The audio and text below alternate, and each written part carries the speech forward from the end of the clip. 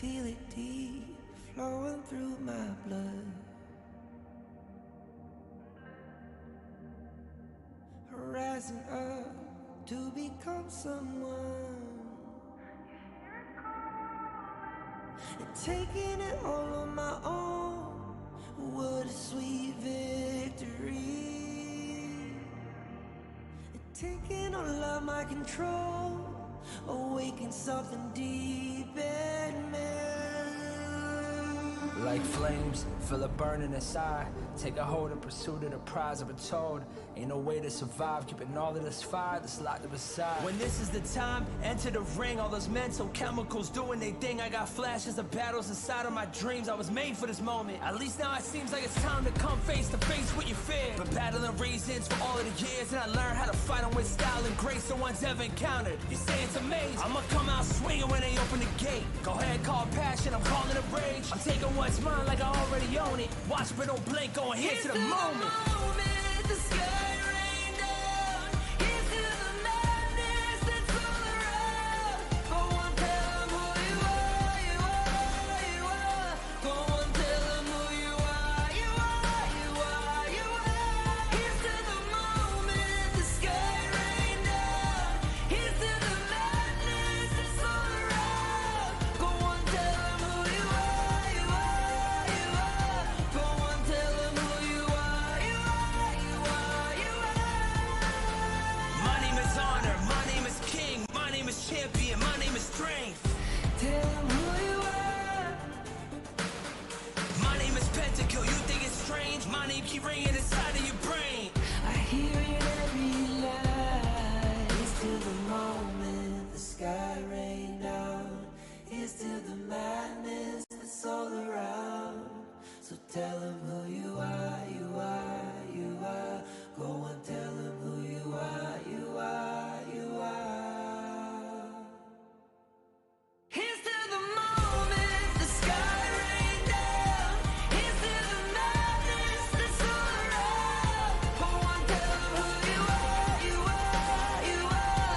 Go on, tell them who you are, you are, you are, you are. Here's to the moment the sky rain down. Here's to the madness that's all around. Go on, tell them who you are, you are, you are. Go on, tell them who you are, you are, you are. Go on, tell them who you are, you are, you are.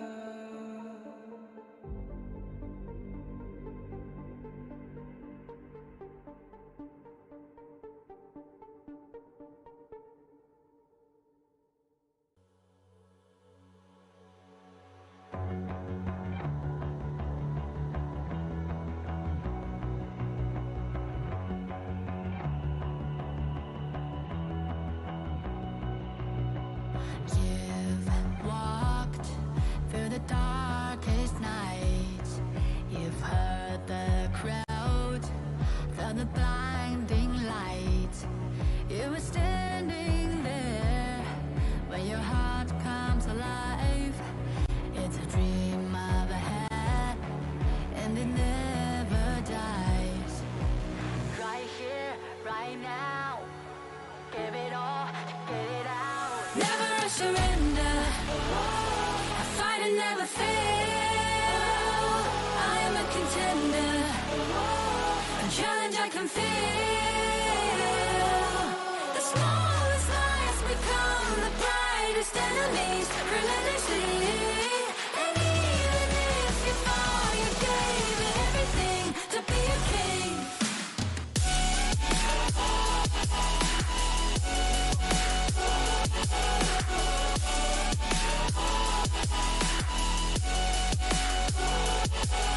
The smallest lies become the brightest enemies. Relentlessly.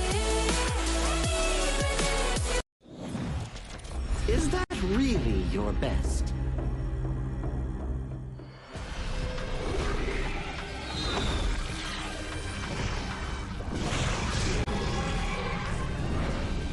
I reserve mercy for what's known as the masses.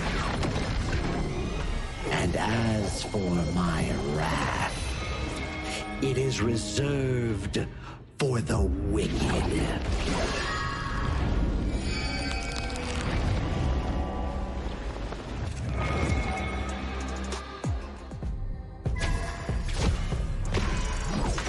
Only after enduring all 81 trials did I see how this world's hardships never end.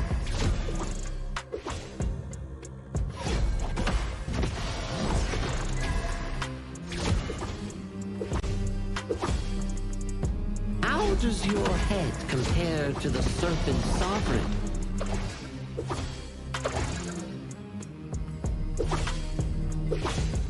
Yeah! Huh?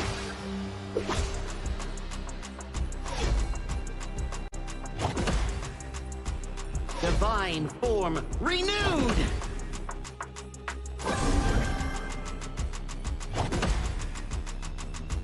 Evil, be gone!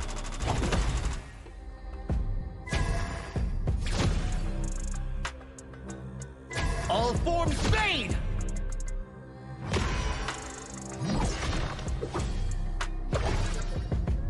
Before the Lotus Podium, all suffering ends!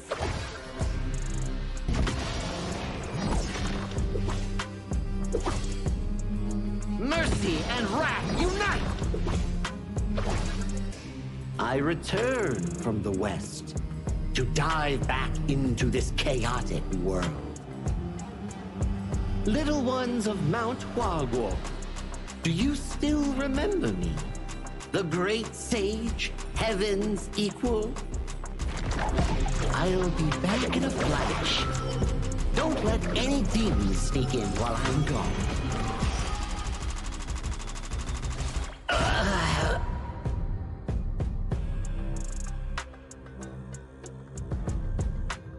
Time to leave the stone behind and see where fate takes me.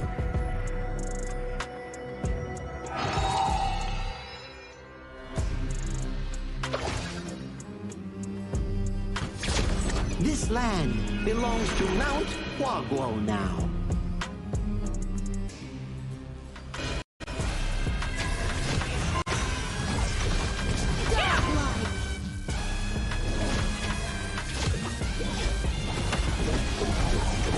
Legendary!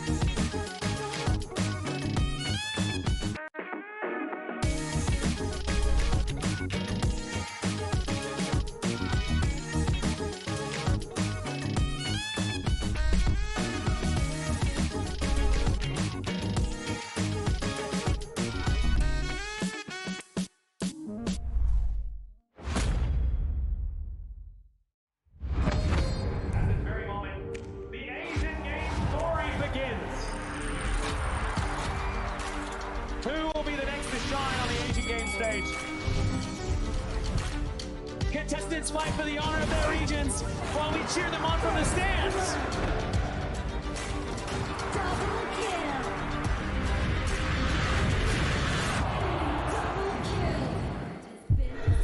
This is a challenge, but it is also an opportunity. The tide has turned.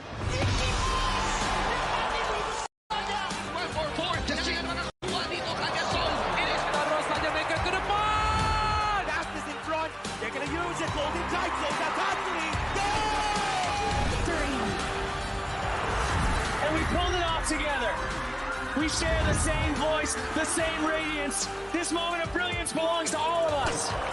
Together, we shine!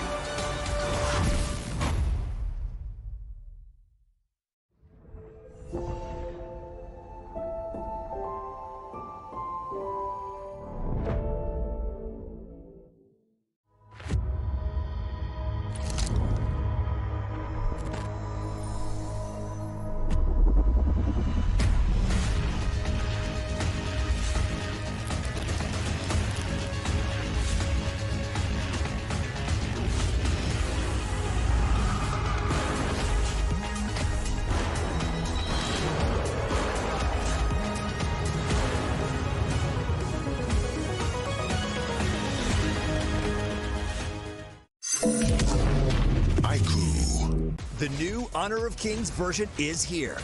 Let's take a look at the two major areas of updates: hero control adjustments and battlefield balancing improvements. Basic attack targeting rules have been updated. If a player is crowd controlled for too long while using a basic attack, the attack command will now automatically be cancelled, preventing heroes from continuing to chase enemies after the crowd control ends. The movement wheel's dead zone has also been adjusted. After the improvements, there's no longer a dead zone in the center, helping prevent input interruption issues. After improving basic attack and skill targeting logic, even if base attack target priority is set to lowest absolute health, you still prioritize nearby epic monsters, and targeting will feel more intuitive. Next up is an overview of the battlefield balance updates. In the new version, the true damage value of the Crimson Golem buff has been adjusted, with the minimum value slightly reduced. The tower destruction slow effect has also been improved. When a tower is destroyed, nearby enemies will now be slowed. The teleportation portal cooldown has been reduced from 45 seconds to 30 seconds, allowing for more flexible tactical choices. A new lizard platform return mechanic has also been added. When a lizard leaves the platform's area, it will automatically climb back onto the platform. There are even more battlefield improvements waiting for you to experience in-game. See you in the Gorge.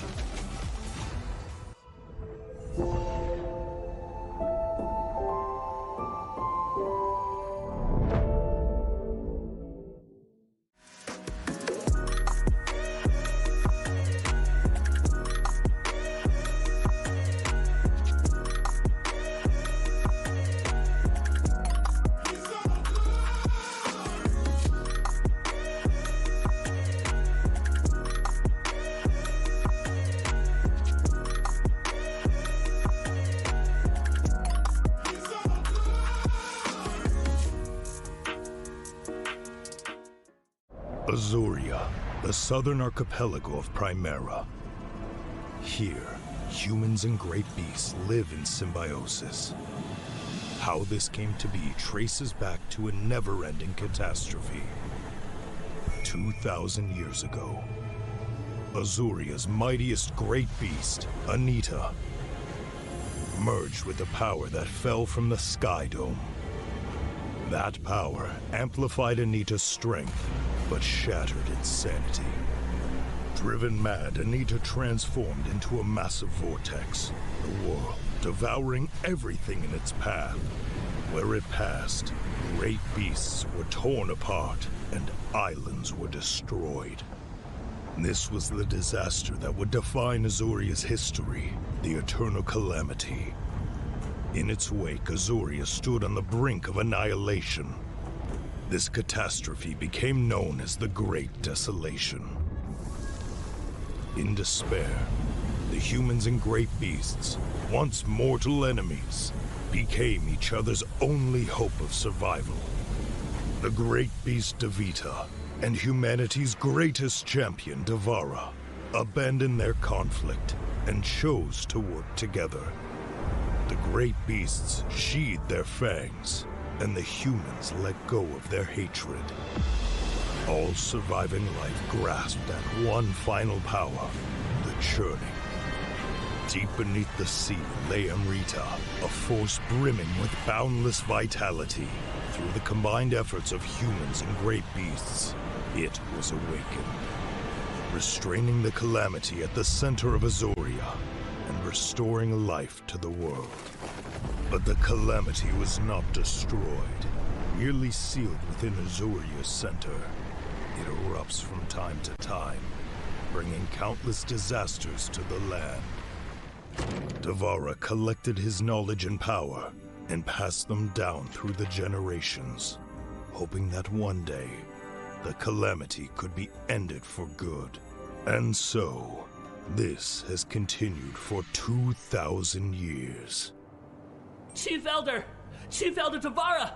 The calamity has erupted again! It seems trouble has returned. The secret to life is to just take every punch and keep going.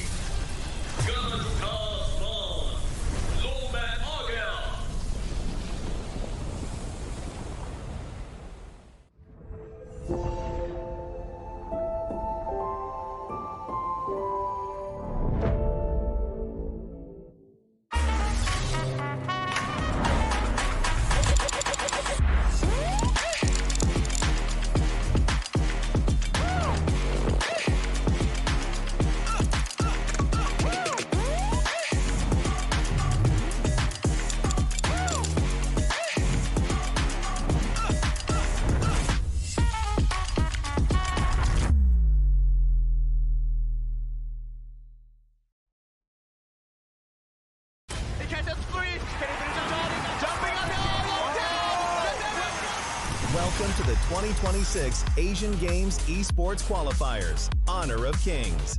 20 regions, one stage, and only the strongest 9 teams will earn the right to shine above the rest. Taking place in Malaysia, June 13th to 21st, 2026. Coming to Malaysia, this is the battleground where teams fight for the right to qualify for the Asian Games. 20 teams enter, but only 9 teams will move on. Apart from the 20 regions, there are 3 regions that have direct qualification. Here is the 2026 Asian Games Esports Qualifiers Honor of Kings format. First, the 20 teams will split into 4 groups of 5. In each group, every team faces every other team once in a single round robin, with every match played in a best-of-3 format. That means every match matters.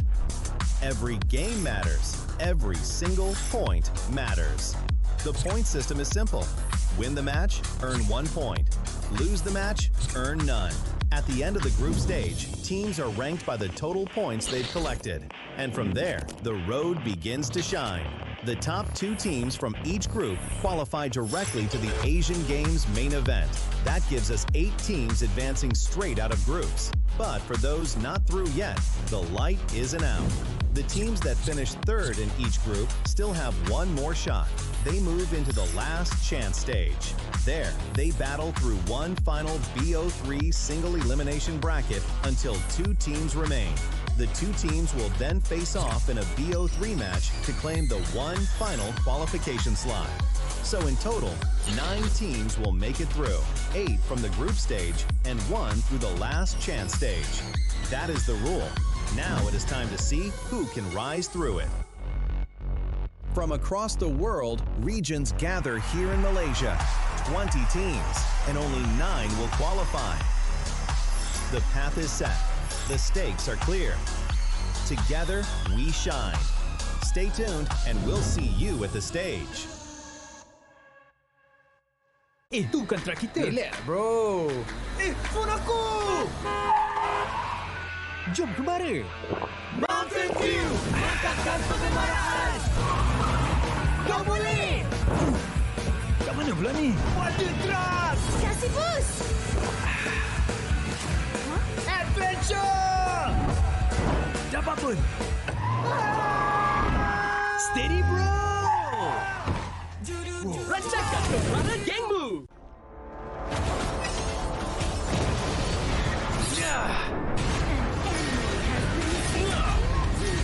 Double kill! Shall I compare thee to a summer's day? Slain. Don't engage! Slain. Don't crush us like insects! Slain an enemy! Defend our base! Our high ground tower is under attack! Amazing! Unbelievable! Triple kill! Ah, the fragrance of romance. Ally has been slain. Rampage! Double kill! Triple kill! Spectacular! Pentakill! Lady Fortune is on my side.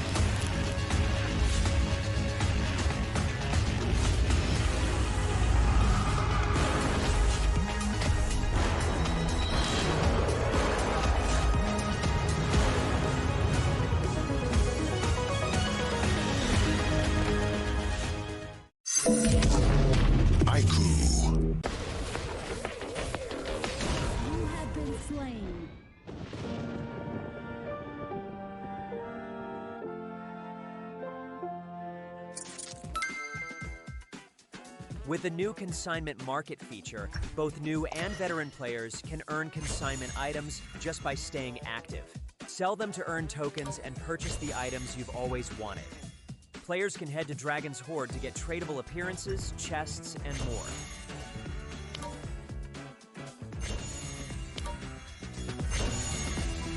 Players can list tradable items on the consignment market to earn curio tokens. During the initial launch period of this feature, all item listings will have their listing charge waived. Use your curio tokens to trade on the consignment market, or purchase skins that were available before June 17th directly from the shop. With the new consignment items, players can complete events to earn tradable chests. Choose to open them yourself or list them on the consignment market for sale.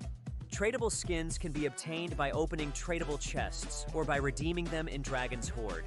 Tradable spritlings can be obtained by opening tradable chests. Tradable cards can be obtained by opening tradable card chests. If you bought an item but did not use it yet, you can still relist it on the consignment market.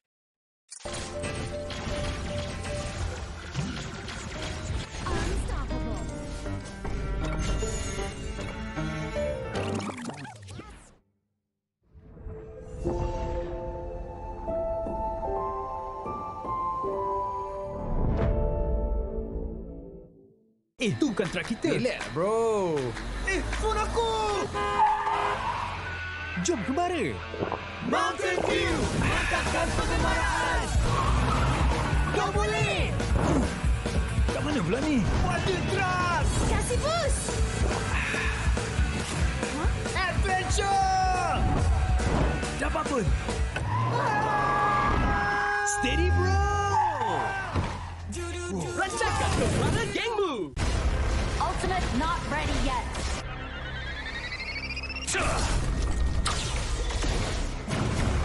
We have slain an enemy.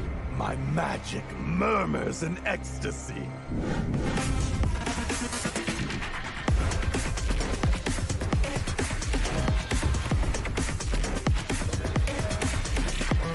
Amazing! There is no escape for you.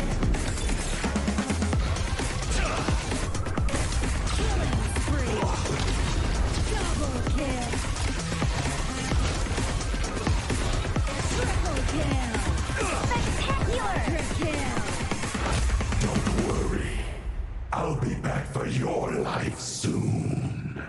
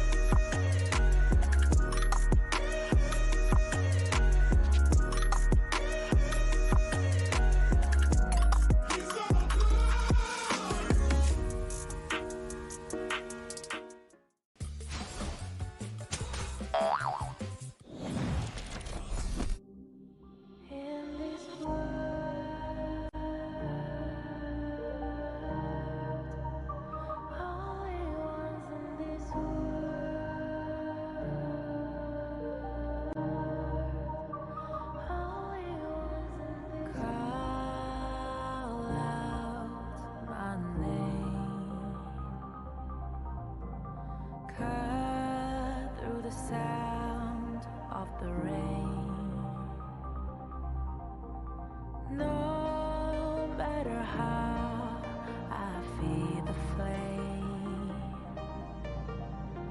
you know I feel the darkness and the pain. All of the ways we tried to break free from the night, you know we made it out, we found the light. I fly so high, light up the skyline. Let's do it this time, like it's a whole new vibrant world.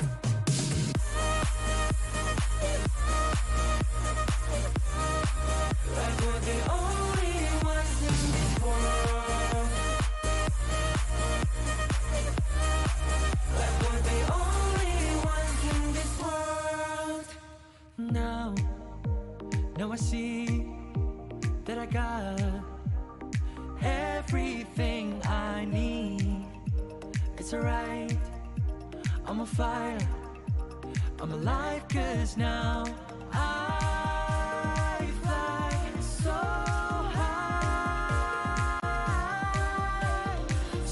high, light up the skyline. Let's do it this time, like it's a whole new colorful world.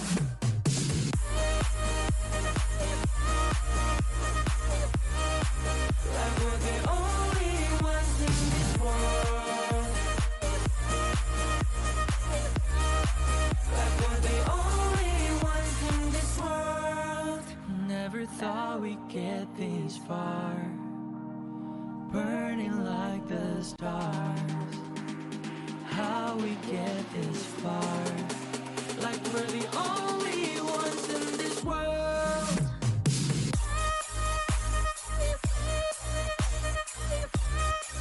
Like we're the only ones in this world. Like we're the only ones in this world.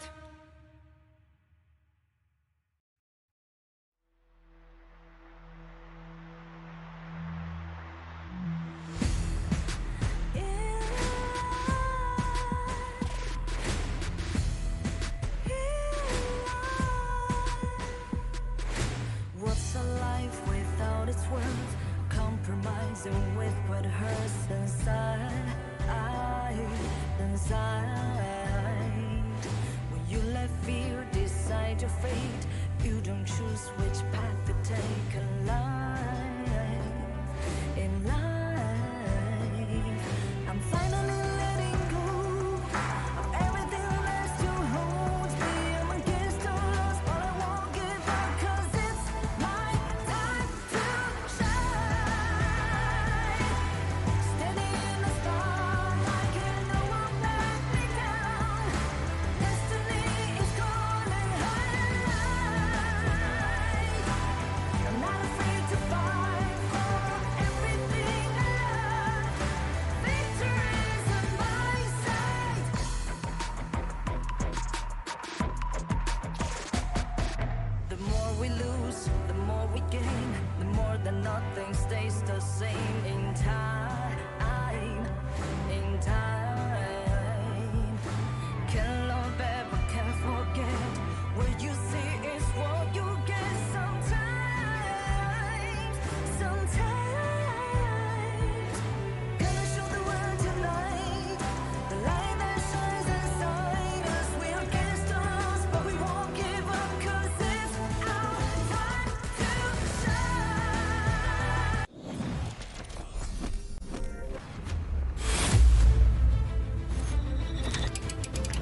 Day 7 of Asian Games esports qualifiers. Honor of Kings saw teams continue their push toward qualification, with every result carrying greater significance as the tournament progresses. Uzbekistan opened the day with a confident performance against Mongolia. Uzbekistan controlled the pace of the series and secured a convincing 2-0 victory to begin the day's action. Having remained unbeaten throughout the tournament, Myanmar entered the series looking to extend their remarkable run, securing another clean 2-0 victory against Kyrgyzstan. Drama intensified when Vietnam and Laos collided in a hard-fought 3-game series. Laos mounted a remarkable comeback, winning the third game to secure a hard-fought 2-1 victory. Republic of Korea delivered one of the most dominant performances of the day and left little room for Syria to respond. The result was another commanding 2-0 victory, further reinforcing Republic of Korea's status as one of the tournament's strongest contenders. Singapore imposed their game plan with confidence and controlling objectives against Sri Lanka, securing a dominant 2-0 victory to close out Day 7's action. 7 days into the competition, every team is searching for a path forward. Some through dominance, some through resilience, and some through consistency.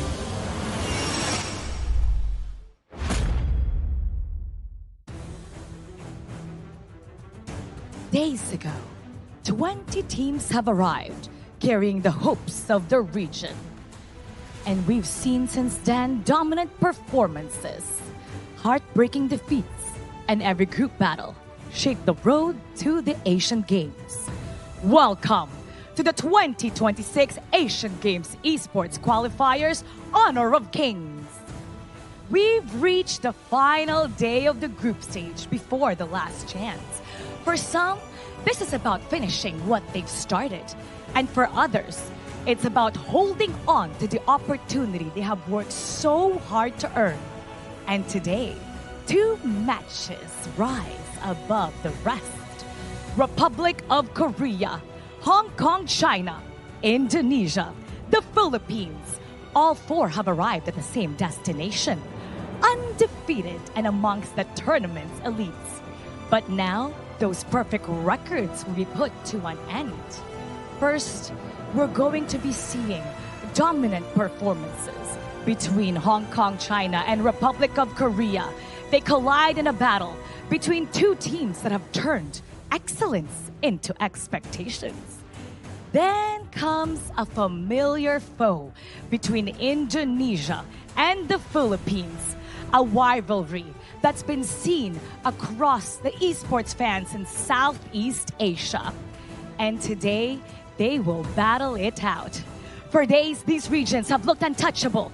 And today, the tournament's undefeated giants will finally collide. This is no longer just about qualification. This is about pride and making a statement. Day 8 starts now, and the road to the Asian Games continues. Casters, lead the gorge.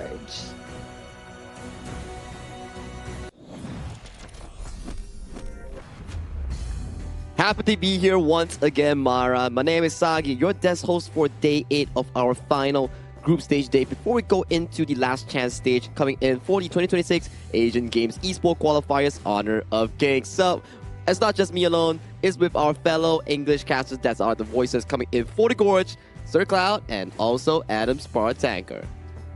Hello, welcome. We are on day number 8. This is the last day for the group stage, which is very fun indeed. And tomorrow's gonna be the last chance stage as well. So we're gonna be focusing on today first, because today is gonna determine a lot of things. Yeah, especially one group that still has that chance to qualify. So it's gonna be a lot on the line, especially that we'll talk about along the way. Yeah, later on when we check out the groupings and also the today's matchups, I think we will get more of an understanding going into some of these teams that have no more chance going into the main event, some of these teams that have still the opportunity in making a comeback. So let's check out the standings with this upcoming graphic here.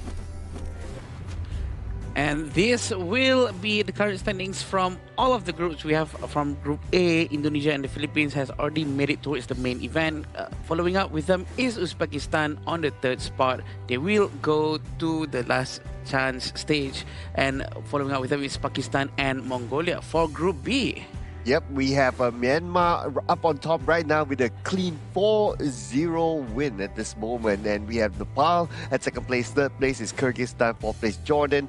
And United Emirates at fifth place. So what's going to be interesting is that third place is still kind of contested. Oh yeah, if we were to check out Nepal and also Jordan here, if Jordan gets a 2-0 over Nepal, that's going to be forcing a three-way tie between second, third, and fourth place. And then we might need some tiebreakers later on for Group B, but we'll find that out later on in the opening match of the day. Coming from Group C, this is already finalized. There won't be any more games coming in, except for Laos going up against Saudi Arabia. Regardless they win or lose, it won't really change the dynamic of the group, where Laos and Kazakhstan are already locked for the main event, where Vietnam has to go through the last chance stage tomorrow. And for Group D, this is where all the exciting things will be happening. And we do have Hong Kong, China up top, including Republic of Korea. They're going to be fighting out today to see who is better in the Group D. It's for the regional pride.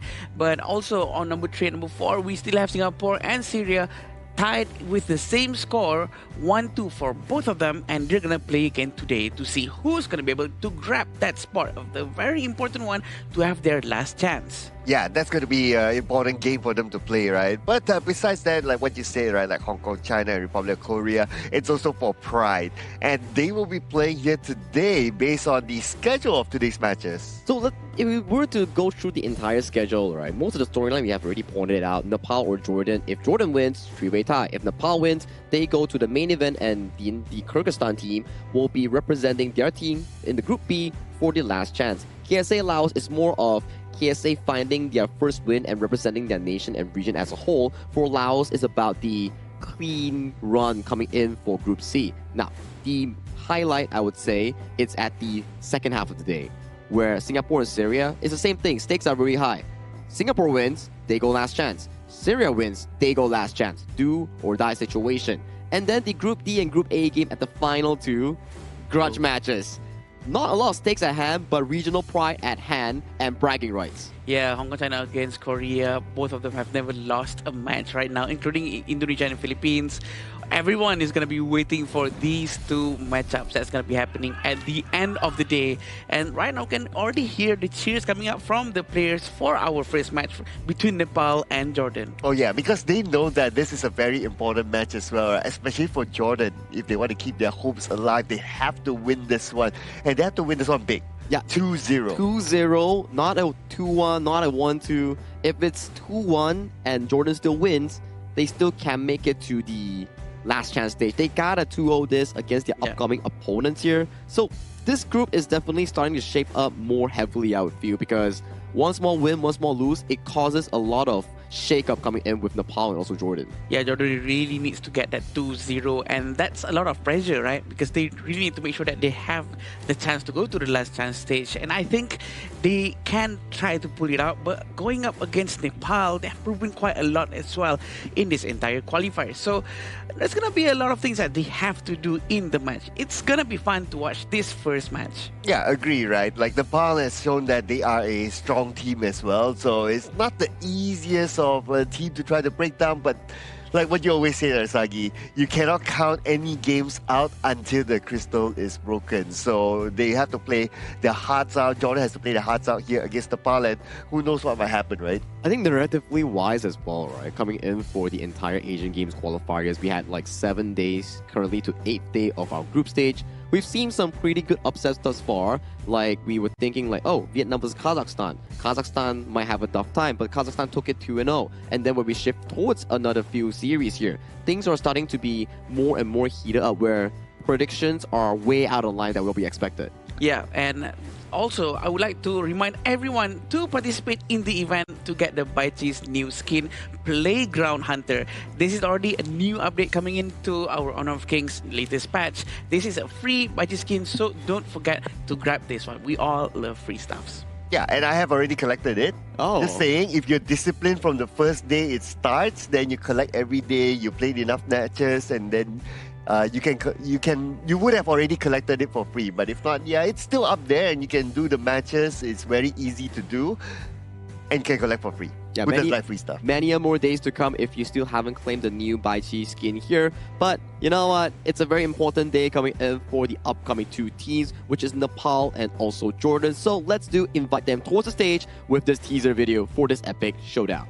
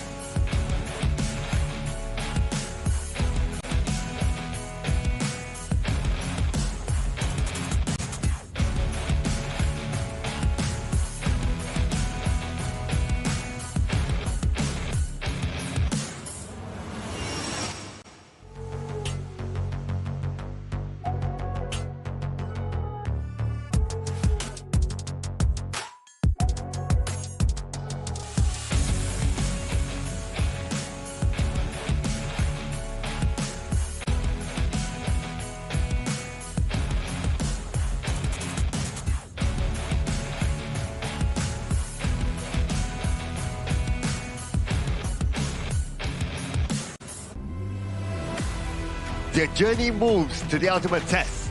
A victory today keeps their last chance hopes alive. A defeat leaves their future uncertain. With everything on the line, they step onto the stage, ready to fight for another day. Please welcome Nepal! Playing for pride and the spirit of competition, they are determined to be the challenge. Standing in the way of their opponent's dream, they are here to make every objective, every team fight, and every victory hard-earned. Entering the arena, Jordan! The final opportunity coming in for Nepal and Jordan. Whoever wins this will bring them one step closer into that last chance stage or the main event if it's Nepal. This is exactly what they're looking for. But for Jordan, the task is heavy because you need a 2-0. There's no excuses, no other way of doing so. Well, the team that is there to try to stop them is going to be Team Nepal, represented by Shushank, Swastik, BJ, Shusil, as well as Suyong. So this team, we have seen them in multiple games before this, and they are a very good team. They have good synergy as well. And players like BJ, players like Suyong have been standout players. Yeah, they've been performing quite well in their own respective ways because it's very interesting to see how other regions really do perform in their own specific ways, the way they rotate, the way they communicate, the way they really try to translate everything from their mind into their gameplay. It really shows such cultural differences. Exactly, right? And this team especially, they do focus down on that specific play, but do bring me over the lineup coming in from Jordan.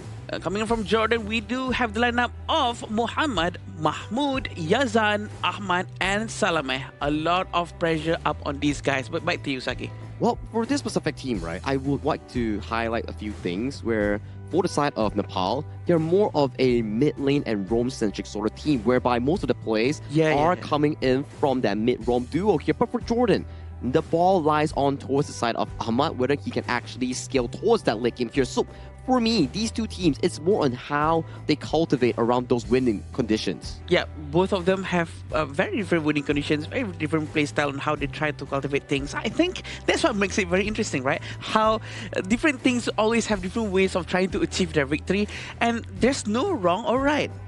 Yeah, but based on what Sagi says, right, because you're so dependent on like the farm laner, right? You want to play the late game, but what if your opponent finishes you off quickly, right? So that's the danger that they need to be careful of. But at least the good news for Jordan is that their first strike rate is 83%, so that's slightly more than Team Nepal. So that means they are capable of playing it aggressively from the start. You can snowball from there to the mid game and maybe end the game towards the late by then. Exactly right. And sometimes we do see that although Jordan doesn't have the best track record, but the way that they play the game is really aggressive in a sense, where they like to be on the proactive and invading your jungle in the early game. And Yazan has always been that player to always utilize the Hano in that mid lane, finding those pickoffs, finding those poke damages against the enemy. Yeah, playing around, really revolving around their mid lane is sort of their playstyle, and The hero pool is not really too different from both sides of the team as well. We do have a lot of assists coming in from the side of Jordan, probably showing that they love to play with their full 5 instead of just trying to have a small little clash ups. But this will be the head-to-head between the two teams with BJ and Yazan.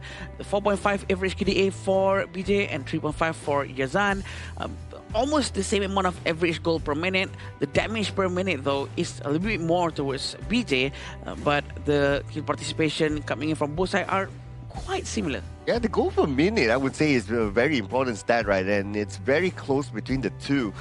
Average DPM, sometimes it really depends on the scenario of the game as well. What kind of hero did you pick and so on and so forth. But the goal per minute, that is so close. I believe that this is going to be a hot lane contest just by the goal per minute. And it goes back into the same thing, right? Like how they share the same hero pool, how they enjoy playing those control or long-range mages here. So this specific matchup will be key because every time we talk about mid lane, it's not only a 1v1, it's about 3v3, 4v4 in controlling that mid segment and then affecting it into jungle control or objective control in those side lanes. Yeah, especially when they use heroes like Garuda with the Wings of Judgment, clearing up lanes and poking up everyone in front of them, especially when the tank gets hit a lot. When the Garuda already has that Mass of Agony, that's when the damage is going to be a lot and might be translated into damage per minute into the stats just now. Versus maybe, you know, they're busy with the team fight too much that they don't really have the time to deal more damage per minute and so much and so forth. So whether they are going to deal more damage or not depends on what kind of setup are they going to put up as well, right? So looking at the current side setup, so Team Nepal, they chose to be on the blue side, so they want to set the tone onto this game. And we should also remember that they do play a very good Zhangfei gameplay as well, and that was shown during the opener day that time. So whether that changed over time after the past few days of the tournament and they don't want to make their draft kind of obvious, they want to put something different to the table here, that's something I want to see. I like that reminder, especially when we go into the Nepal's draft itself. Most of the time, Suyong is that person who will be on that tree engaged sort of roamer style, right? Either the Lapu, Lianpo, or Zhangfei here. Yes, he did have a few bad moments against some previous opponents here, but most of the times when they are winning, he is that man to set those plays up coming in from Team Nepal. And this will be the first game pick and bans coming in from Nepal and Jordan. And right through the get-go, Dolia, Garuda, some of the heroes that Jordan favor has been locked away. And to be honest, having Zhangfei really works, right? The way they really do time the ultimate very well and very cohesive movement coming in from his teammates as well to do a very good follow-up. You know what? If it works, why not continue with it? But a very interesting first pick coming in from Nepal, which is something that we rarely see.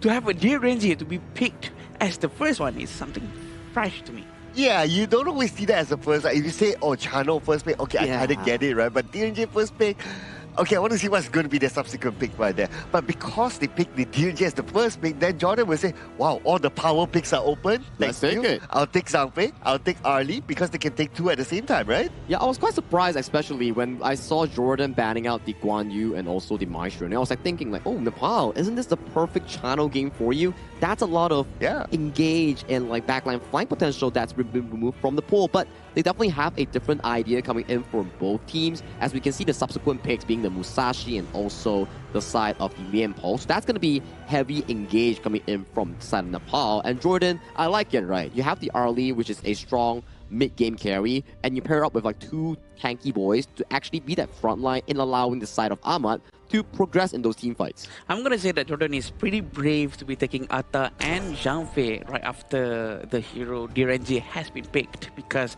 DRNG is a direct counter for Atta actually, in my opinion, right? Because of the Spark Flash again, the Doomsday, so the HP is going to be melted quite quickly. But probably because also they are confident with their mid lane afterwards that's going to be picked after this, which is going to be helping them to try to get the DRNG as soon as possible. For now, we don't see any hero that could jump to the back line easily, except for maybe Atta to just keep on jumping, keep on rolling slowly towards the back and try to find DRNG. And I kind of feel that the Musashi is at least going up against the three picks is not going to have a good time. Imagine you try to go out with Arlie, and then Arlie with a Paracel can just move away, and then you have Zhang Pei, not the target that you want, Atta not the target that you want as well. So it might be a hard game for the Musashi. Not gonna be the easiest one, right? Especially the fact that sometimes when you play the Arlie into the Musashi matchup, if the Arlie times it well, you sort of follow the Arlie back to a Paracel, and if your team is unable to follow, you're isolated in between 4 or 5 people coming in from the enemy team. And Jordan here locks in the Fatih, one more of the Arlie counter removed from the pool, and Lady Zhen here. It's a pretty good pick, right? Solid one, because when we talk about Lady Zhen, yes, downside is that you can't really clear waves efficiently, but when it comes to healing and allowing your team to play slowly in those team fights, you reduce the physical and magical defense on the Atta, the Zhang Fei. It becomes a strong control mage in making sure that team fight goes in your favor when the enemy charges into you. I like Lady Jan. Sometimes the second skill is so hidden because people don't really pay attention to the snowball just bouncing out of people.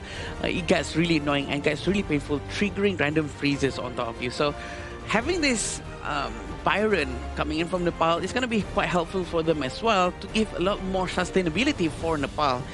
We have Lady Jan, and it's going to be very interesting to see how it goes hand in hand with the Musashi and the Lempo. I actually like the lineup by Jordan overall, right? I can see all the combos happening here. You have the Atta with the Ghost Ship, you have the Umbrella Albus, and then you have like the Heino just throwing the spears by just poking. And if you want to go on, if Musashi chooses to charge the Heino, it's like he'll Fate Rewind and go back, right? So I can see very effective team fights here by Jordan. And Yazan's Heino has been one of the key highlights coming in for the side of Jordan's lineup. He had fantastic performance before this coming in towards today's series here, so I'm excited to see what Jordan's draft is having a preparation for, because that's a very solid one. Not a lot of heroes can actually handle this Heino if you're looking towards the Nepal draft. Yes, thank you so much, Sagi. As we go into this first match between Nepal and Jordan, love to see on how it's going to be going. 3 people starting off from the side of Jordan. The jungle decides to go to the minion first without clearing anything too much, and he will go directly towards his blue buff, and hopefully he's going to be able to have that assist coming in from his teammate to do some gold sharing. You know what? I'm actually looking at Yaza with the teleport. Yeah. What do you think he has in mind? Does he want to play that, okay, I'll be the secondary split push later? Sometimes Heino really does have this capability to clear lanes quickly. I don't think he's going to be doing splits. I think he's going to be trying to defend a lot more with that teleport so that he can immediately pick the tower back up in case it goes down too quickly. Oh yeah, that makes absolute sense as well, right? So this gives Jordan a lot more option to play across the map as well. So interesting pick there.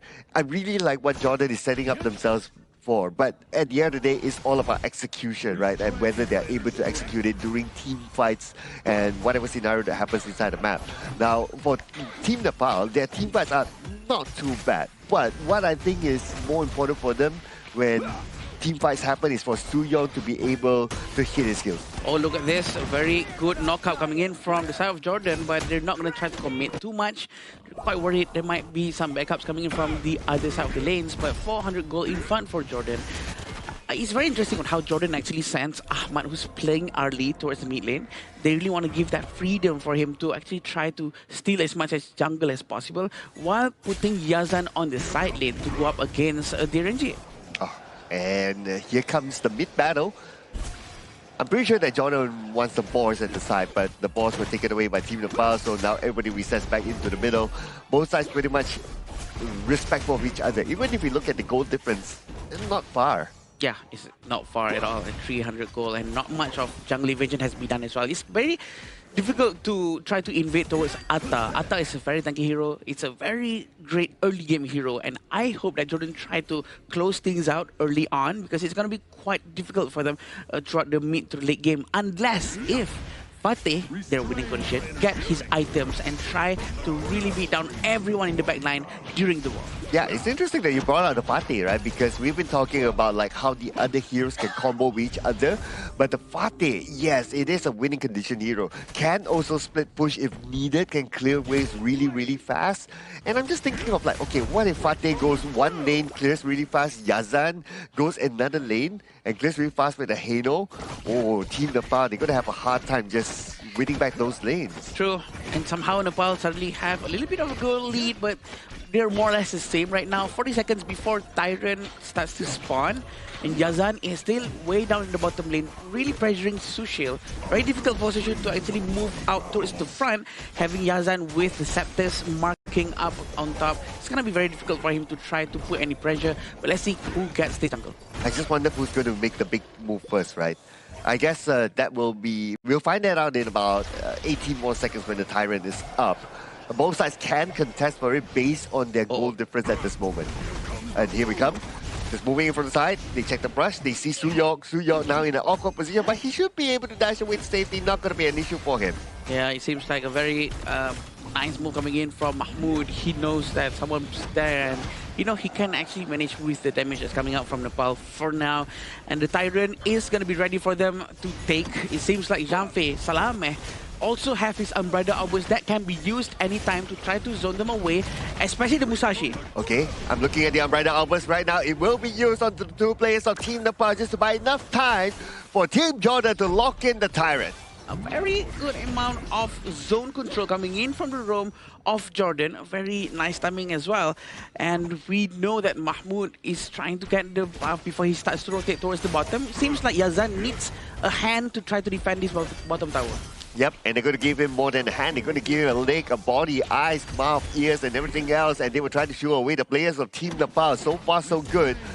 Mahmoud goes all the way to the back, trying to steal one, and they managed to do so, limiting the resources of Team Nepal to far. Excellent awareness coming in from Nepal. They are aware that Jordan's coming from the side, so they decided to pull back to safety as early as possible, which avoided them to have any unnecessary eliminations coming in from the side of Nepal.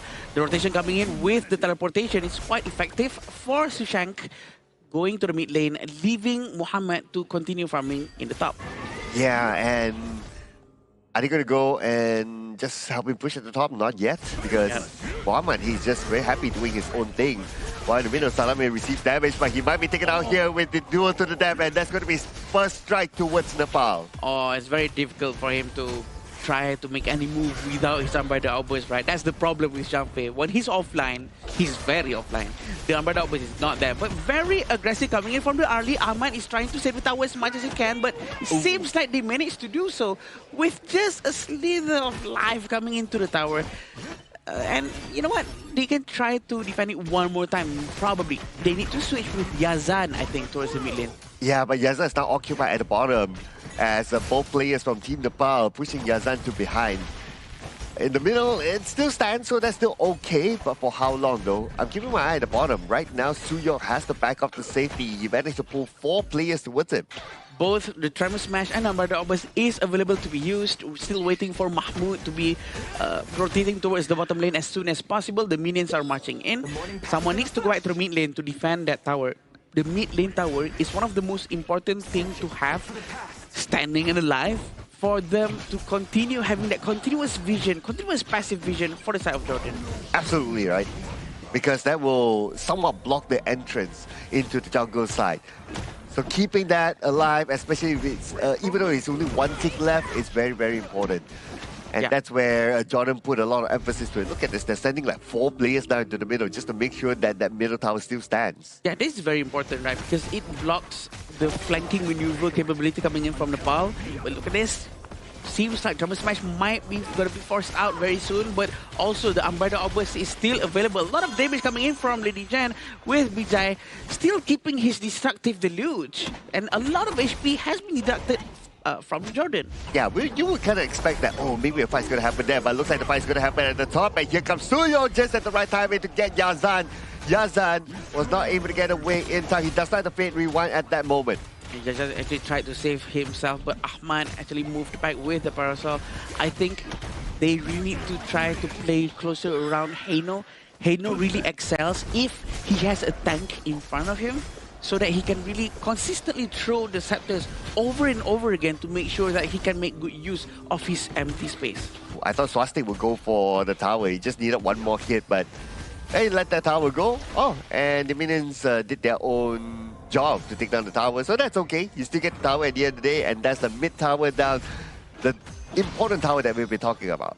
And also, we're waiting for the Fatih to actually become online, get his itemizations done, so that we can see a lot more moves with the Secretary Blessing with Muhammad as the pilot of the hero. We want to see if it's going to be effective or not, but the flash has been wasted out of nowhere. I was expecting that to be used in a different situation, but it seems like Secretary Blessing hasn't been used just yet. Thermal Smash is still available, but the Janfe has already used Unbridled Outburst. Oh, okay. Thermal Smash can be deployed, but he's just waiting for his teammates. His teammates are not there yet. And now without the Unbridled Outburst, they can't go in anytime soon. And the Unbridled Outburst has expired. Yeah, has expired. He became small. He cannot tank too much damage now. But look at the area control from Suyog, making sure no one can flank from the side. And he's trying to really punish Reno. And he manages to go back. Yazan just right on time. Oh, that was so close there. Yazan almost fell. But Jordan did take advantage of the middle situation. They take down the tower. Now the rest of the party are coming in. They know that they don't need Unbridled Outburst. And they will get Ahmad. Ahmad behind will be taken out by Sushin. What an engage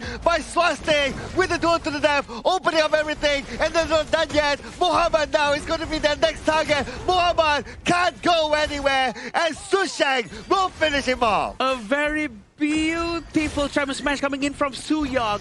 The timing, hitting everyone at the same time, knowing that Zhang Fei doesn't have any Unbridled Outburst, gives them a huge advantage in that fight. 3,000 gold in front from Nepal, and I'm pretty sure they're feeling quite comfortable now. The cohesion from the team, this is the moment. The Thermal Smash coming in from Suyog. He's waiting for the right moment. He goes in, 3 people knock out with that dash, and then the smashing to the ground really sealed the deal. Yeah, that's why Unbridled Outburst is such an important, expensive skill. Right? You really need to know when to use it. And when not to use it. And when not to use it, exactly, right? The moment the opponent sees that, oh, you don't have Unbridled Outburst, okay, let's all in, boys. They cannot counter-engage onto us. And that's exactly what they did. And from then on, they follow up to get the Tyrant unchallenged because, well, everybody was still on a cooldown at the time. And the prerequisite requirement for Liampo to become enhanced is for him to just receive any source of damage. That's why he meters goes full. But for Zhang Fei, as soon as his ultimate is activated, for a couple of seconds is when he's going to maintain as in this enlarged beast mode. So he really needs to be careful with the usage of his ultimate and the timing to go in as long as his team is ready. Oh, speaking of the timing to go in, looks like they try to go in onto the backline, but they're not able to get the target. Here comes the Thermal Smash, but they will not commit because the tower is still active.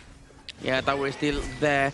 It seems like the distance being kept by Sushin is quite efficient.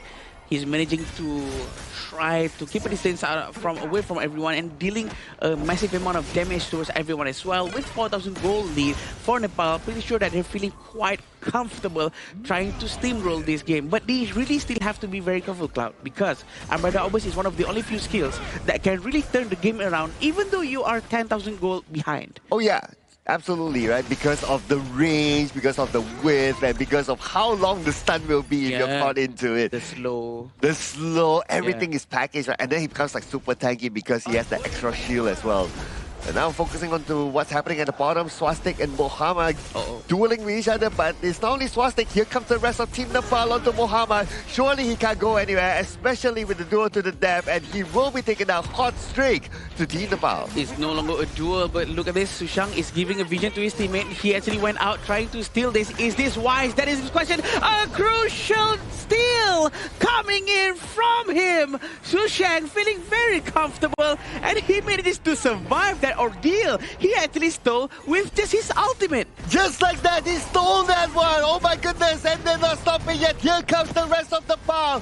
They found another one. Ahmad is next one to fall. Now it's going to be the tower. Team Jordan, they fight back. They do have good high ground defense thanks to Yazan, and they will still be able to hold on. Yes, they will still be able to hold on. They're still waiting for the Shadow Vanguard to arrive in the top lane. And one of the heroes coming in from Jordan is actually down already for Ahmad. So they have to defend with 4 people only. The Shadow Vanguard is arriving at the top lane. So what are they going to do? The Zhang Fei actually does have his Unbridled Outburst. They have to do something now. Oh, okay. They have to clear it off quickly. Okay, Umbrella Outburst, maybe, anytime, but they're still waiting for the right moment. Pain Rewind will be used on Shushel. Right now, his health is very, very low. Ghost Ship will be used. Shushel gets a free hit from behind. Just like that, nobody's stopping Shushel. Mahmoud actually went down, and I was expecting Umbrella Outburst to be used way, way earlier. He could have saved his friend, but he did not manage to do so. I think this is the discipline that they needed. Probably he's saving it for something else. We don't know, but he's using it right now. And it's just to clear the dragon. And there's another Vanguard coming in from the bottom and top lane. Oh no, that's not a good way to use the Umbrella Outburst. Now without Umbrella Outburst, see the puck can go all in. They catch one by one. Amma goes down. Next is going to be Salamel. And now the crystal is wide open. The minutes are in. And Team Nepal will lock in Game 1. In a clean fashion that they do it as well, right? And with this specific win, Team Nepal eliminates the hopes of Jordan making it into the last chance stage. So this is an important win coming in from Team Nepal themselves.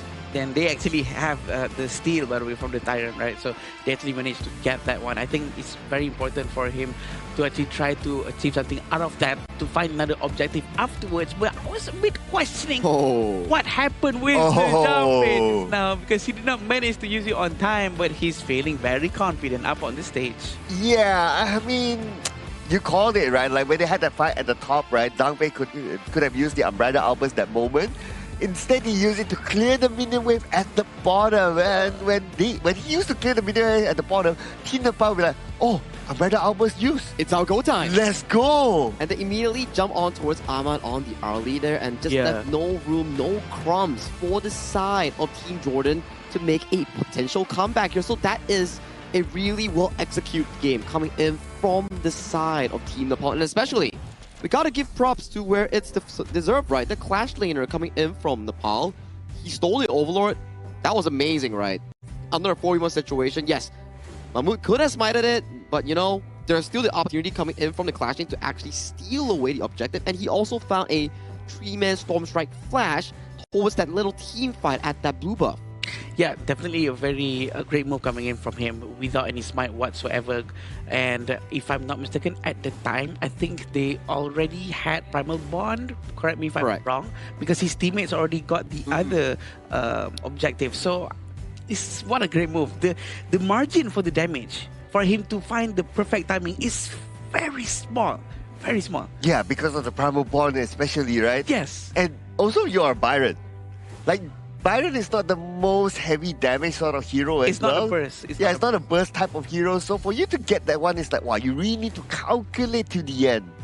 It's a bit of a coincidence. It's a bit of a reward towards those who actually try. And for Su Shang, he found it. He really found it. And those were the steals that you will never be able to imagine, because what if Jordan got it and they got to delay the game for another 4 to 5 minutes? That potentially would have given Ahmad or Yazan more items in towards that lane game, because their composition is so item reliant, so item heavy. Look at the heroes that they drafted, Arlie, Heino, and the Fatih.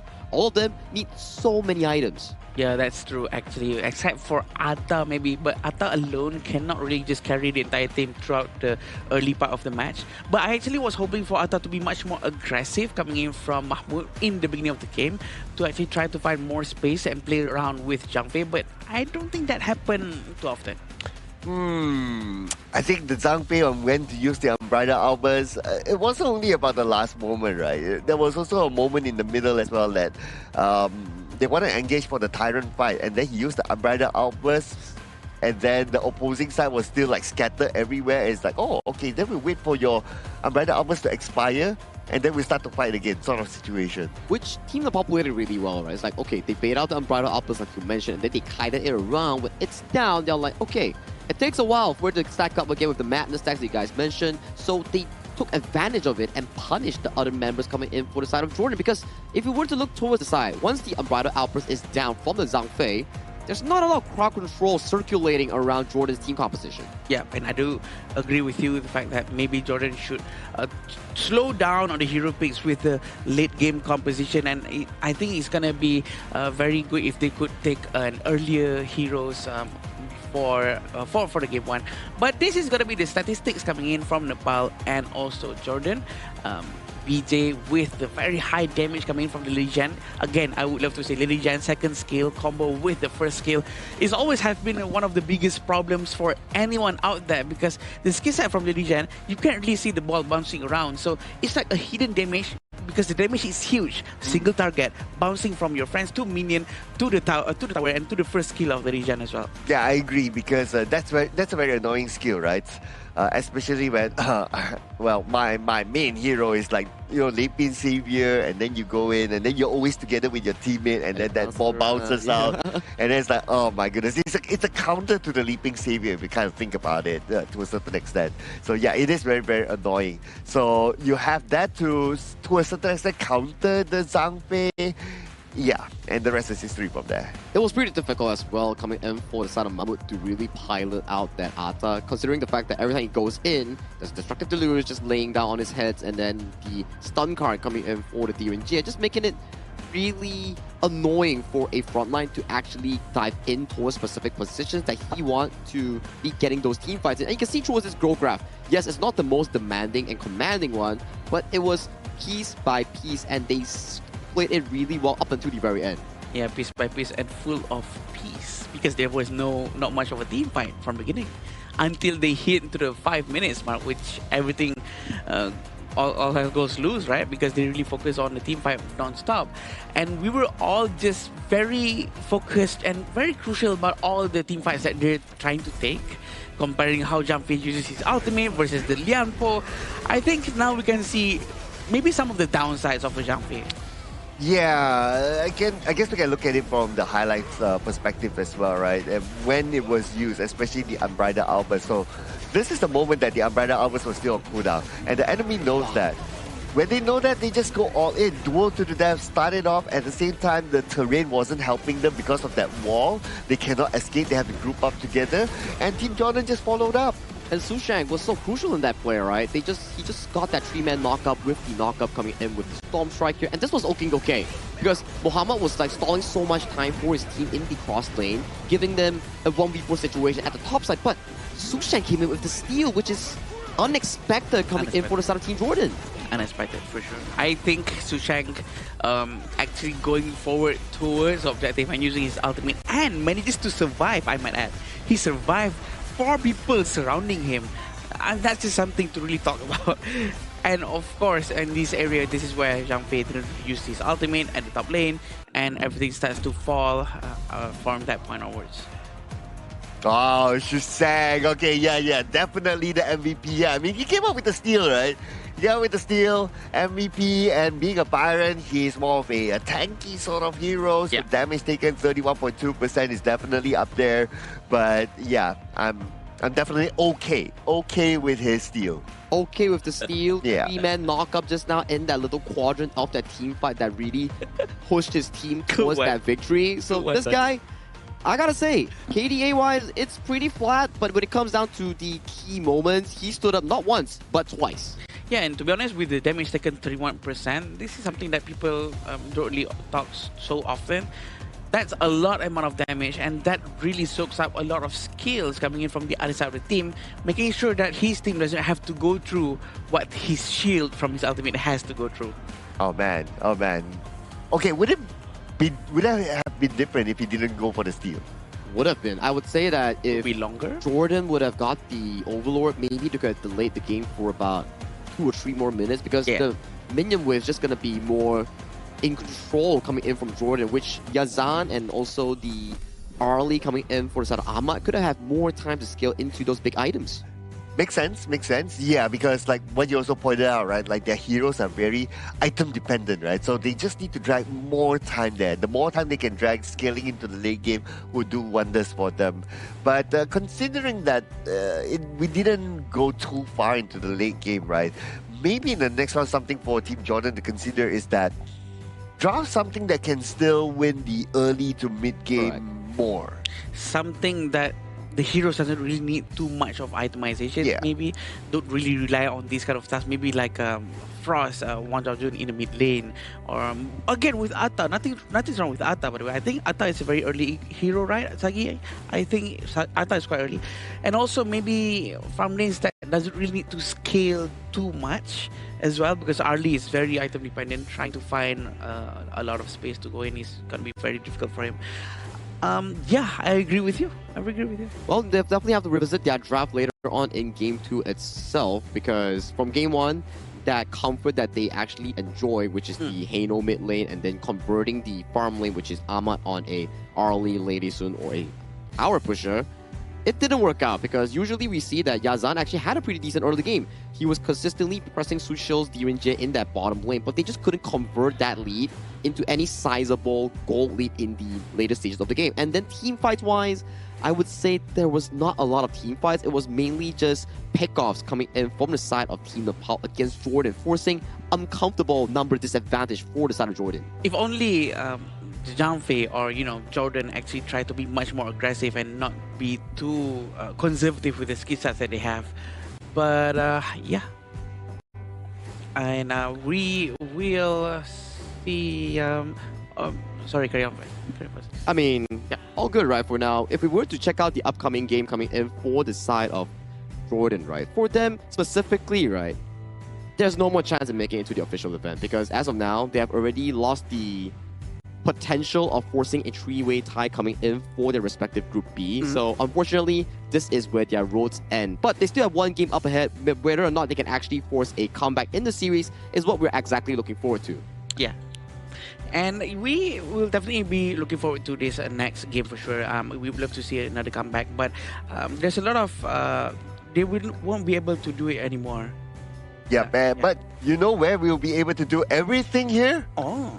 Yeah, it's our official venue for the Asian Games Esports Qualifiers Honor of Kings for 2026. This is the Petaling Jaya Marriott Hotel, ladies and gentlemen, and this is where all the players are currently at, and where we are also broadcasting this live as well. And this is where all the players get to stay for the past week and also for the next few more days. It has been an amazing stay thus far coming in at the Petaling Jaya Marriott Hotel, and the AC here is really chilly here. Every day I come in, my hands are cold, and you know for a fact that if you have a good JC, your sleep is definitely going to be improved. Very much improved, definitely. But at the same time, with that first win from Nepal, correct me if I'm wrong, Sagi, but I think there's no more possibility for a three-way tie to happen anymore, since this Nepal has already get this one game, because Jordan has to win 2-0 for the three-way tie to actually happen. So it's going to be very interesting to see how it goes next. Is it going to be 2-0, or Jordan's going to try to steal at least one game out from Nepal? But it seems like Jordan has chosen to go with the blue, is that? Yeah, blue side. Yeah, so they will get the first pick here, right? So whatever it is, right, it is still a tournament, it is still a stage. There will still be fans watching and wanting them to do well. And I'm pretty sure Jordan, whatever it is, and the result of the group, they will still want to put their best foot forward for the fans. I think it's definitely for the fans, and not only the fans, it's also for your region as a whole. You're representing not only your club, but this time around, your entire region. They're backing you up coming in for this tournament here. So even if it's the final game, you go out with a bang. Yeah, definitely. And we will see how the draft goes on in this one. We have the Guan Yu and the Mai Sharnui that has been banned from the side of Jordan. We also have Dolia and Nepal in from the side of Nepal, with Garuda as well that has been taken out. Oh, and we're going to get the first pick here by Jordan. Hope it's on a Dirinje, because the channel is open. It's not too bad. You pick the channel, you will force Nepal to not pick the Arlie at least, because it's a direct counter during the laning stage, so something for them to consider. But they're going to go back with the Zhangfei again. What your thoughts, Hagi? I mean, it's going back to comfort, right? Maybe like the Lampo or the Lapu-Lapu is not something that they are really used to, so they would still want to go for something that they are really confident in, which is the Zhangfei in Jordan's case. And for Team Nepal, if it's not broken, why bother fixing it? Let's run it back with it once again on the Dirinje, and also the MVP performance on the side of Su Shang on that Byron. Yes, and the Byron is going to be taken again. The same thing with Janfei as well. Taking from the side of Jordan, because it also works for them, honestly, just now. And the fact that they want to try it again to make sure that, we want to prove that it is actually a very good hero for our side. But also, again, the Lianpo from Nepal as well. I think this saying that we keep on saying over and over again, if it's not broken, why fix it? I think it's starting to become true and true. Well, at least there's a few changes here for Team Jordan, right? Is that they managed to bring in the Liu Bang. It was banned out before this, by the way. But the Liu Bang is a good combination with the Musashi. Musashi goes in with the duel to the death, and Liu Bang just battlefield commands and just give extra support, and then they can just chase anybody down at that time. Especially the Diren J, because you don't want to get the Diren J free hitting from behind. So ideally you want to try to catch, but it's also situational. If you're able to group them up like how we saw in the previous game, you go in with the duel to the death plus the Liu Bang's battlefield command. Can you imagine the explosive damage that can happen? It's like a delivery system, right? And especially on a Direnjie, it's not the most mobile of the farm lanes or carries that actually avoid these sort of hard engage coming in from Jordan. So if they can pull the trigger correctly and execute it well on this combo, it's going to be a pretty difficult situation on BJ, on his potential mage hero that's going to pick, or the side of Sushio that he has already locked in at Direnjie. Yeah, and having the Angela also have been banned out, and including the Chow Chow, is going to be quite a good ban coming in from Nepal, trying to reduce a lot of burst from Jordan's side. Also, we do have Princess Frost being taken out from Jordan. Both sides are actually focusing a lot on the mid lanes, even though they haven't picked it just yet. It's really trying to reduce to see who has the better hero pool from the mid lane from both sides of the team. And they're going to go with Zia, which is a very good hero to clear lanes, but in terms of trying to deal damage toward heroes, not really. Well, at least you have that clearing capability, right? Because based on the other heroes that Team Nepal has picked so far, it's not really a good lane clearer. So looking at, we are going to see the Marco Polo and the Shangguan as the final pick here. Interesting, we don't get to see many Shangguans. This is our second one of the tournament, if I'm not mistaken here. The last one that we saw, I think it was coming from the side of Philippines with the Shangguan Dolia combo, where they found relevant success. And this is one of those few rare moments where you see a Shangguan without a pairing of the Dolia here. So it might be a confident pick coming in from Yazan, wanting to really shut down Sushio on that silent on the DUNJ. Because Shangguan, yes, you're not the greatest hero before level 4, but once you hit that level 4, it's where you can either start snowballing or start losing control of the game. This is when we start to see Jordan really feels the pressure is off of their back. So they want to try their very best to, just have fun up on the stage and try to do their best and not really try to force things out according to what's the current meta and whatnot. So, Sagi, before we let you go, which one do you think has the better composition if you're not looking at the team? I gotta say, Jordan's draft looks so proactive in this case, but it really boils down to execution, and execution is definitely something that Jordan needs to learn before they play the final game. And again, where Sagi is coming from, right? Especially if you have the Musashi together with the Liu Bang together, and then you have the Unbridled Albert, which is a very, very big CC. Now, you have two backline heroes from Team Nepal, right, that you need to kind of think of, right? The Zia and also the Diren J. So for the Musashi, ideally is that, okay, you try to find a duel to the death behind, and then the Liu Bang follows up, because you don't want the universal law, free hit, and Sushi just free hitting from behind. You want to take them down as quickly as possible, because the rest of them are 3 tanks in front. You want to try to ignore the 3 tanks as much as possible. Yeah, definitely. We still see the Ahmad in front of them at the bottom lane and trying to get as much as damage as possible for sure. The rotation coming in from BJ, trying to clear the jungle as fast as they can, trying to make sure that it doesn't get stolen. I think it's a very good move coming in from them and not really risking any unnecessary moves, I might add, coming in from both sides of the team. And usually we can see Jordan and Nepal, both of them don't want to start any unnecessary fights until we get to the point of minute 4. The 4-minute mark, it is when the Tyrant comes out. I also want to point out something interesting, right, is that the Liu Bang brought the execute. Yeah. So Musashi goes in, Liu Bang comes in, execute, pop. Yeah, the Battlefield Command and Duel to the Death is going to be a very good combo, very scary as well. So we can expect something like that to really happen later on, especially when Muhammad has his itemization to deal a lot of damage. Usually, a Liu Bang would do Breakthrough Rope or Bersinar, trying to get a lot of HP and then convert that into much more defense for physical and magical defense. Oh, I probably want to add one more, right? Because Ahmad, he brought the stun for the Marco Polo. So after all the Duel to the Death and everything comes in, if they want to top up some more, he just goes in with the stun. Yeah, and then with the Fervor Barrage, that's it. I mean, in the ideal situation, that can happen only if they can catch like 4 or 5 people together. Yeah, and Shashank with this Byron.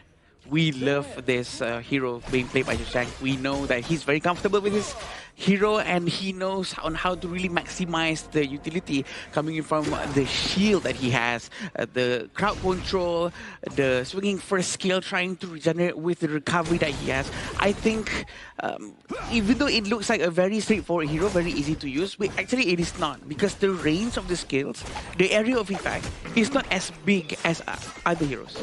Yeah, that's right. So it really depends on how the opposing side also position themselves, right? So there's a lot of this very timing sort of scenarios that when do you actually use your skills?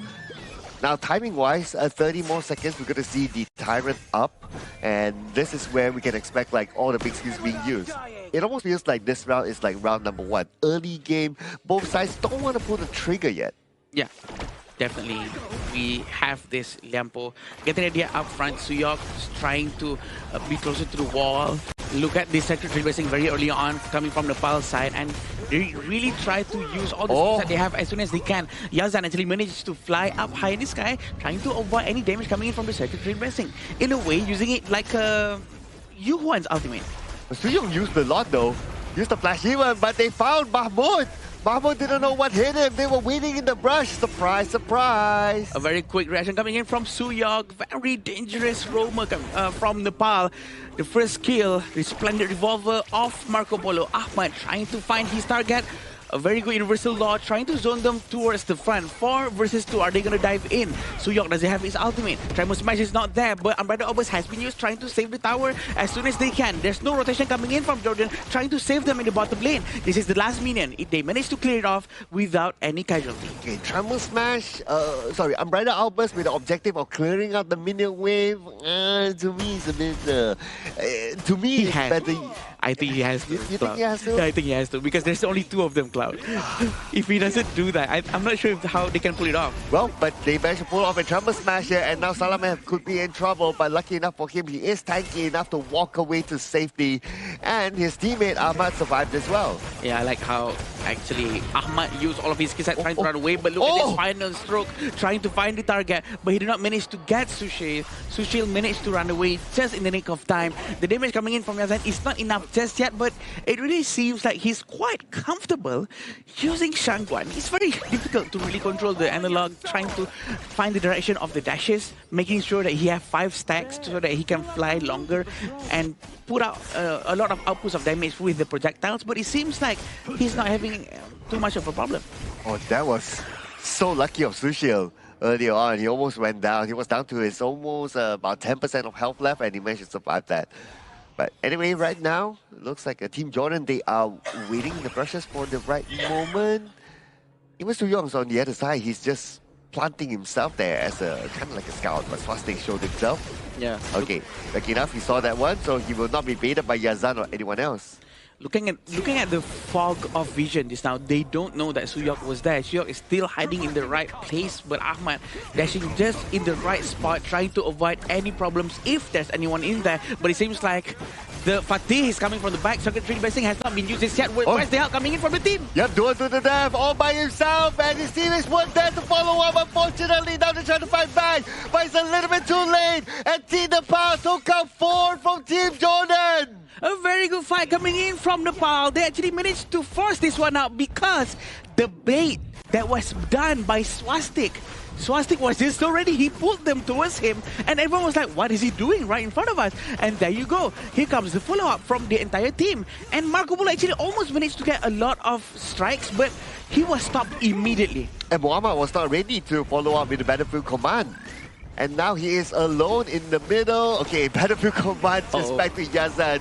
A short distance, but he's still safe because of that. We have to remember the cooldown of Battlefield Command is very long, Cloud. It's very long. It's not short. So he has to be very careful with this one, not to just simply use it. But we can also watch on how they're trying to pressure in the Azure Golem area. It's going to be giving a hard time for Mahmoud to do anything. So no Battlefield Command for quite a while. That means the duel to the death goes in. Team Nepal would expect that, okay, Newbar is not going to follow up as quickly as they would have liked. So now it's more of a defensive stance for Team Jordan until the Battlefield Command is up. But for how long? Because Team Nepal, they're pushing.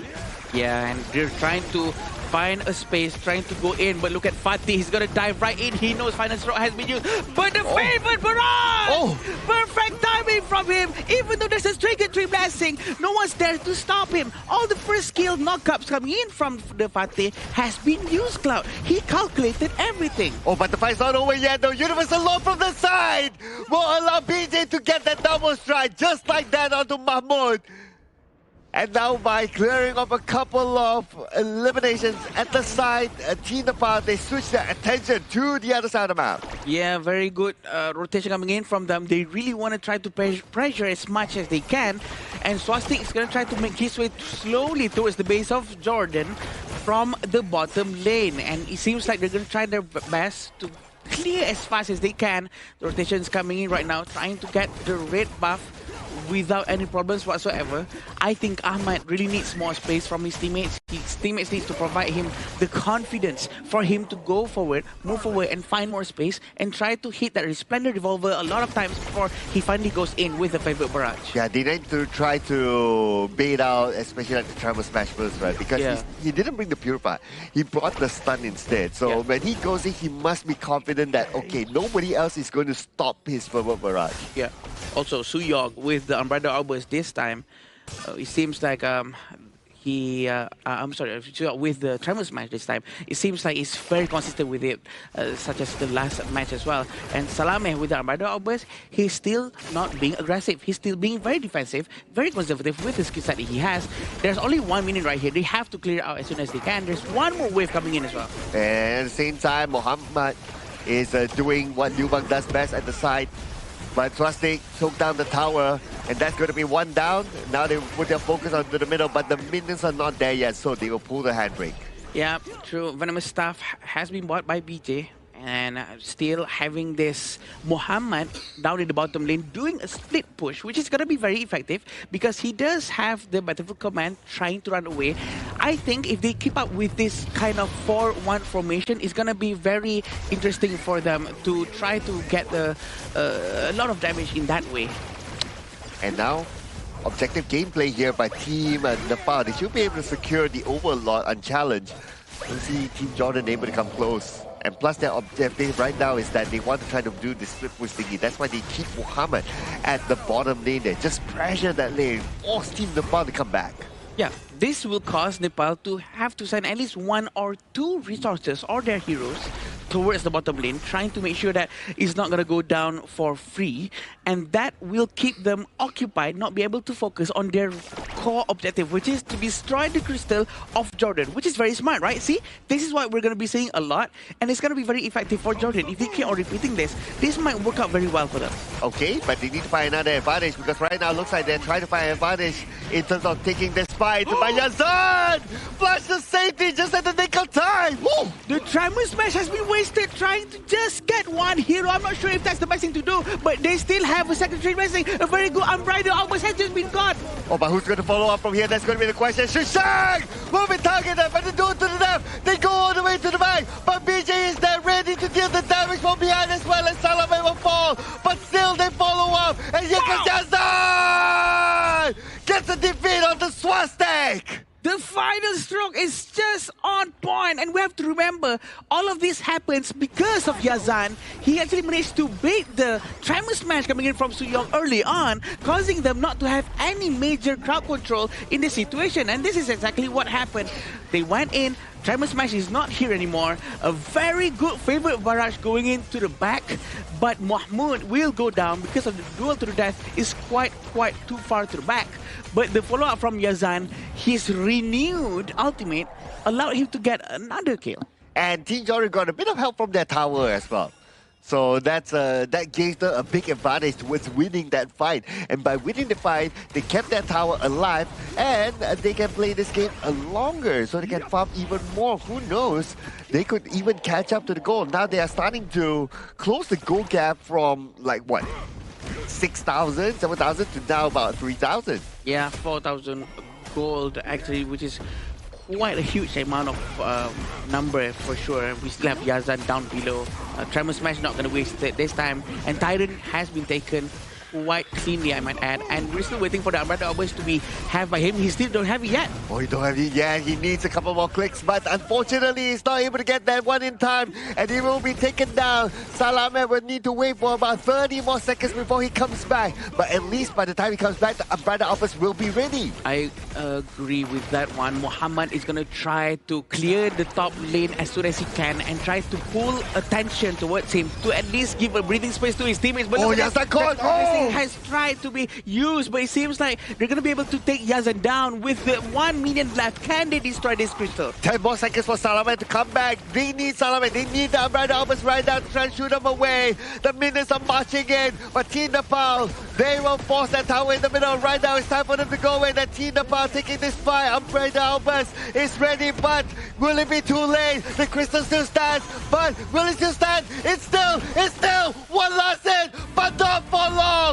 Team Nepal will still claim the victory! 2-0 series win here coming in from Team Nepal, but Jordan still tried to deliver their best performance. Yazan tried as much as he could on that Shangguan, but too little too late. This is where roads end coming in for Team Jordan coming in for these qualifiers. It's very sad to see that he's using Shangguan in the last game of the last match only. We would love to see that earlier on if he had more confidence with it. But actually, a very good show coming in from Jordan, and they actually proved that, you know what, they can try to pull something off very nicely.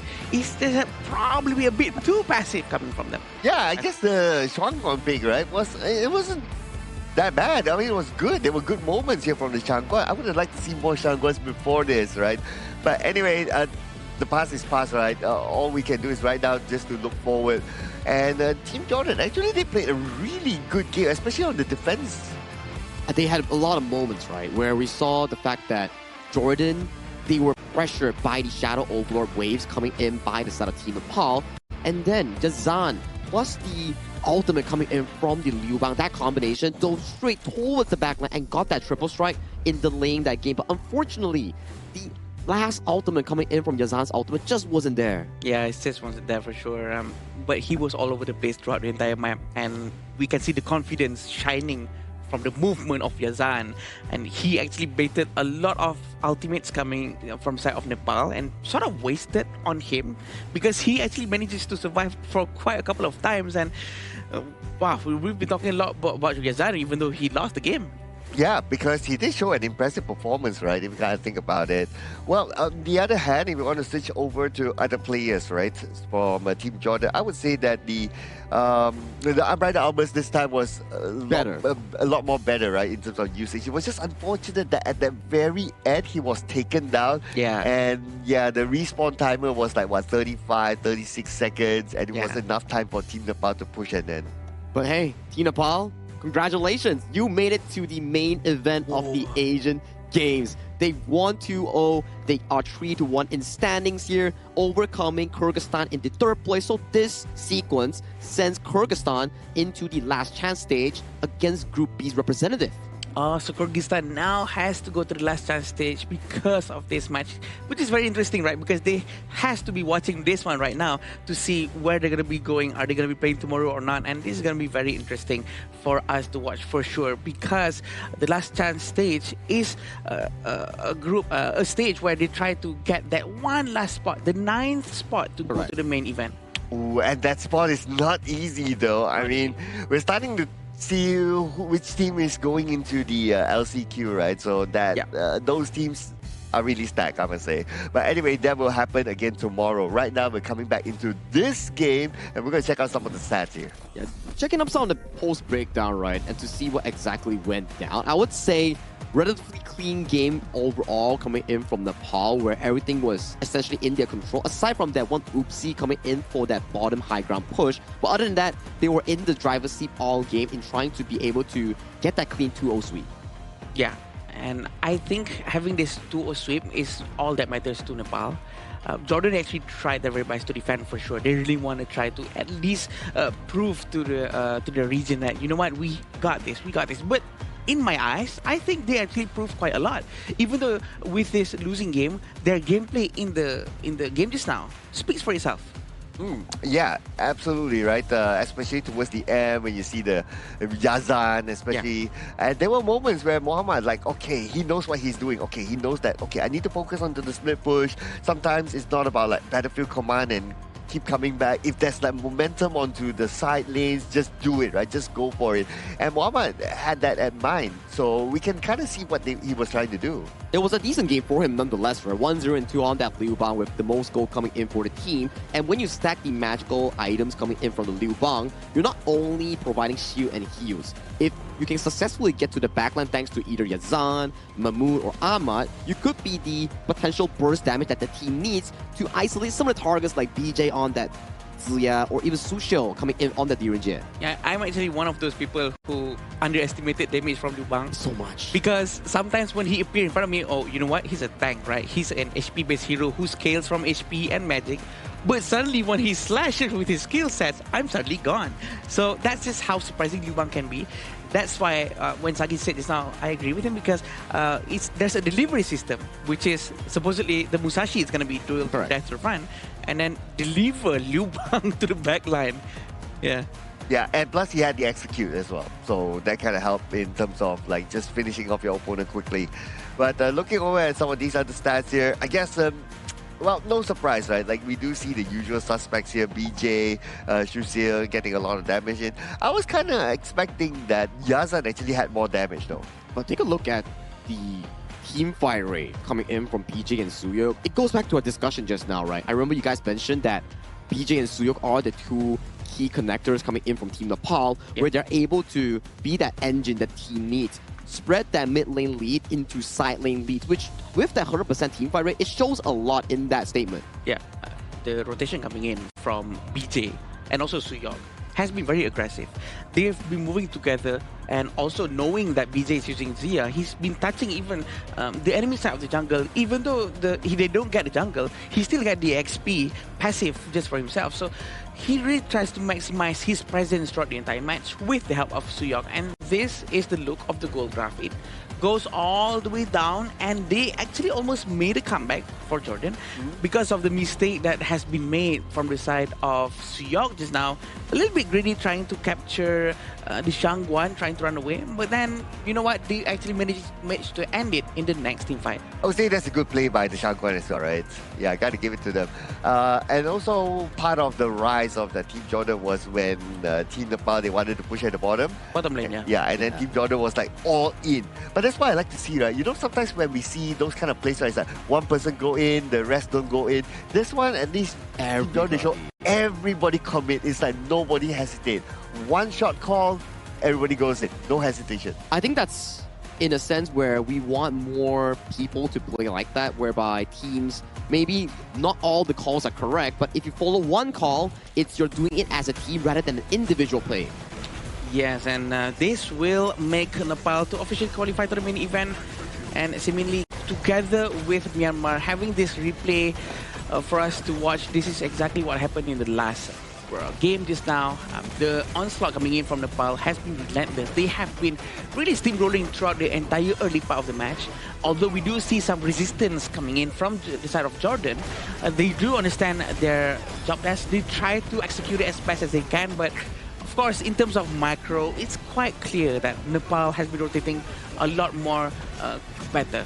Oh yeah, agree with that. If Muhammad or if Jordan had that higher macro player, then Muhammad would have been like able to push and push even further. But this is the highlight fight here and the highlight defense here by Team Jordan, right? Like how they really got all the way to the back line. But Team Nepal, they're like, okay, that can only happen once. The second time around, the moment he got Salame, they know that the window is right open for them because you don't have a big CC like the Umbrella Alphas to stop everybody at the same time.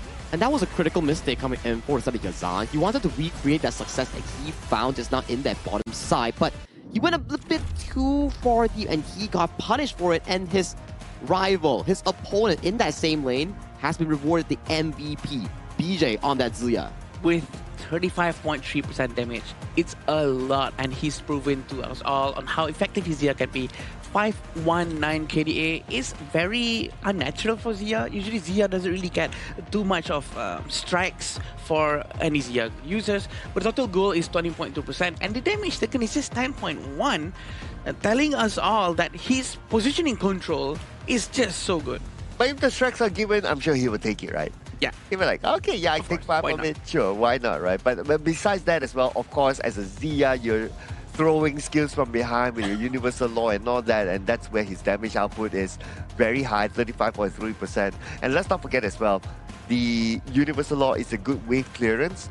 That really helped them to push quicker. It controlled the game really well, right? As we talk about mid lane being an essential lane for you to push, because once you push mid lane, you can control the side lanes and the jungle, which in this game itself, we saw how aggressive Team Nepal was in being able to convert that mid lane success into jungle invasions, into side lane number advantage in getting those side lane towers here. So really well played coming in from the side of Team Nepal as they secure this 2-0 win. Once again, congratulating them, qualifying to the main event of the Asian Games Honor of Kings. Congratulations, they definitely deserve it. The way they played, the way they progressed from the first day of this qualifier at Asian Games until the final day, they have grown so much. Also goes the same to the rest of the teams here in Asian Games. Oh yeah, I mean, getting the experience of not only playing on this stage, but also other amazing teams as well, right? Surely will give you that edge, like, okay, now I have all this knowledge. Oh, on top of that as well, because these players, they interact here in this amazing venue, right? So they will surely trade like knowledge with each other, like tips and tricks here and there. And then I heard that, oh, they get to scrim with each other, like from different room to different room, that sort of thing. Oh. Yeah, I heard them setting up, they did do that as well amongst them. Maybe not in the same group, but like players like different group. Yeah, so that you sort of keep the whatever you want to keep within your group, right? But the whole point is that you get to scrim with all these amazing teams here together. I mean, it's also due to the fact that when you come over from a different side, right, where you're all together in a same place like the Marriott Patanjaya Hotel, thank you so much to our official sponsor, so that they get to train together, culturally exchange what they know about different metas. But hey, let's drop it over to an interview with the winners of Team Nepal with Mara on the stage, because we want to know how they feel after clutching an important victory for this upcoming series. So, Mara, please take it away. Team Nepal finishes in top 2 and earns their ticket to the Asian Games. Congratulations. Thank you. Thank you very much. Throughout the tournament, in the beginning, we saw that you guys were focusing a little bit more on your individual strengths and skills. And a lot of players actually admitted that. But coming into today, and as the days went by, you looked a lot more disciplined, much cleaner. What happened behind the scenes with the team throughout this journey that made you improve, especially for today?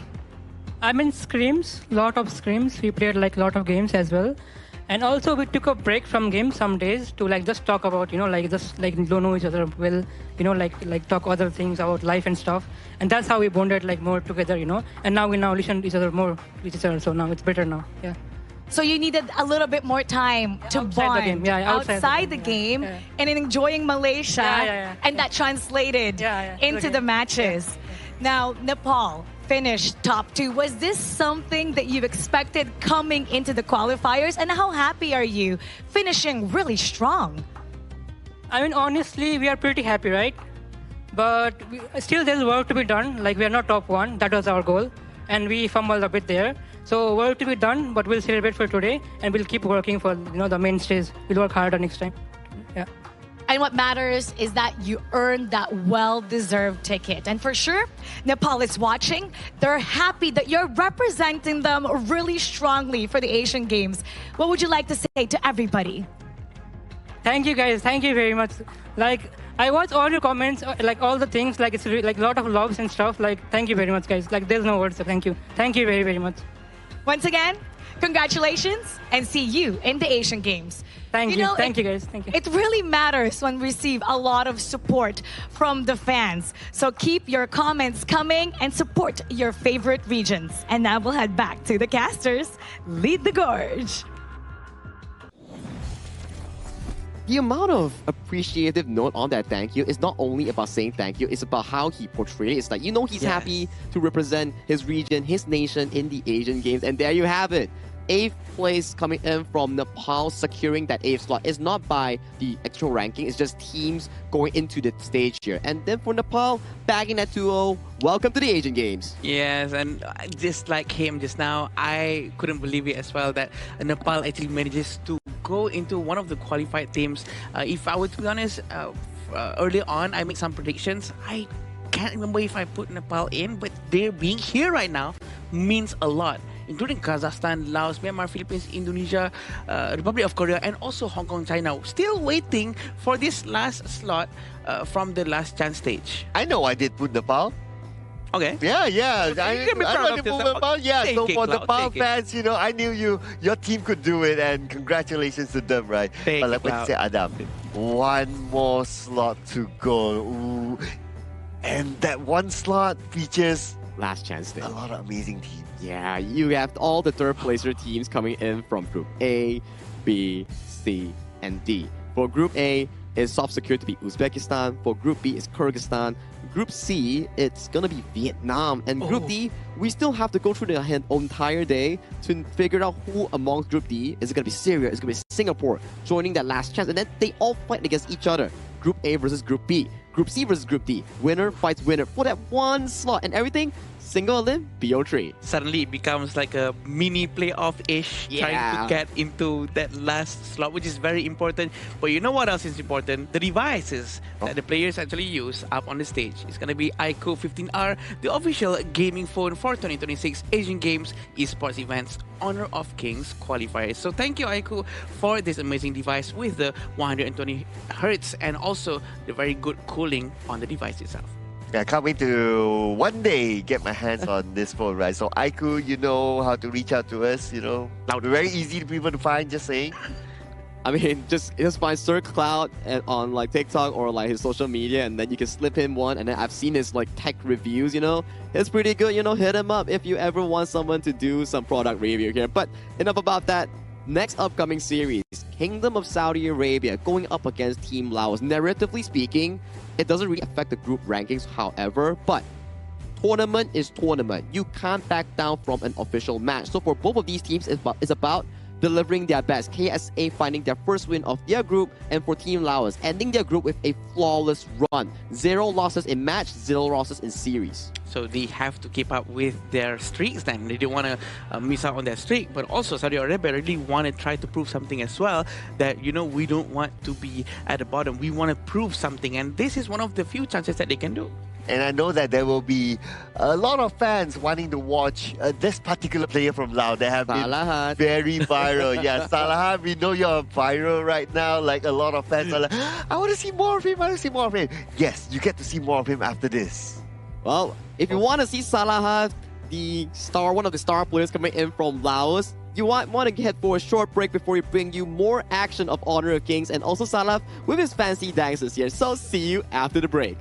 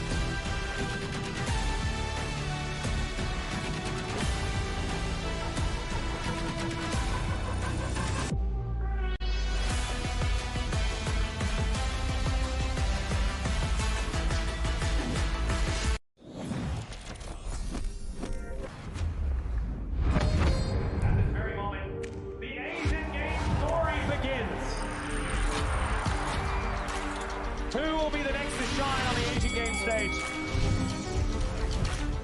Contestants fight for the honor of their regions while we cheer them on from the stands. Double kill.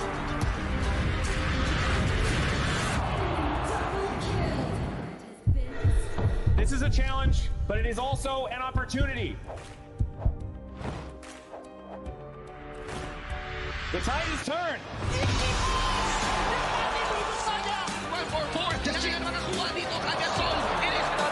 mereka ke depan. Astis in front. They're going to use it. Golden Tide slows down constantly. Victory. And we pulled it off together. We share the same voice, the same radiance. This moment of brilliance belongs to all of us. Together, we shine.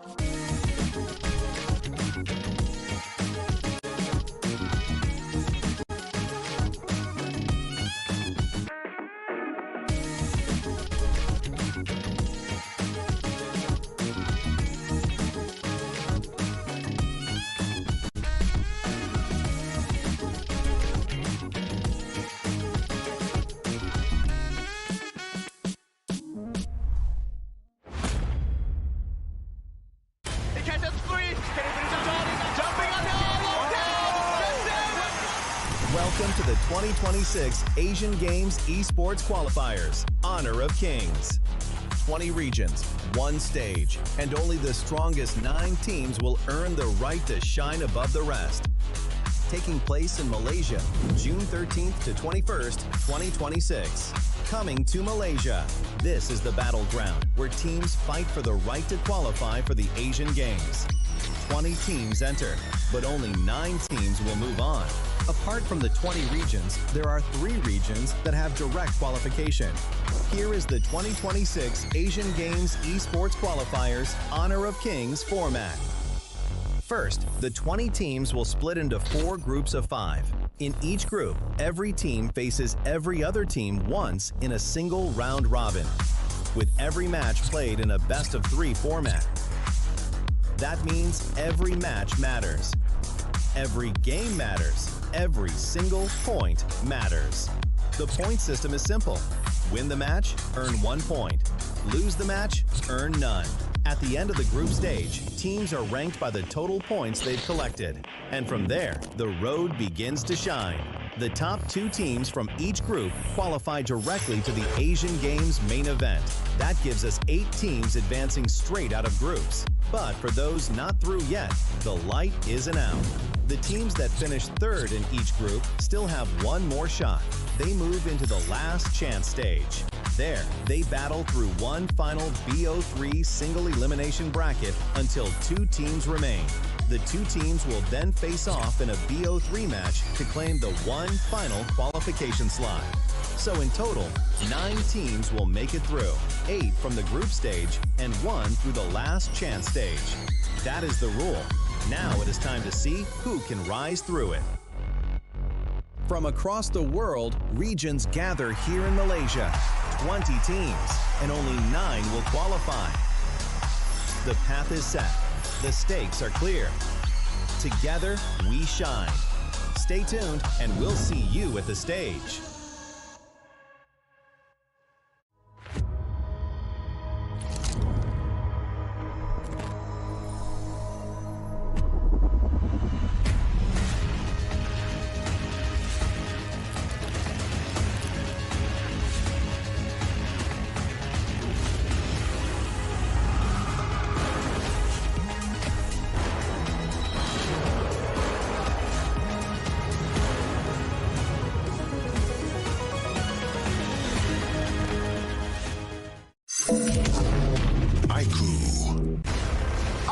not ready yet.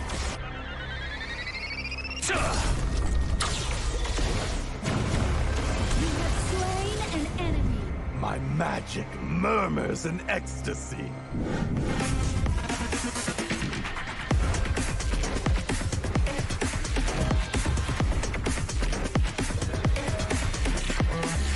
Amazing! There is no escape for you. Killing spree. Double kill. Triple kill. Spectacular kill. Don't worry. I'll be back for your life soon.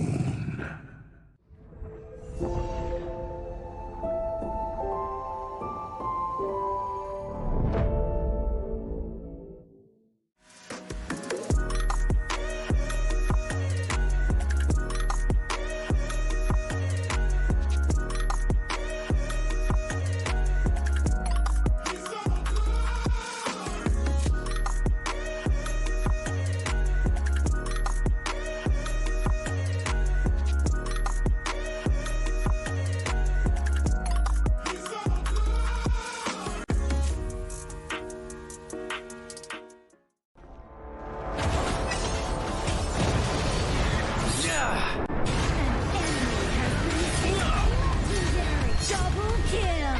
Shall I compare thee to a summer's day? Slain. Don't engage in slain. Don't crush us like insects. Slain an enemy. Defend our base. Our high-ground tower is under attack. Amazing. Unbelievable. Triple kill. Ah, the fragrance of romance. Ally has been slain. Rampage. Double kill. Triple kill. Spectacular. Pentakill. Lady Fortune is on my side.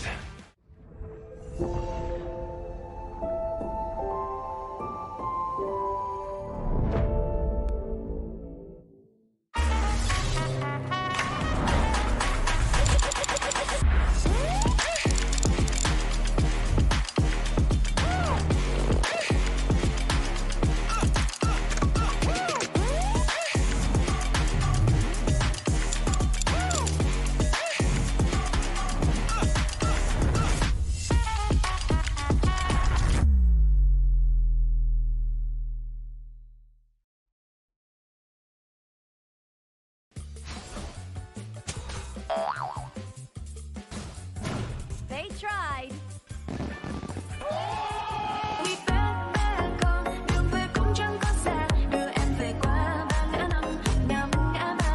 The new Spritling skill, Dig It, is a passive skill, which will automatically trigger at fixed times each match, up to a maximum of 10 times. The skill grants guaranteed standard rewards like gold, XP, shield, health recovery, and more. There's also a small chance to uncover mysterious grand prize effects during the match. Dig It may also produce tradable high-value treasures. Detailed information about acquired treasures will be shown after the match ends. Each treasure has its own rarity and storage size, and obtained treasures will be automatically stored in your warehouse. If you want more high-quality treasures, make good use of the Treasure Fusion feature. You can also copy and share your code so friends can help speed things up.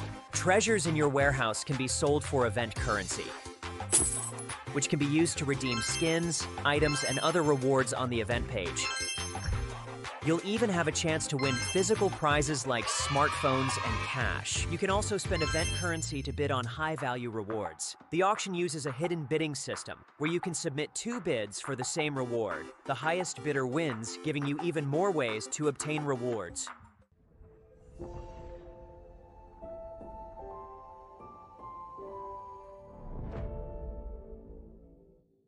Itu bukan track kita. Relax, bro. Phone aku! Jom ke bara. Mountain View!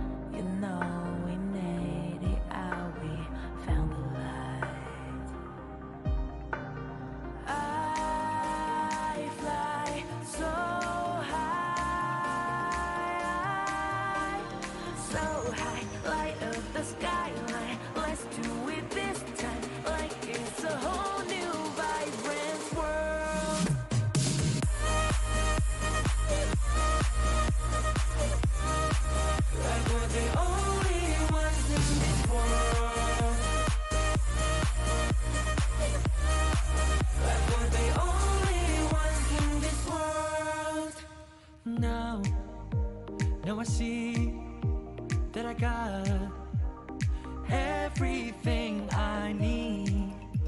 It's alright, I'm on fire, I'm alive, 'cause now I fly so high, so high, light up the skyline. Let's do it this time, like it's a whole new colorful world.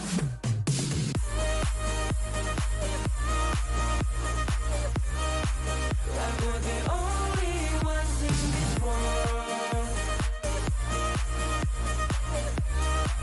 Like we're the only ones in this world. Never thought we'd get this far, burning like the stars. How we get this far? Like we're the only ones in this world.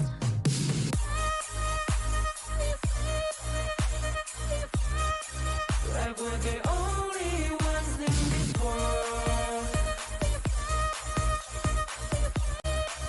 Like we're the only ones in this world.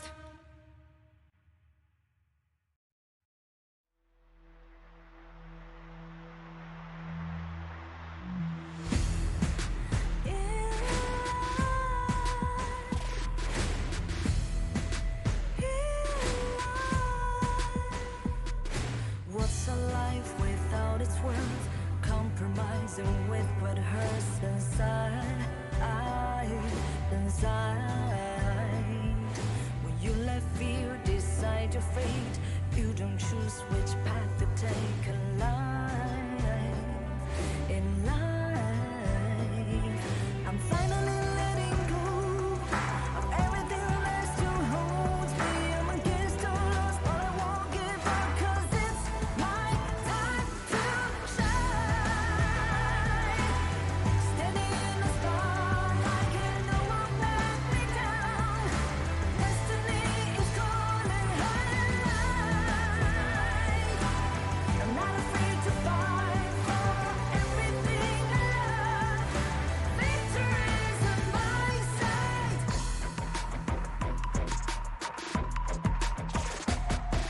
The more we lose, the more we gain.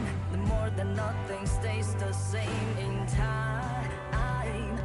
In time. Can't love ever, can't forget. What you see is what you get sometimes. Sometimes. Gonna show the world tonight. The light that shines inside us. We're against all odds, but we won't give up, 'cause it's our time to shine.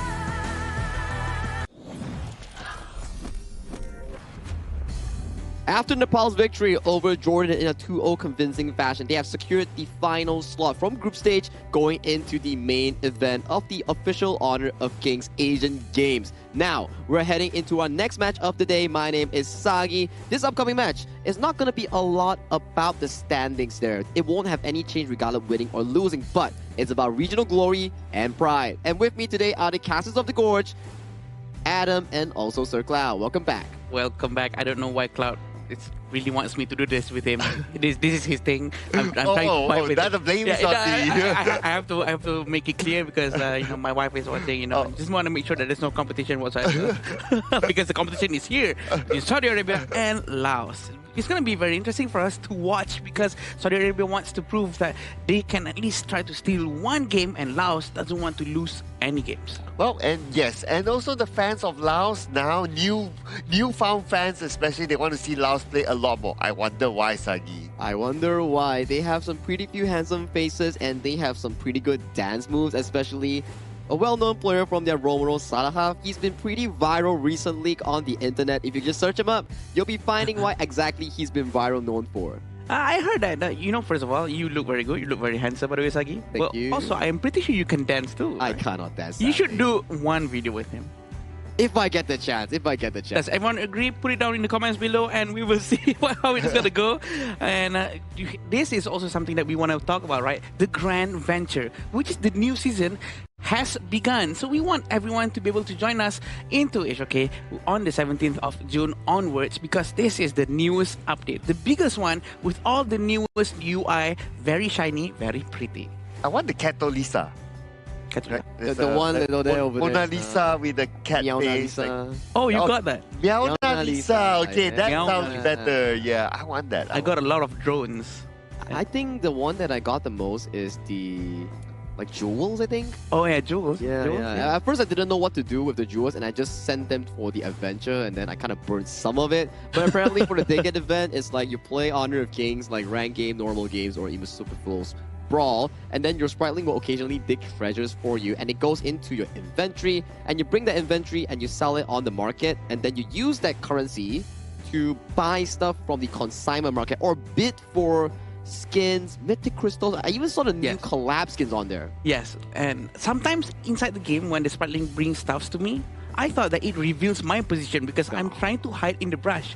I thought the enemy team can also see the spriteling on the ground, but apparently they don't. So it's very interesting, very new mechanics, and it's fresh for people to try it out. But going on back into our match today, it's gonna be the patch that we're gonna be using on the 85 heroes that's available. Also, it's gonna be very new and refreshing for us to see because we don't have all of those previous heroes that we usually see in the tournaments of Honor of Kings. Oh yeah, and that's why we can see like the meta of play is very different from what we used to see outside of this tournament, right, in recent times. And it's refreshing to see as well, like the level of creativity that can be put here into this tournament, especially like Uko Tachibana being very, very popular here. We have not seen the Uko Tachibana here today, but we might see it next. I think nearing towards the end of the day, when we are nearing towards some of the tournament stronger teams, for example, Hong Kong, China, Philippines, Indonesia, or even like Republic of Korea, these teams, they will definitely favor the Uko Tachibana more because they play more of the textbook style and towards the meta heroes here. But I think both teams are currently ready coming in for our series between Kingdom of Saudi Arabia going up against Laos, finding their first win, or will Laos find that clean slate of a 4-0 in their group? Let's find out by inviting teams with this video.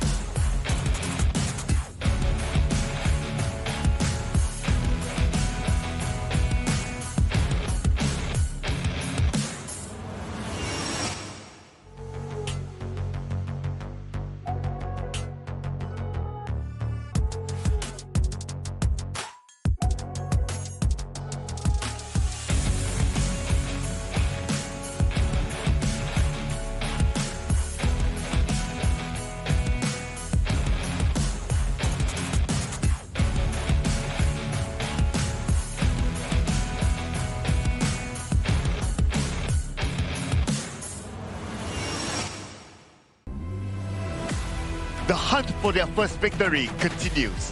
Hungry to prove they belong among the region's best, they return to the stage with one goal in mind: secure that breakthrough win.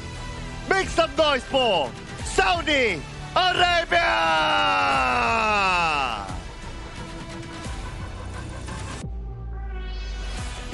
They have shown exactly why they are one of the strongest in the group.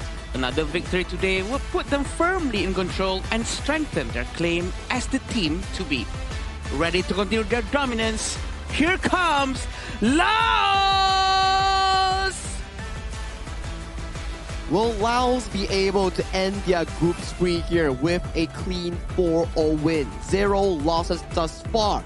Or will Kini of Saudi Arabia find their first win in this group and exit with a glorious entrance? So I need to know, in this series here, gentlemen, what are your expectations?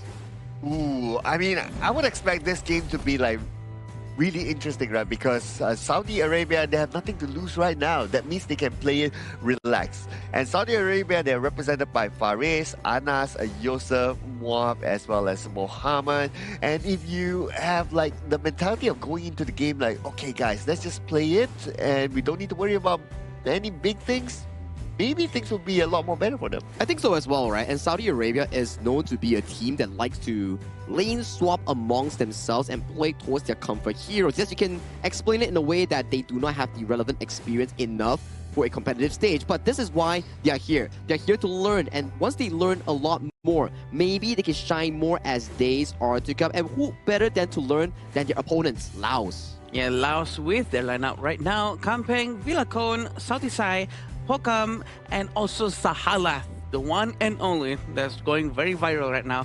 They have proven a lot to the entire world. The way they play, the cohesion from all of their teammates, rotations are very quick, and also very beautiful goal sharing technique that has been shown by them, very consistent and almost very close to the gameplay of the top tier teams. And also good dance move by Salah. Yeah, I'm sure you would like to point that out. Oh yeah, sure. Yeah, definitely. That's a definite highlight there on top of his amazing hairstyle as well. So this team is definitely a very strong one, and that's one of the reasons why they are up there too.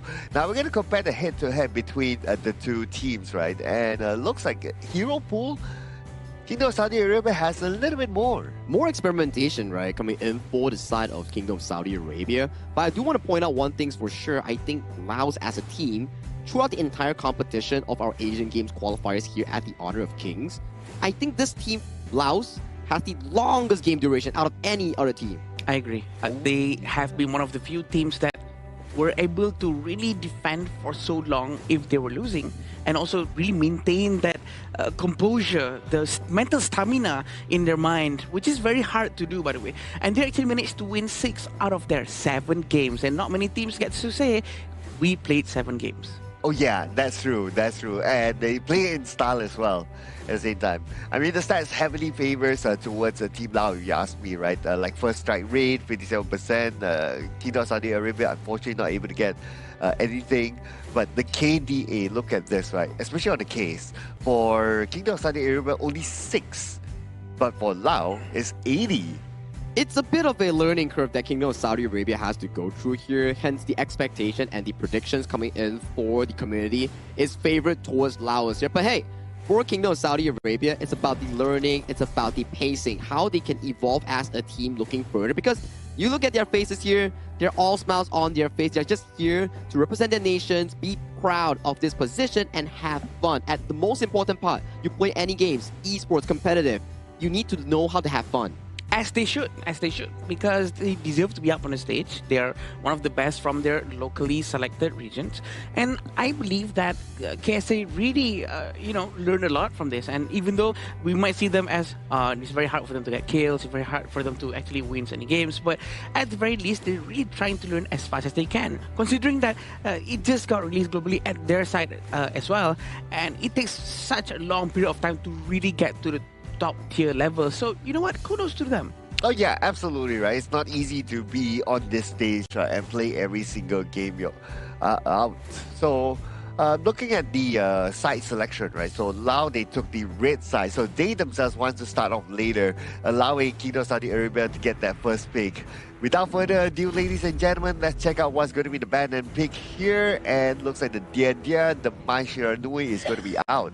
Some of the more so popular picks in this tournament in the last few days, where we saw more Diadia being paired up with something like a Xiao Qiao or Angela, where you can just go for that CC into that guaranteed follow-up for that full burst damage. And Laos going for the tried and true here, Mo Zi Mai Shiranui. Some of the key playmaking heroes has been removed from the pool coming in on the red side. So my question is, KSA, what do you pick on this first pick? Yeah, preferably people go with like something like Chano, but knowing KSA's gameplay sometimes quite aggressive. You know what's wrong with Fatih? Fatih is very good hero with the Circuit Tree Blessing. It scales very well as soon as he gets all of his itemizations for sure. But I was actually hoping to see something much more towards what people usually pick. But again, go with what you're comfortable with. Yeah, but if I kind of get why they don't pick the Chano, right? Because if they pick the Chano, they kind of review their cards like, oh, we cannot pick the Arlie anymore. So you want to like try to keep some of those cards in. But this combination, we have seen this before, this exact combination here in this tournament, right? The Liang and Gan and Mo. Liang with the power word control holds one target and Gan and Mo just couple blades in. It's almost a sure takedown. Yeah, unless you tell me that Suicide somewhat accidentally whips the shot. I mean, it's okay, right? But I like the idea because this was exactly shown from the opponent yesterday where they had the 3-game series against Team Vietnam. That played the Liang to a perfection, but unfortunately, Vietnam lost to Laos in a comeback fashion here. So they took a piece of the Vietnam scrapbook and they're currently using it as their own. Yeah, and I agree with how actually it's very normal for a Ganmo to miss the shot as well, because it happens to everyone, to the best of us, even though the power word actually grabs someone. So don't be surprised if it does happen here, but this is Laos, one of the undefeated teams as well. Having Nakoruru in KSA's side, even though there's no tanks just yet from the side of Laos, I think is quite a risky thing. But you know what? They're trying out this time. Maybe they are much more comfortable with Nakoruru. Yeah, I mean, if like what Sagi says, right? Like play what you're comfortable with. Just go for it, right? This is the game that if you want to, whatever that you feel that you want to do, this is the game to do it. But they really need to be careful of like, okay, how do they want to stop the Liang and also Ganemo combo? Because when they start moving together, it's going to be very dangerous. They move together, they see one target, even if it's the Nakoruru will be gone. Yeah. I mean, Nakoruru, this hero for me, has been a tournament's classic favor. If, let's say, we had a lot of Ukkyo Tachibana first picks, I would say that Nakoruru has been one of the second, third options coming in as a replacement, because the way that Nakoruru functions, yes, not the greatest in terms of the early game tempo compared to Ukkyo, but when it comes to bursting down tanks, flanking the backline, it does even better compared to Ukkyo. Yeah, because you can fly over terrain and also try to really find the best targets possible in the backline. I think it's a hero that really makes sense. Also, having Erin on the side of Laos, you have both the physical and magical attack coming out from Erin. It's going to be quite difficult for KSA to try to itemize themselves to defend from the damage coming out from Erin, which is very interesting. Marco Polo also has been taken, assuming that there's an HP base from Laos, and it's going to be quite a good selection here.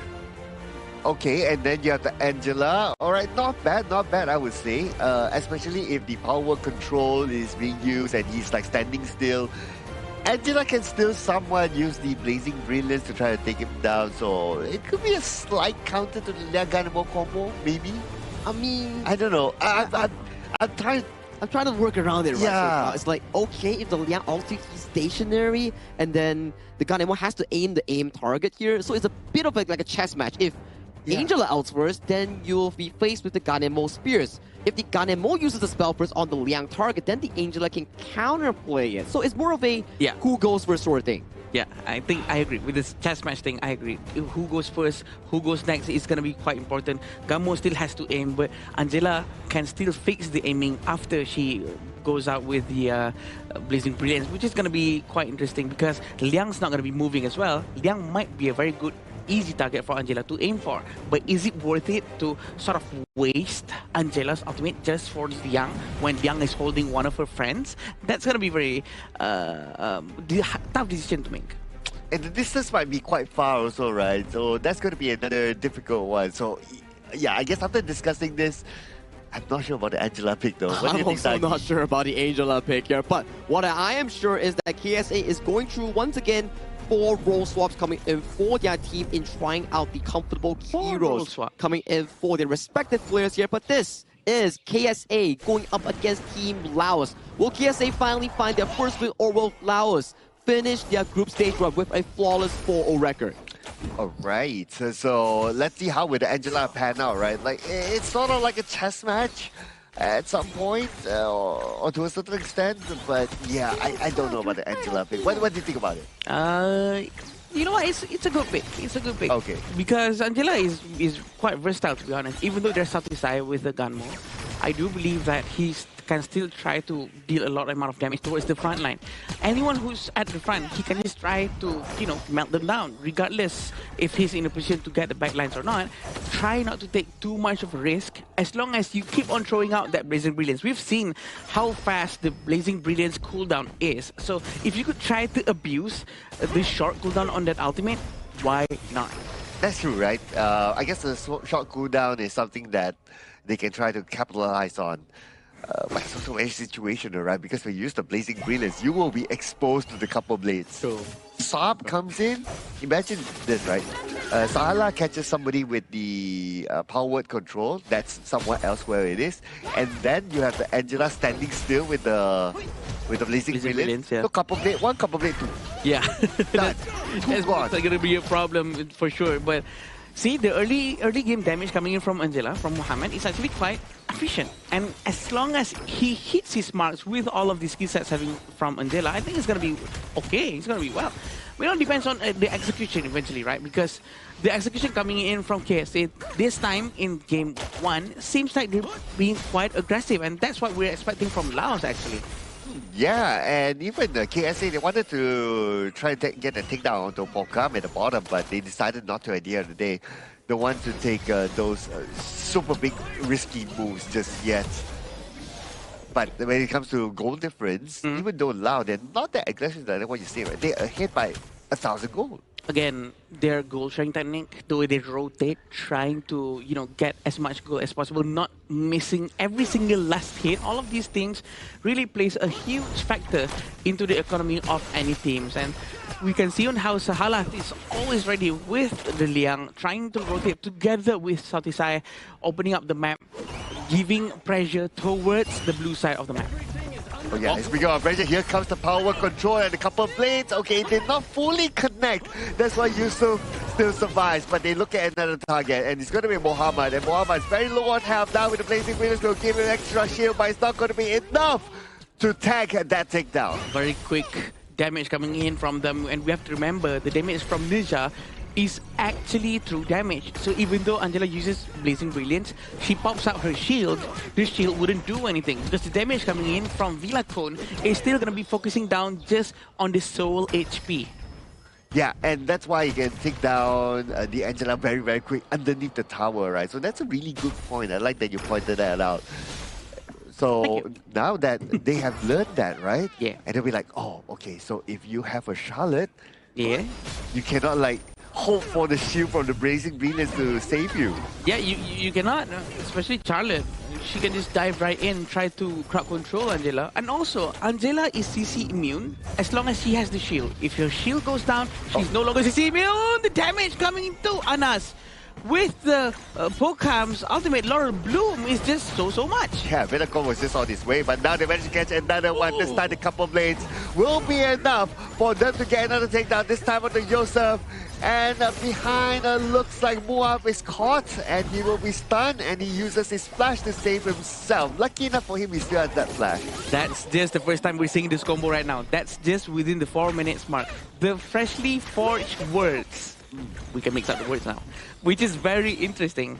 And it's gonna be so disgusting for us to watch that so many times because Liang's gonna be holding someone and he's gonna go down immediately. And on top of that, he's gonna be giving a lot of stacks towards Gunmo's passive, which is the more assists and kills you have, the more damage you get. A maximum amount of 300 magical attacks. You know what? The more I think about this combo, I feel it's better than the Liang Princess Force combo. Yeah. Because the Kanebo can scale.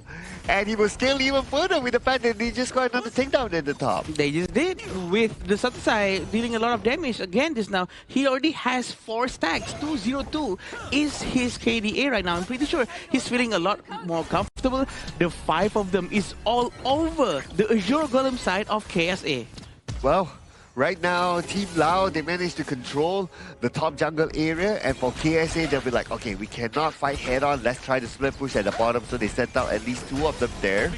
But they also need to defend the top, and speaking about the defense focus, receiving damage from the defense, and Kampeng will get Anas at the bottom at the same time. Faris, one last hit, and Sahala will get him. He actually moved forward. He was trying to catch the Aaron. Poham actually managed to run away. He was expecting Aaron to continue hiding inside the brush. I was expecting him to run back, but I'll be worried with the couple of blades that's going to be thrown away by Satisai. Aiming towards Muhammad. Right on point. I mean, he's already 5 stacks by now, the gun and bow. So it's going to hurt a lot at this point. A lot. That's why you see like one couple blade, that's it, gone. Now looking for another opportunity to do just that. And speaking about that opportunity, they go towards the back line. But now they're going to put focus onto Moaf instead. He is out of position and he will be taken down. 4 of them is still pressuring the high ground tower in the top lane. 6 minutes and 30 seconds at the bottom lane. The Charlotte still trying to get some damage into Anas. Anas is going to go down, including the high ground tower in the top lane. And they're going to try to focus into the crystal. It seems like there's only one person left. Farid with the Secretary Blessing. Now Kururu cannot go back. Secretary Blessing has been used towards the heroes and not the minion. But the minion goes down. And they're trying to focus down on the crystal. The crystal is still alive. Okay, there's still a little bit more time bond here. No minion is there, but Kamping gets a takedown at the border while all that is happening. But still, nothing will stop Team Laos from gaining this victory. Not just a victory alone, 7 minutes on the dot. They make it look easy in this game 1. Super easy for sure. They're very confident. They know how to rotate, and they really nailed it with the Liang plus Gun and Mo. I agree with Cloud, because Cloud said that, you know what? It seems like this is actually better than the Liang and Frost. Yeah, and it seems like it, because Liang and Frost is just continuous crowd control, but this one is hold 1%, delete. Yeah, and you can scale with the stacks, right? Especially. So that's why I thought, I'm kind of starting to see that, hey, actually this is a lot more better, right? Yeah, and if a game goes into late game, the gun and bow will be even stronger and much more relevant. Yeah. More efficient, right? Yeah. You hold one target down immediately. All the blades charge in on one target, and then you provide the stacks into the gun and maul to stack into that late game powerhouse, like what Sir Clyde has mentioned just now. So for this specific game coming in from Laos here, I would say pretty clean from start to finish in finding that momentum here. The pedal that they stood on never stopped. It was never released in one bit. I think that's the best thing that they can do, because they do have the advantage from the beginning, and they keep on rotating towards the side of KSA inside the jungle, not letting them breathe at all and trying to steal every available resources, and they managed to really utilize that snowball capability up to the maximum. Oh yeah, absolutely, right? They snowball from the laning phase. The moment the Liang got the level 4, they started to go around, trying to find targets, right? And we start to see like, yeah, there was only one that managed to escape. The others did not. And when the one that started not able to escape gets taken down, then the scaling goes from there. Yeah, it just wasn't the best scenario coming in from KSA. They had the idea, but when it comes down to execution, that was the difficult part coming in for the KSA lineup. We saw signs of okayness coming in from their gameplay, where they were trying for aggressive play in the early game. They chunked out the Laos jungle really hard and tried to convert that into side lane plays, but the following parts just was pretty difficult coming in for the side of the KSA squad. Yeah, it's very hard for them to carry on that momentum into the mid lane, into the late game for sure. And actually, we saw some good amount of damage coming in from Muhammad playing the Angela early on. The skills all connects, but the follow-up coming from the entire team is just not enough. Again, with Faris just now, we all saw how he used the Secretary Blessing, trying to use it properly, trying to get the most amount of damage towards the heroes. But he was all alone most of the time, and the rotation, aggression, the force coming in from Laos, rotating together, 4 of them, by the way, driving into the tower. What can anyone at that point do? Yeah, and speaking about diving, right? Like even Velacon towards the late game when he got his items, especially the Blazing Cape, he's like, okay, I'm now ready to dive. Let's go. Let's go. Fly all the way behind. Whoever wants to try to stay away from the Liang, then the Nizam will catch. It's a bit of like, okay, Velacon, he's on backline duty. And then you see that for the side of Sudasai and side of Huff, they're like, okay, we're on frontline duty. So the entire formation coming in from KSA is like, what do? Do we just heal the nerds up, but then our other front lines gets taken down? Or do we just handle the front line, but then it's too hard to actually react because the first person that gets held down by Sahalab's Liang will get immediately blown apart coming in from the arsenal of Laos. And of course, they've been doing this from the early game, right? So Satisai actually managed to collect slowly the assist, the strikes, which gets them a lot of stacks. And you know what? 7 of them equals to 7 times 15. It's gonna be 105, which is a lot. It's almost like half an item, half a full item. I think that's a very good thing for him to actually have it. So it's an idea. They executed it so well, and the theory actually works. Yeah, what we can see from a last draft actually panned out as it is, right? It's nothing like, oh, okay, they use it creatively and all that. The draft as it was reviewed one by one, it was kind of obvious if you ask me. It was just that, unfortunately for Kingdom of Saudi Arabia, they didn't manage to find a counter towards this draft. It was difficult, right? And we saw this specific draft, especially the emphasis over to the Erin, Charlotte, and also the Liang. It came a lot from the inspiration of what Team Vietnam showed us yesterday in their same series against Laos. They were just going at it with the Charlotte and Erin every single game. Yeah, and it works. Seems like it works very well.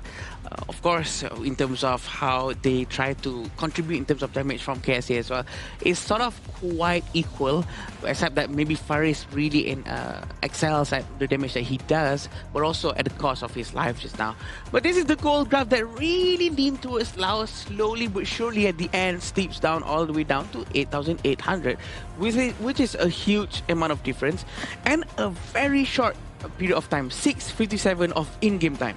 Yeah, just 3 seconds shy from the 7-minute mark, right? It was a very clean, smooth game for Lau. Even that one takedown that the KSA got was towards the very, very end when Lau was already like, okay, we know we're gonna win. Yeah. We just dive and dive and dive and dive, and then the game ends. It was just because of that one. If not, it would have been a perfect game for Lau. I know coming in the talent room, Holler is going to be like, why wasn't it a perfect game? Wow, it's got to step up in the game, you know? Probably Holler is probably saying that in the practice room somehow. Yeah, I mean, he's that Asian dad, right? Yeah, he wants that perfection here. But it goes back to what you guys have been saying, right? It's like, what do you actually do? Because Wilco is always at the back line, and then you see in these highlights, one route down, kaboom. Sunise comes in with the full burst. The only thing that I can see is probably the draft for them to actually have someone who is tanky enough and can jump to the back to distract the Gunmo, to disturb the Gunmo, push him away, and fight him 1 versus 1 or something equals to that. Because he is free hitting. No one is giving him any problem whatsoever. He has time to aim his coupled blades towards the targets, especially when the target has no need whatsoever to be aimed because he's not moving from power worlds. Yeah, and when you see your Guardian Voice on the rampage, you know what sort of stacks that he would have had. Yeah, this is the final moment, and that one takedown onto Velacon, and that's pretty much about it. The rest is just about waiting for the minutes to arrive, and Laos ended the game. But our MVP, wow. Good to say, with the Ganemo here, 31% damage output here. He was the main core of that draft coming in, utilizing Salah Hub's ultimate in making sure that he was able to find all those markers here in the early all the way to the end game. I would like to point out the damage taken from Gunmo, 9.4, which is so small, which means that no one was able to touch him, which means his positioning was so good, and his teammates are very well aware that they need to keep Ganemo alive, making sure that Ganemo can really carry us for the entirety of the match. I was kind of hoping for Salah to get the MVP. Well, just because. And also he contributed to the whole power word control thing, and that's where Suntisei can actually scale from there, right? But yeah, more of the just because actually. Maybe we will see more of Sahalaf later on, maybe in the interview, if they do win this upcoming game. Yeah, well, I don't want to undermine him, but all he does is, you know, just flash and just press ultimate. The one that does the hard work is from the back, you know, shooting the blades forward. Okay, I have a question here. Okay. Which one is harder? Flash ulting on Liang, or Liang ulting someone already and then you land a spell on that fixed target? It's the second one. Really? Us landing a spell on that specific target. It's because, first of all, me as Gunmo, I wouldn't know when Liang is gonna do it, right? Or where is the position is gonna be. So I have to calculate and measure myself, my distance. Because Gunmo, you can't change the distance, it's fixed. So I think the second one should be harder. So correct me if I'm wrong, but how about you? I don't know. My opinion is that the first one is harder. Maybe because I'm older. So you want me to press too many buttons consecutively at the right timing? It's just a flash and out. It's just a flash out. Wait till you reach my age. Okay. You will understand what I mean. Ask Holler. Okay, how about you, Sagi? What do you think? You have to choose one. They both are easy. Oh, it's not fair. You have to choose one, You man. cannot talk about this with him. He's different. His experience, our experience different. Oh, okay. Yeah. But am I not the same as him? We're young. Oh. We are young. We are. I mean, young. not about young. And you know where young people chill at? They chill at the Petaling Jaya Marriott Hotel here, our official venue and hotel sponsor coming in for the 2026 Asian Games Esports event for the Honor of Kings qualifiers. And once again, thank you so much, Marriott Petaling Jaya, for hosting this magnificent event. I'm not done yet, Cloud. Why are you trying to group me with you? Why are you trying to group me with you? I mean, I have to find allies, right? Yeah. So that's why. So, let's see this players is going to be up on the stage right now, which is going to be fun for us to watch for the next game between Saudi Arabia and Laos. I hope Saudi Arabia knows that Laos gameplay is very aggressive, and I hope they pick heroes that are ready to go up against aggression. So you're saying Laos pick heroes that are more aggressive? Yeah, Laos picks heroes that are more aggressive. Okay, so I hope Saudi Arabia, are ready for it. Yeah. What will be a first pick hero, aggressive hero for you? Because they are on the blue side. For Laos, you mean? Yeah, for Laos. For Laos? Ukyo. I mean... You go Ukyo, okay? Anything that they take will be very aggressive. Boring answer, come on. Because they're going to be... Okay, fine. It's going to be... Atta. Okay. I'll go for Mai. The moment you pick Mai, it's like, okay, you're going to play aggressive, auto. You're going to be like Dharma. What if, because this game, it doesn't really affect the standings anymore. What if Laos comes up with a different sort of exquisite pick? Like, we've seen the Quays, we've seen the Hansens, the Yaria Rome, Levi's, Wukong, Xuanche. I want something special coming from Laos. Jungle Hoyi. Maybe not to that level. That's a bit crazy. Okay, Yeah. I mean, I'm scared it will affect our rank games too. Yeah, we don't want that. We don't want We've seen Garo as well, right? But yes, we see Garo as well. We want to see something that's more thermal friendly. But Fang, you need to answer our question. Fang probably going to be at jungle, right? Flexible. You can go to the farm lane, you can go towards the jungle. We've seen Pakistan's Anwar. He loves the Fang jungle. And also Justine coming in from Team Philippines. He's also played that before. On the split pushing meta that they went with. And they're going to go with also Yu Huan for the side of Saudi Arabia. We want to see on how they're going to try to finish this one with an Ukyo. Now they're going to go with Ukyo. I know what's happening. What are we looking at here? I know what's going to happen. This is boy. Philippines, but now Lao. The influence, right? Like, okay, if game one was Team Laos copying the strategy book coming in from Team Vietnam, this game coming in from Team Laos is copying another strat book from the side of Philippines going up against Mongolia in Group A. You want to guess what's the next hero, Adam? From Lao? Hansin or Lee Sin, maybe? Maybe a Fuzi, you know? Maybe a Fuzi. Yeah. Like, I would prefer Hansin or Lee Sin, but... But okay, it's bad. Yeah. Yeah, they know what's going on. They start to see like, we know what you want to do. But this is very important, right? Because Liu Shan is the only hero that can disrupt towers. So Saudi Arabia needs to be ready with that. They need to be ready with a more tower-friendly skill sets. Probably with Heino. That's true. But Heino's bad. Heino's bad. Oh, very smart. Even the bans are the same as the exact day where Philippines went against Mongolia here. So coming into the second phase here, if you want more tower pushing capability, I do think that jungle-wise, they have already locked in the pick known as the Fang. What else can they do for Farm and Clash? I think it's going to be interesting for Farm and Clash. They have to choose something that really can clear quickly. But I think Zia has to be picked from Saudi Arabia, right? Because it's open right now. I mean, Yuan can go to Rome. They need to get the Zia to stop the Milady from doing anything. Because Zia can really benefit from each of the small little robots, the robot minions coming in from Milady. Yeah, I would agree as well, like the Zia, right? If he doesn't pick the Zia, then he still will have the second chance to pick it. Because I don't think Laos will go for the Zia. But what if the Fang goes as a farm? I think they'll go to the jungle and then pick something like a Luba number 7 maybe that breaks towers really, really efficiently. We saw that in the Philippines versus Mongolia series, right? And maybe in the final pick in the Clash lane, something that can push towers fast too. I'm trying to go with my entire list here as we get a bit of a TikTok dance move coming in from Sahalov, you know, he's vibing in it, you know, he's trying to make it make sense. And Lee Sin, Oh yeah, we're yes, getting yes, it, you know, yes. we're getting the tower pushing strategy coming in from Team Laos. Okay, I want to ask you something, Sagi. Why Luban? Is it because of the passive from Luban?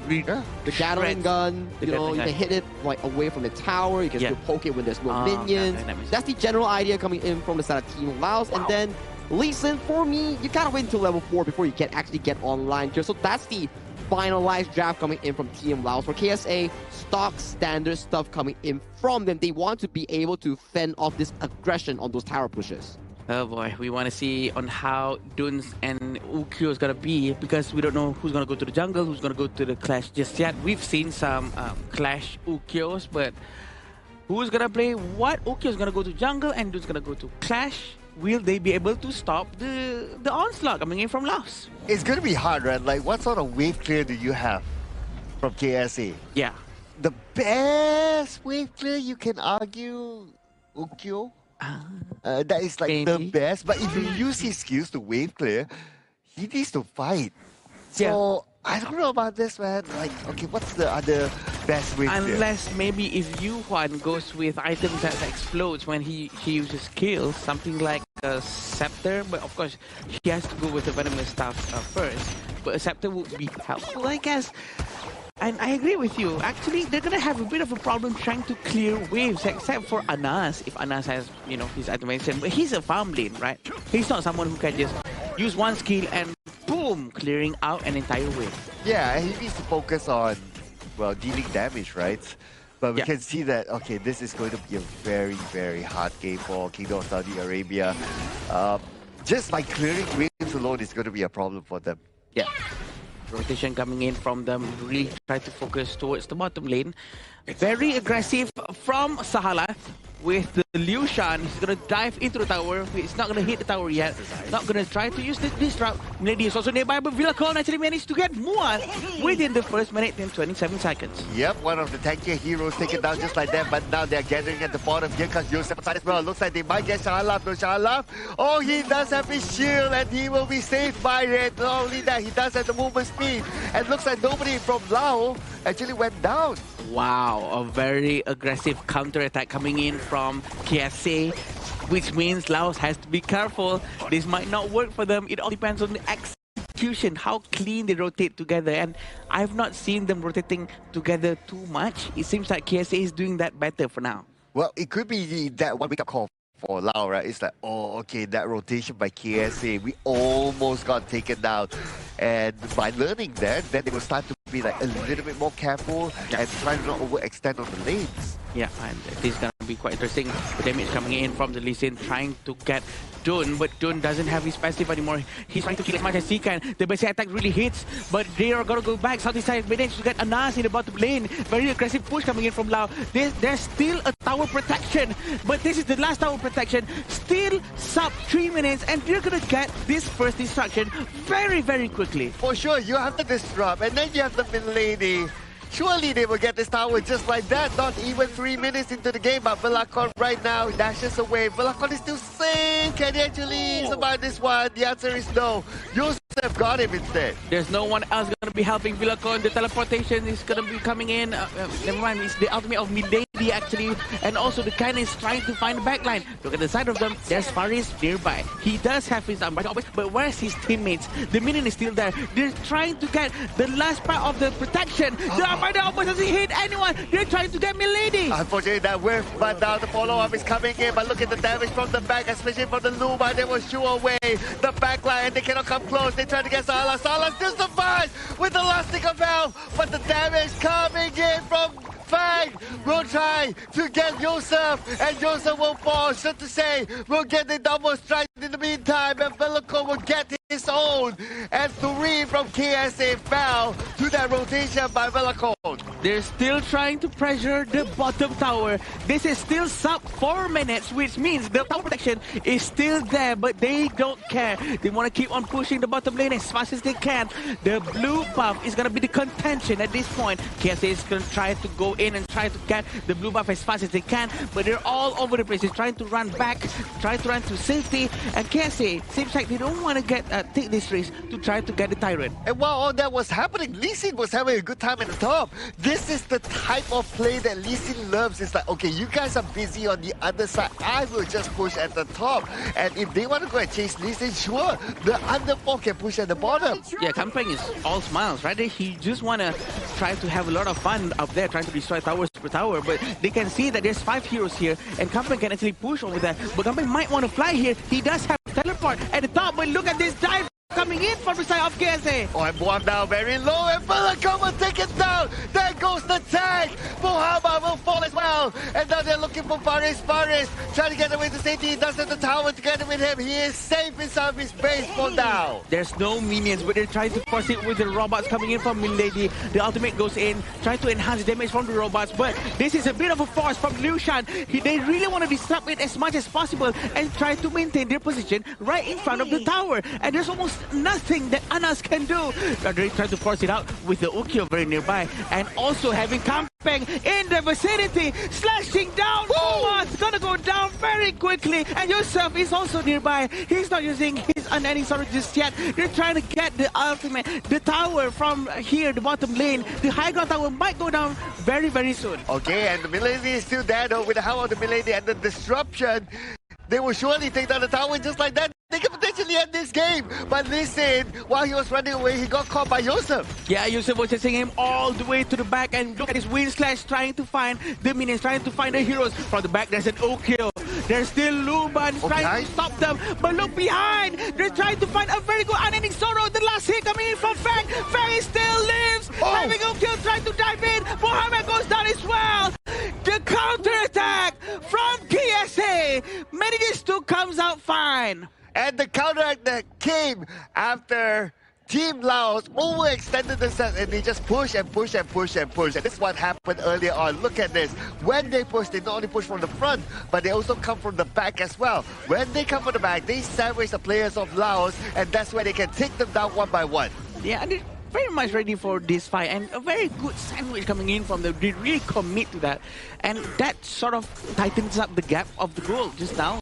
Laos was actually leading quite a lot, but now they're only leading for about 3,000 gold in front, which is not as much as before. A lot of breathing room, but for sure they're really trying to go all the way in. But look at Muaz. Muaz actually detects them here. Oh, but Muaz cannot take this one. Kampeng got him with the Muaz right now. The next time is going to be Faris, but can he make it in time? Though the minutes have arrived, and looks like they want to end this game right here, right now. Laos will not waste any more time, and Laos will take game number 2. At 7 minutes, that is the second fastest game coming in from our Asian Games eSport qualifiers for 2026. Yeah, this is definitely one of the fastest match we've seen so far. I'm thinking might be the third fastest. Laos and KSA. A very fun match for sure. We do know that there's regional pride on the line, but look at the smiles coming in from the Saudi Arabia team. They're having fun up on the stage. They know what they're doing. They were trying their very best to, do as best as they can. Yeah, and it was also an experience for them, right? And I'm pretty sure that they learned a lot from this journey, and they've even shown good gameplays as well along our tournament. I mean, that one defense coming in from the bottom side, they found the perfect team fight, and they managed to stall the game even further. It's just that when you're down so much, it's just difficult to make a comeback here, but they tried, and that's what really matters coming in from KSA, and we thank them for their participation here in the 2026 Asian Games eSport qualifiers. Look at all the smiles they were having up on the stage, and that was actually during the in-game gameplay, by the way, so that just shows on how not just the teamwork within the teams themselves, but also the fun that they're having with another region in front of them. And they're gonna have a very interesting and fun conversation over lunch for sure. Yeah, I'm pretty sure they're gonna, hey, why you do this? Yeah, why do you take that trap, you know? Yeah, come on, man. Let's fight. But you put this kind of trap, how to fight? It's all smiles at the end of the day coming in for both teams, right? Especially for Laos, yes.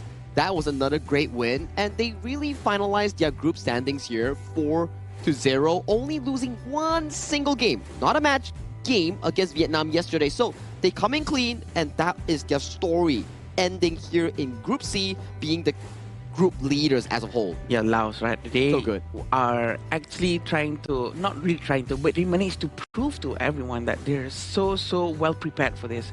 And also against Vietnam, actually getting that win, I mean, everyone was shocked. I was having talks with my friends from other region, professional casters and whatnot. They were all shocked as well with what is going on. But that's not meaning that Vietnam is going down. It's actually that other regions are really trying their best as well, trying to learn these new things. And maybe these fresh sets of mind that, you know, helps us open up with new metas, new playstyle, and new way of playing the game. Or maybe they feel that, let's challenge ourselves by proving we can go through the LCK. Well, don't know. It's a bit of a give and take, right? If you can always qualify through the main event, sure, greatest part of the story here, because maybe in their training, they kind of got shook, you know, losing to Kazakhstan and then losing to Laos. But the interview is ready with Mara on the stage and a representative coming in from Laos. Oh, item build. Sorry, interview gotta be a bit later on. No problem. That's I know. on me, you know. I'm kind of hasty because we all want to see Salaf on the stage doing the little dance. Yeah, no problem. But yeah, Sagi was actually right. This is the second fastest game out of all, because the first one was being held by Philippines. But you know what? This is not a race of who is fastest, but it's just for funsies. And this is the itemization coming in from both sides of the team. There's not much of difference, not much of a out of the norm, because we have Doomsday and Sparkforge from the Lee Sin as well, and the fact that they all grouped up and go down together. The fact that Kampeng actually went to the portal and flew to the bottom lane was just fun to watch. That was. Yeah, I thought that he would like, okay, you are the one that stays at the side, you know, you push the other lane, the opposite side, but no, he decided that, hey guys, you're having so much fun? Let me join in. Yeah. Don't leave me out. And because there's slash, he gets a couple of takedowns. I was thinking like, oh, Kampeng, maybe he would go for a teleport maybe. When you teleport on a minion, it gives it invulnerability. Yeah. And they can push even further on like specific towers here. Yeah. And this exact composition was the one that was drafted aside from the Lee Sin Clash lane. And it had pretty much of a good success, right? Because it still challenged Team Laos in trying to out-teamfight KSA in those few moments. Yeah, and also Saudi Arabia sort of knows how to counter this as well, because everyone have watched the game between Philippines and the other team, right? So they try their best to counter-rotate, and they do know that, you know what, Laos is overextending here. They're not going back, even though with half HP or very low HP. And they managed to get some of the strikes, which is very meaningful for their economical situation. Even though they did not manage to do any comeback, they're not going down without a fight. Yeah, they still deploy like what, cut from behind, you know, them. That fight at the bottom, and it was actually very well coordinated, if you ask me. Rather than, oh, everybody just chased from the front, they got creative by coming in from different sides. Yeah. It reflects on the side of Yusef's KDA, right, on how much damage he actually dealt. 36,000 total damage coming in from the Yuhuan with 100% team fight rate coming in for the KSA mid lane here. It's still a loss, yes, but better improvement compared to the previous game that they had. Yes, definitely. And Yusef, with the damage coming in from him, actually, he contributed a lot to his team, trying to put out damage towards the Laos team. And also, we saw the force of that unending sorrow, which is rarely happens, by the way, to deal damage to the enemy team rather than trying to heal his own team, which also contributed to a lot of this damage. And also having Poham with the Luban, he was so ready to go to the front. And in fact, most of the time, I actually saw him being in front of Liu Shan, in front of Sahala. Sahala was actually trying to distract them, going front and back. But you know what, Poham, he was so confident, he just stood up front and just keep on shooting. Yeah, because you know he has protection, right? Like Sahala can kind of protect him, and then the Milady's minions somewhat protect as well. So playing a Luba, you need to be confident, right? You need to be like, just spam, just be confident and just spam, because if you like try to like run away, you will surely lose. So being that, because I've a couple of times where I tried to chase down a Luban, right? Chase, actually shoot, and then I lose. Yeah, the just damage. need to be confident. And especially people often ignore the fact that, or doesn't know the fact that Luban's passive is like a built-in Doomsday that does percentage health damage against the enemy. So yeah, it's actually a really good hero in making sure that if enemy has a lot of beefy boys, Ata, Dune, for example, Zhang Fei, Lapu, he breaks them down extremely quick compared to other farm laners. And the Gatling gun is actually sort of like a cone-shaped AoE, which hits everyone along the line. So that really hurts a lot. Even though you're aiming for the tower, it hits any heroes, any minions between the tower and the Gatling gun, which is gonna be extremely painful. But this is what happened. Maybe this Jean-Philippe misses Armada outburst, but no matter what. But you know, they did try their very best trying to stop the onslaught coming in from Laos, and it all looked almost worked out for Saudi Arabia. Yeah, and look at the Pokam. All he just does at the bottom is just to be confident. Just keep hitting and let the passive do its own work. And that's how he survived that. A good kiting overall, right? Good positioning as a farm lane coming in on such a immobile hero, because things like the Hoi, like the Luban, has a lot of damage, but if you get caught by one single spell, it's over for you in the team fights. As you can see towards these moments here, look at Foham, the backline was in shambles. Vilacone, Sudasai being chunked down heavily here, and then Foham is still guns blazing, finding the trade-offs here. Yes, KSA still won this fight, but the remainder of the play cannot be salvaged here, as you can see in the final few moments here. 5 men strong with the mech minions, with the blue side minions. They just pushed in the game. 7 minutes, 2 seconds is the end of game number 2. This will be your MVP for the game. It's gonna be Vilacone, who was playing Fang as a jungle. 316 with 21.1% damage and 12.6 damage taken, which is a very amazing stats showing here. And that, I believe, is supposed to be the Love Cheek. Yeah, the second half from the... Who was it yesterday that did the... I forgot who was it yesterday, Mr. I know there was it Kaya? I think it was Kaya. Yeah. And then this is the second half coming in, you know, like one full round. So you mean that if they take photos together, then... I think it's on the same side, right? It's on the same side. It's like two lefts doesn't make a right. Does it make a right? Negative, positive? Yeah, it works out. We'll take that. Yeah, negative plus negative equals positive. It works. Yeah. Suddenly it becomes a math class, you know? I know, right? Yeah. Educational. Boy, sure, they still, played very, very well for sure. What's the most important thing is the poses stays the same, remains the professionally the same throughout the entire field. But it's very interesting for us to watch these kind of matches. And after this, it's gonna be even more crazy, but we're not gonna go there yet, because we're gonna be seeing a couple of interviews between the players and Mara, and we want to see on what they have to say, because the match is now, it's just, aside by being a professional with regional pride and whatnot, they're having fun. Fun. Absolutely right. And I wonder if we will see Salah though. I think maybe Sudasai and I think it's Sudasai. Sudasai, it's been a while since we last seen Sudasai on the interview stage. The internet loves Sahala, but they also love all the remaining members coming in from Team Lava. So this time, for sure, let's throw it over to Mara on the stage for the interview with Team Laos. Let's go.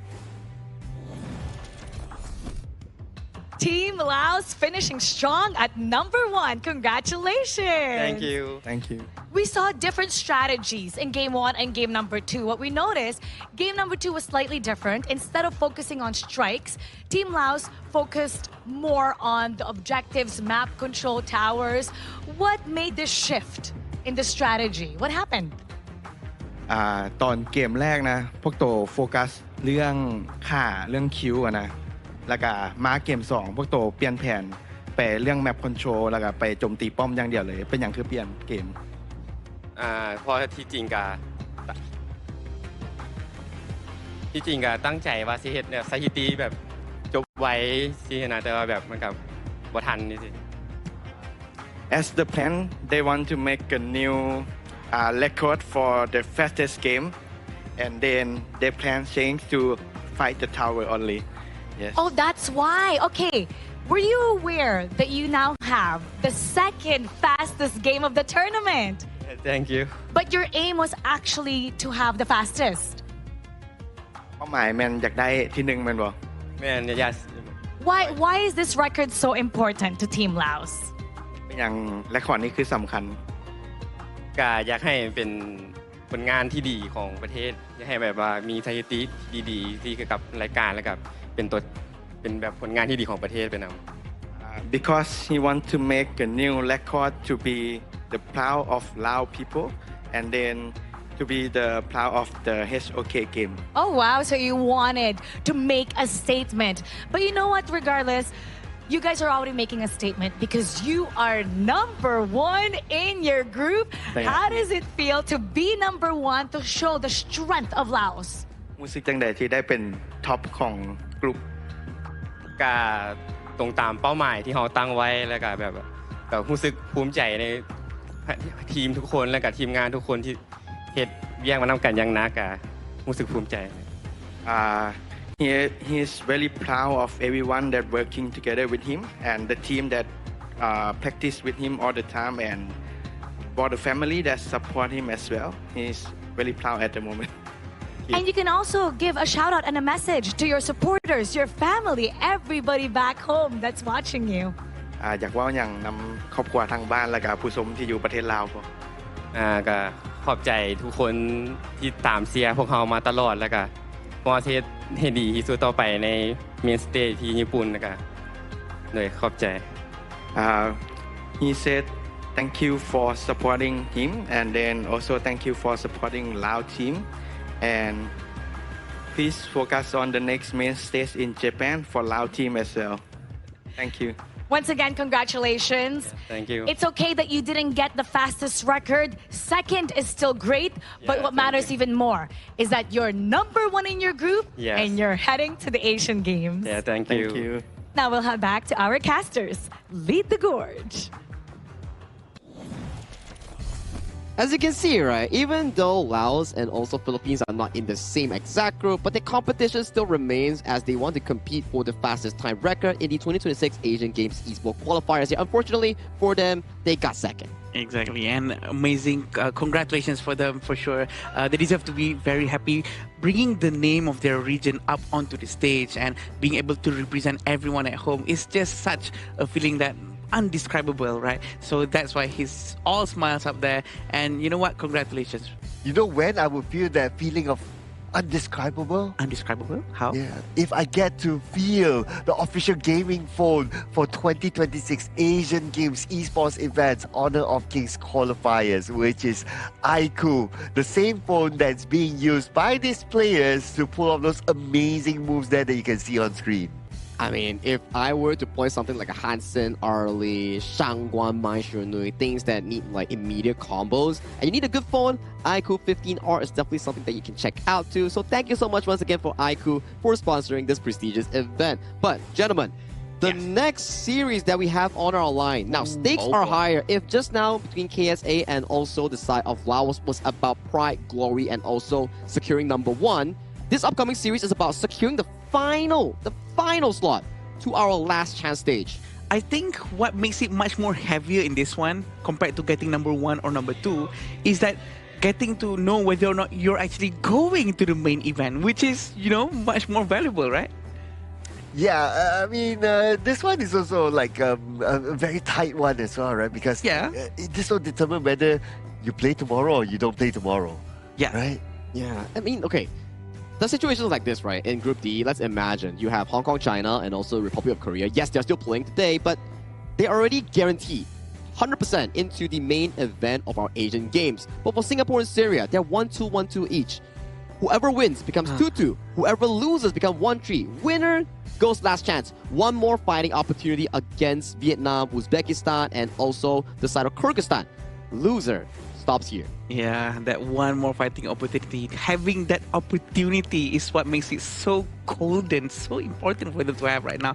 So it's going to be very interesting for us to see and witness the Singapore versus Syria after this, trying to battle it out in the Heroes Gorge of Honor of Kings. Well, before we actually go into that fateful matchup between Singapore and also Syria, we'll need to go to a short break before we bring you the inevitable match between these two regions. So see you later.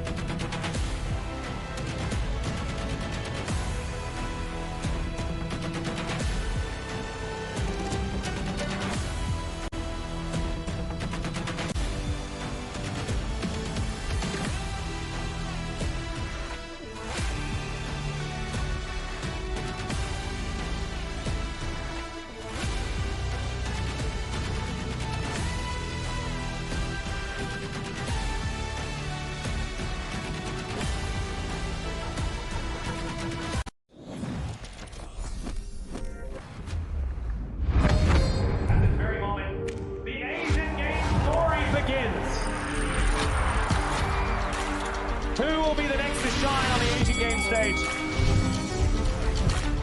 Contestants fight for the honor of their regions while we cheer them on from the stands. Double kill.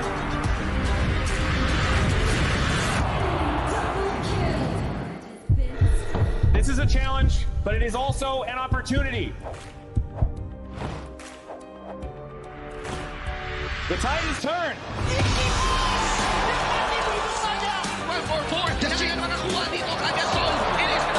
Mereka ke depan. Aspas in front. They're going to use it. Golden tight. Slows out Anthony. Victory. And we pulled it off together. We share the same voice, the same radiance. This moment of brilliance belongs to all of us. Together, we shine.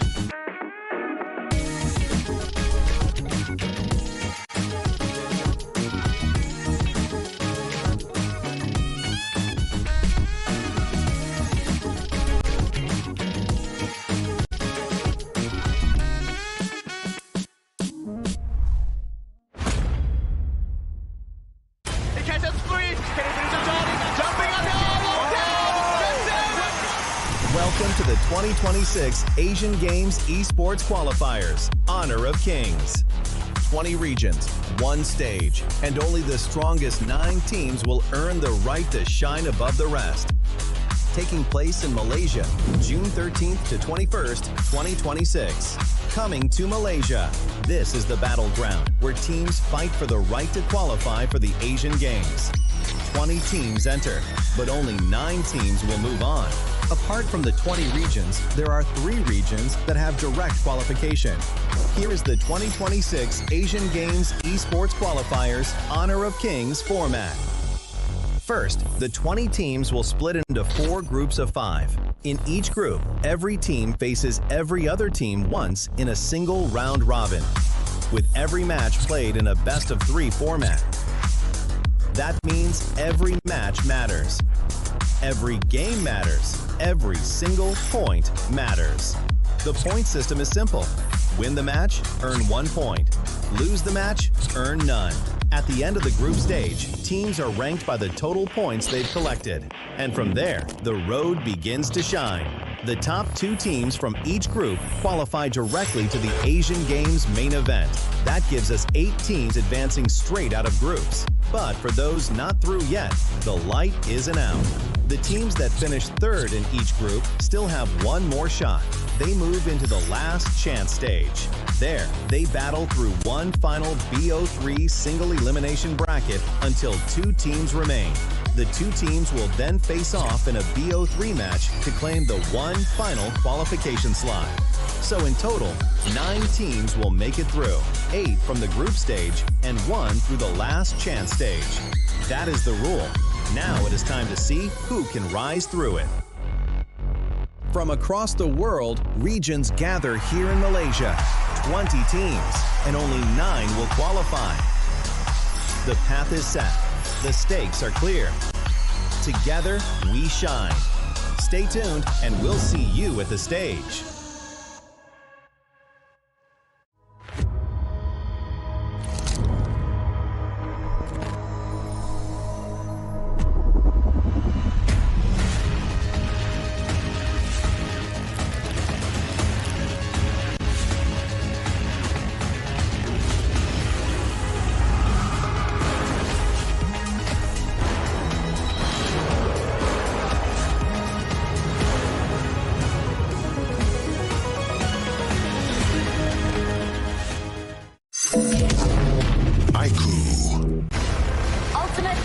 ready yet.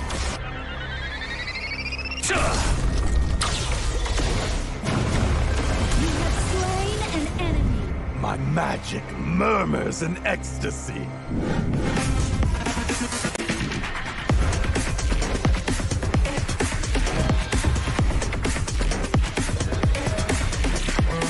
Amazing! There is no escape for you. Killing spree. Double kill. Triple kill. Spectacular kill. Don't worry. I'll be back for your life soon.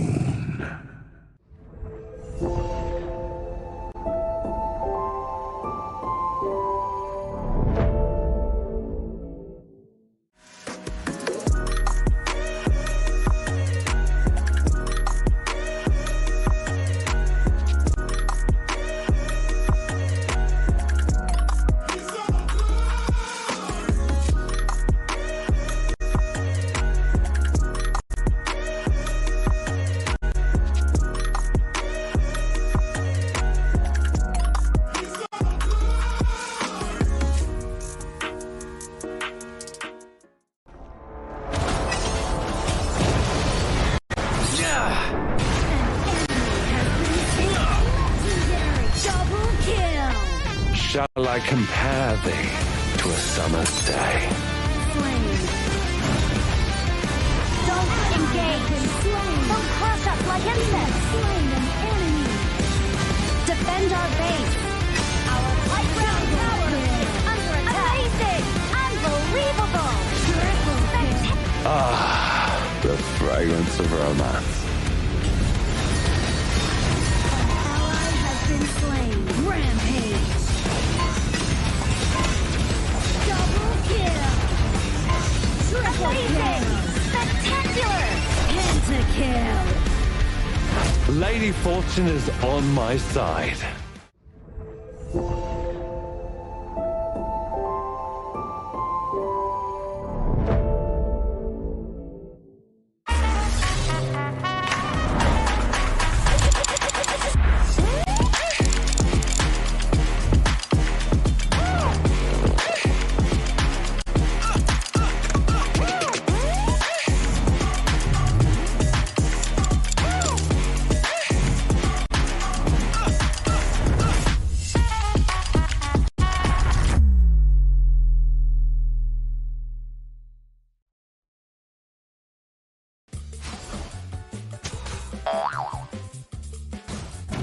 They tried.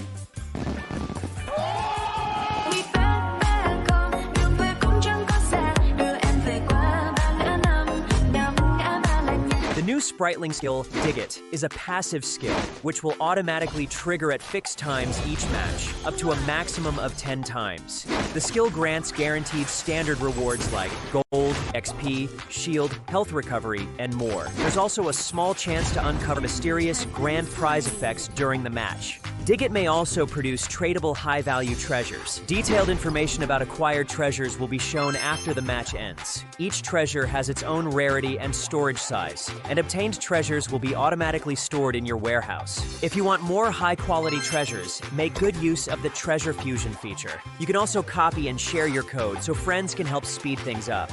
Treasures in your warehouse can be sold for event currency, which can be used to redeem skins, items, and other rewards on the event page. You'll even have a chance to win physical prizes like smartphones and cash. You can also spend event currency to bid on high-value rewards. The auction uses a hidden bidding system, where you can submit 2 bids for the same reward. The highest bidder wins, giving you even more ways to obtain rewards.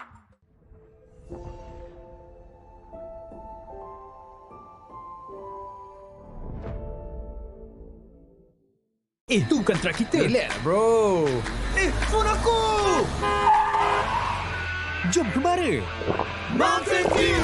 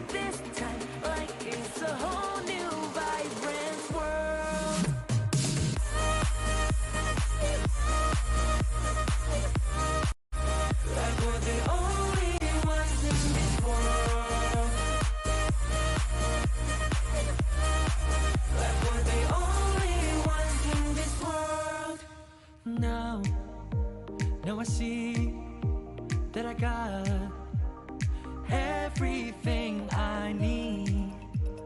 It's alright, I'm on fire, I'm alive, 'cause now I fly so high, so high, light up the skyline. Let's do it this time, like it's a whole new colorful world.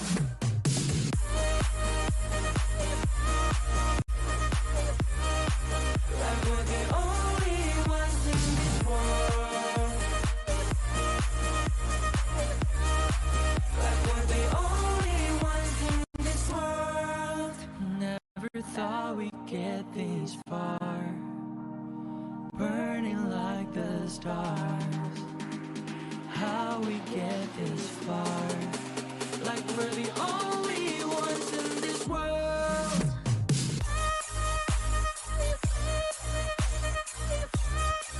Like we're the only ones in this world.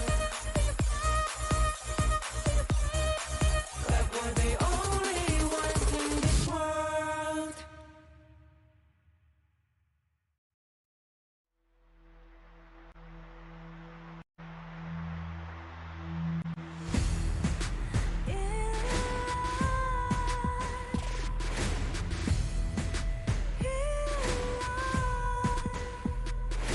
What's a life without its worth?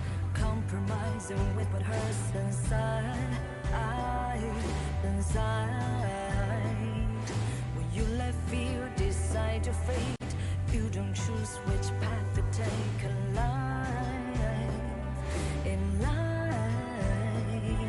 I'm finally letting go of everything that still holds me. I'm against all odds, but I won't give up, 'cause it's my time to shine.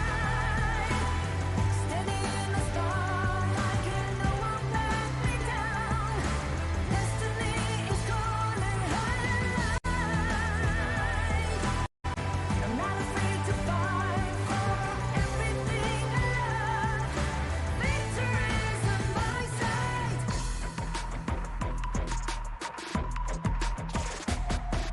The more we lose, the more we gain. The more that nothing stays the same in time. Can't love ever, can't forget. What you see is what you get sometimes.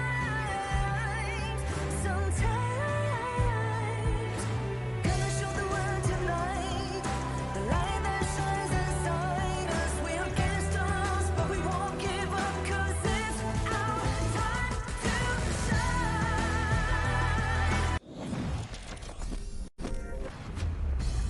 Welcome back to the day number 8 of the 2026 Asian Games Esports Qualifiers for Honor of Kings. We had 2 back-to-back amazing series thus far. My name is Sagi, and it's not over yet because today there's more matches coming up, but we do have a substitution on towards the caster desk. Please welcome Holler and also Sir Cloud. Yeah, Spartanker actually tagged me in, so I'm here just for this day. No, I'm here for the rest of the day, but I'm happy to be here with Cloud. Of course, Sagi here. Yeah, looking fine with your suit here. Thank you. Keep your eyes up here. My eyes are up here. Okay. I know I'm showing a little bit of cleavage today, but you know, it is what it is. Let's look at my eyes, okay? Up here. Give me that. I'm definitely eyes off that because what my eyes are on right now is the 1,688 token voucher that you actually claim for legend skins. You know, legend skins, you know, it's pretty like, you know, high price up there, but they're giving it for free if you just do your missions, get some consignment market, you know, the new currency, and then you can get this in your bag for free. Wow. You got me at free. Yeah, definitely. I hear nothing but free, right? Yeah, me too. Yeah. Logging in, right? Playing those games, getting as many tokens as possible, doing it all for free, essentially. So I will sign up for that. Imagine if you move that free word in front, right? You get our attention first. It's the call to action, right? You know, it's like I say free first, like, oh, free? Yeah. Wait. You keep saying it. I'm looking around. Where's it at? Breaker word. But okay, let's come back into this upcoming series, right? Because series number 1, it was more on towards Nepal finding that victory to secure that final slot coming in from Group B, going into the main tournament event. Second series, might be last against A, it's narratively wise, more on towards the funsies and also getting that clear record. Now, the competition begins here. Syria and also Singapore, both in Group D, both tied for 1-2 in terms of the standings here. Whoever wins goes to the last chance stage. Whoever loses bids goodbye. A lot of pressure for both of these squads, right? And I think that going in, I think they had they wanted to be first and second, obviously, but it wasn't going to go into that place. And now that they're in the last day to see who's going to go into the third place final slot, we're going to have to figure it out. Yeah, that final slot is obviously precious, right? Because there will be the chance to play, whether you play again tomorrow or not, and then you have another shot. But that will be a discussion for tomorrow. These two teams, obviously, they are tied in with those scores. So on paper-wise, they're close. They're really close. Like right now, it's only one series apart from them. So it's going to be very important coming in for this specific series here, especially when we talk about the head-to-head matchup later on, where I think that specifically, right, for these two teams, it's more about the mid lane, how they control that tempo and how it affects those side lanes here. Yeah, that was the biggest difference maker, especially when they were going up against Sri Lanka. I mean, both of these squads had only beaten Sri Lanka, but it kind of started with that mid lane, right? It created that tempo, it created a lot of value. So if they're going to continue on, it really is a bit of a match of like who's the better mid laner, if you will. Ooh, who's the better mid laner? But at the end of the day, right, it's a team game. Correct. So mid laner is going to be one, but everybody else has to play their A game here. For this exciting matchup here, we will definitely want to kickstart it off with a teaser video introducing both Syria and also Singapore coming in for this prestigious match as they battle it out for the final slot of Last Chance stage. Let's go.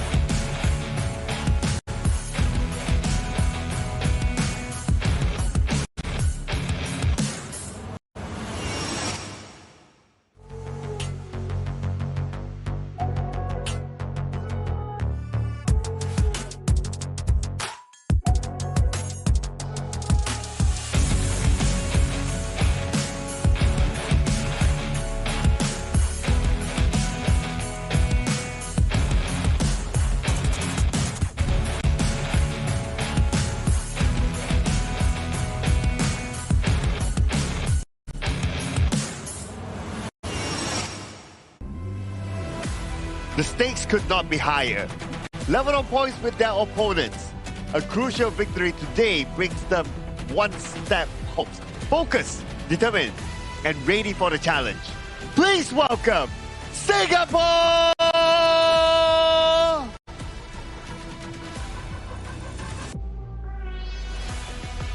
No safety nets left. Tied in the standings and fighting for survival in the last chance stage. Every team fight matters. Their destiny remains in their own hands, and they are ready to seize it. Making their way out, Syria!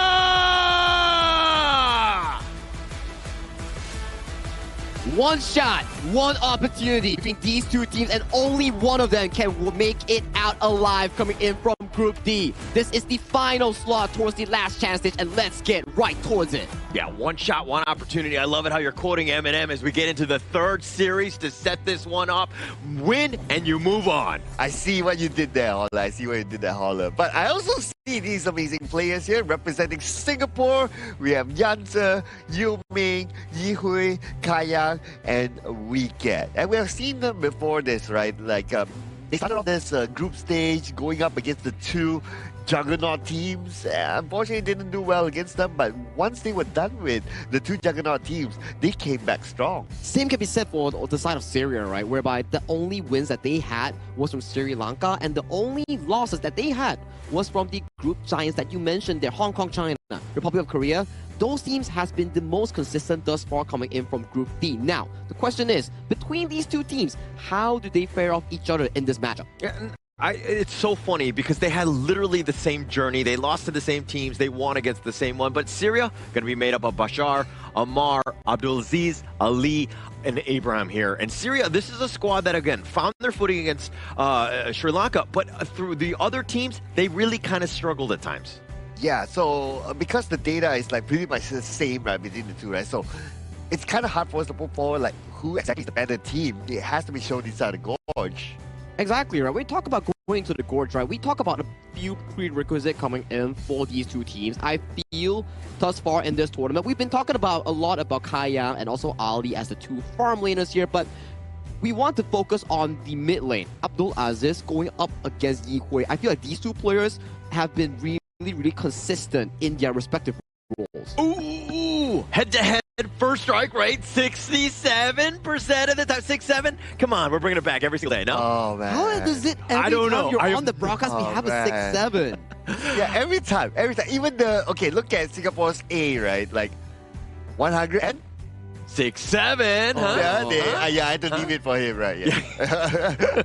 I was actually looking around. I didn't know where it was. But, I mean, if we're talking about that one, I mean, the total kills, the Singapore squad has definitely done a much higher job. I mean, 61 versus 35, that's pretty much night and day, right? And I feel like true, let's say, the only comparison that we have on the sample size where Singapore went against Hong Kong, China, and Korea, where Syria had the same opponents, I feel like Singapore had more of a winning opportunity against those teams compared to Syria in the other hand. But that's just estimation from the sample size that we are having right now.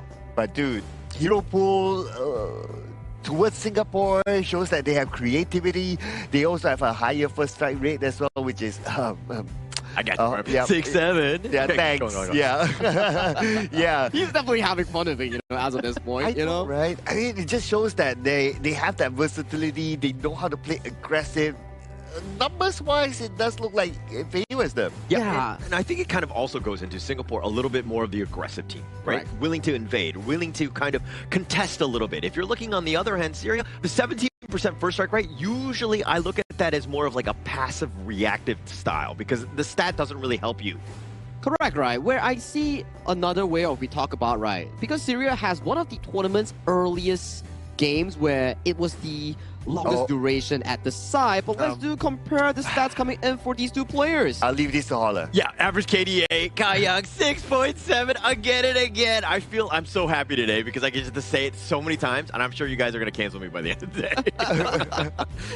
Oh my. I mean, as of this point, I'm not sure whether I'm a Gen Z or you're the Gen Z here, Holler. Well, I dream. I think mentally I'm a Gen Z. But I think if we're looking at the other stats, I mean, the average KDA that you're looking from Ali, not as high. I mean, when you're kind of on the losing end and the KDA overall has not been, in your favor, this is a much tougher spot because, again, you're kind of coming from like a losing perspective and not getting those kills. Yeah, and if you look at not only the KDA, right, like goal per minute as well, a lot more higher for Kayang. I mean, this is also shown by his experience playing in big leagues, right, overseas, right? So he brought that experience here, and he knows how to farm really efficiently.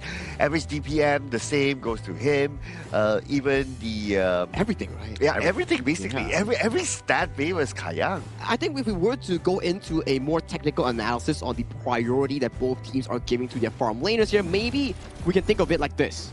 Ali doesn't get that much priority as he's on the weak side. Weak side doesn't mean you're weaker. It means that you're playing as the pressure-absorbing lane, that you're giving more room for the Syria members to find plays across the gorge. Aside for that, Singapore, maybe they're putting more resource into the pockets of Kayang, banking him to carry in that mid to late game. But that is definitely the winning strategy, right, from Singapore, right? Kayang is the guy. He needs to be, left alone, let him farm as much as possible because, again, he will get you over the hump. Cloud, you were talking about the fact that he came from the IKL. He was previously on Visaka Esports. I mean, that is a guy who has a lot of history, right? He knows how to carry, so why not, again, let him shine? Yeah, just let him do his thing, right? Like, it almost feels like whatever draft that they plan to put out revolves around him. It's like, okay, dude, what do you want to play, right? Okay, I want to play this. Okay, let's play around or draft around that and allow your playstyle to just flow and everybody just follows from there. Basically putting him as that leader within the game. And with that as well in mind, they're coming in towards the draft with Singapore on towards the red side and Syria going into the blue side here. So draft matters a lot. I want to see what kind of priority that both teams will be having coming into Game 1 of this important series upcoming between Syria and Singapore. I mean, they're not going to win the game or the series based on this first one. But from what we've seen thus far, where generally the series do not go to that third game because they have so much in terms of momentum, and being able to overcome that is very few and far in between. But if we're looking at this one, we have to look at Game 1 as being that most important draft because, again, you want to get that lead going into Game 2. And you have the Guan Yu for the side of Team Singapore. So Guan Yu, obviously, a very fast hero. You need to be able to track him down, especially when he goes missing from the clash lane, right? So Syria, when they pick their hero at the clash lane, he has to be somebody who is able to follow him. Something like a Dharma, something like a Fuzi perhaps, that's fast enough to be able to detect where the Guan Yu is. It's especially important, right? At the very least, you need those heroes to follow up for those subsequent plays. But take a look at the follow-up you mentioned here. Singapore banning 4 roamers straight on, removing any potential pickups here coming in for the side of Singapore's side in, let's say, okay, we have the Eren, we have the Garuda. We don't want to engage on towards our faces here, so let's remove Lapu, Zhang Fei, Lian Puan, even the Diadea. All these setups gone, and they take away the moats as well. Yeah, taking that away, which is actually going to set things up, right? I mean, you have the Garuda and the Eren, and again, with the moats and the Guan Yu for like team fight, control, repositioning, everything that you want, and then just let Kayang kind of just style on this Eren here. Oh man, I mean, you ban out, basically there are 5 roam heroes now, not able to use that. Like, Team Singapore, they're really testing the hero pool for Team Syria. I'm sure their head must be scratching right now, like, oh, what else do we have? We're digging deep right now. And the Dharma is expected. The Zhuangzi, yes, we did kind of talk about the Zhuangzi. It has been missing for quite a while. We've seen it yesterday, right, during the Vietnam series, and it had a pretty good success because it stopped a lot of the invasion coming in from the side of Team Laos. But coming towards this game, it's pretty good coming from Syria. You would think that, okay, Zhuangzi, it's a hero, you don't really get a lot of opportunity to shine, but you don't need to because there's so much setup coming in from the side of the clash lane and mid lane of the duo engaged from Syria. And for Singapore, pretty stock standard, front to back composition, play it slow, but with the Zhuangzi's appearance, it sort of mitigates the side of Yanzi on that Guan Yu flank. Yeah, and actually, look at how much research both of these squads have gone in. I mean, they, in terms of ban, draft, everything, they just want to get quickly into this game, the ever pivotal game number 1. But before you take off, Sagi, who do you give the edge to in terms of just draft alone? I feel Syria's draft is really consistent and they have attack and defense rounded out in one single composition here. It's coming down to execution, whether Syria can pull this off. This is a series at hand where stakes are too high to be even speculating about. Third series of the day, game number 1 as we get into the game. Thank you so much, Sagi, for that analysis as we go into this. I mean, if you're looking at the Syria squad, this is a pretty balanced lineup. You're going to have a lot of tempo from Abdulaziz on that Mai, and then you have Ibrahim. When those team fights mid to late game are happening, you're going to shrug off most of this, but Ali has to flash away, gets the safety. Okay, this is still the very early stage for Ali. He has yet to receive backup from his teammates. Now, I was about to point out also that for Team Syria, they need to be careful of the Cannon Blast, but if you have the Ibrahim around, every CC will be negated. Yeah, Ibrahim, it will be him, right? Because he's the guy where a lot of the guys are going to be looking into in terms of those team fights, because the butterfly effect, they have a lot of control on the Singapore side. And he, again, if he's able to just kind of shake everything off for the rest of the squad, you know that the rest of them can clean up because they have a lot of damage. I see what I did with the wordplay there. Hey. Okay, but about winning conditions, right? So you have Ibrahim that can be very defensive for the team, but when will be the right time for Syria to be offensive? Well, I think that they want to go early, right? Set the tone. Let Abdulaziz wave clear. Let him continue to hit those outside lanes. Like this stuff in the free in the top lane, I feel like they should have already been there. Oh, okay. But they're still putting a little bit more focus at the bottom. I guess they want to try to scale Ali, which is understandable, right? Because when it comes to the late game, who is the best damage dealer for Team Syria? It's only their farm laner. Yeah. Pretty much no one else. Yeah, nobody else. It's like a 4 protect 1. But again, with tempo, Abdulaziz, these are the moments. This type of gank attack. Look at how far Singapore are up. This is a potential huge win for Syria if they're able to find him. Okay, but here comes the engagement, beautifully done, but who's there to follow up? Unfortunately, Ali was not ready yet, so that could have been a little bit too early. Yeah, they were not on the same page. I mean, Abdulaziz goes in, Ali's on top, But mind you, Ali wasn't even level 4, so he didn't have that stun. So it seems like a little off in terms of the perfect timing and to get that execute in terms of that, that kill there. Yeah, if he had level 4 and he was in the right position, then maybe they would have gotten something. At least one is still okay, right? Because getting the Moser might not be the easiest of tasks because of that small shield after his dash. But it's okay. I mean, it's a learning, and hopefully they observe that and they can do better in the next engagement.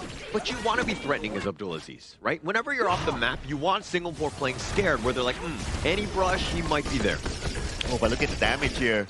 But Ibrahim, no issue for him to absorb that damage. As long as it's him and he can still heal, he does have the heal spell as well, so that kind of damage is still alright for him. Yeah, it looks like he's thinking about recalling. I don't think that that's the right decision. I think that, yeah, you're a little bit low. You still have that heal, and I think that maybe you stick in because you want to stay in lane, especially because the 4-minute mark is about that. Right, okay, here comes Abdulaziz. He sees his target and he will engage, but Kayang will not be able to survive for that long.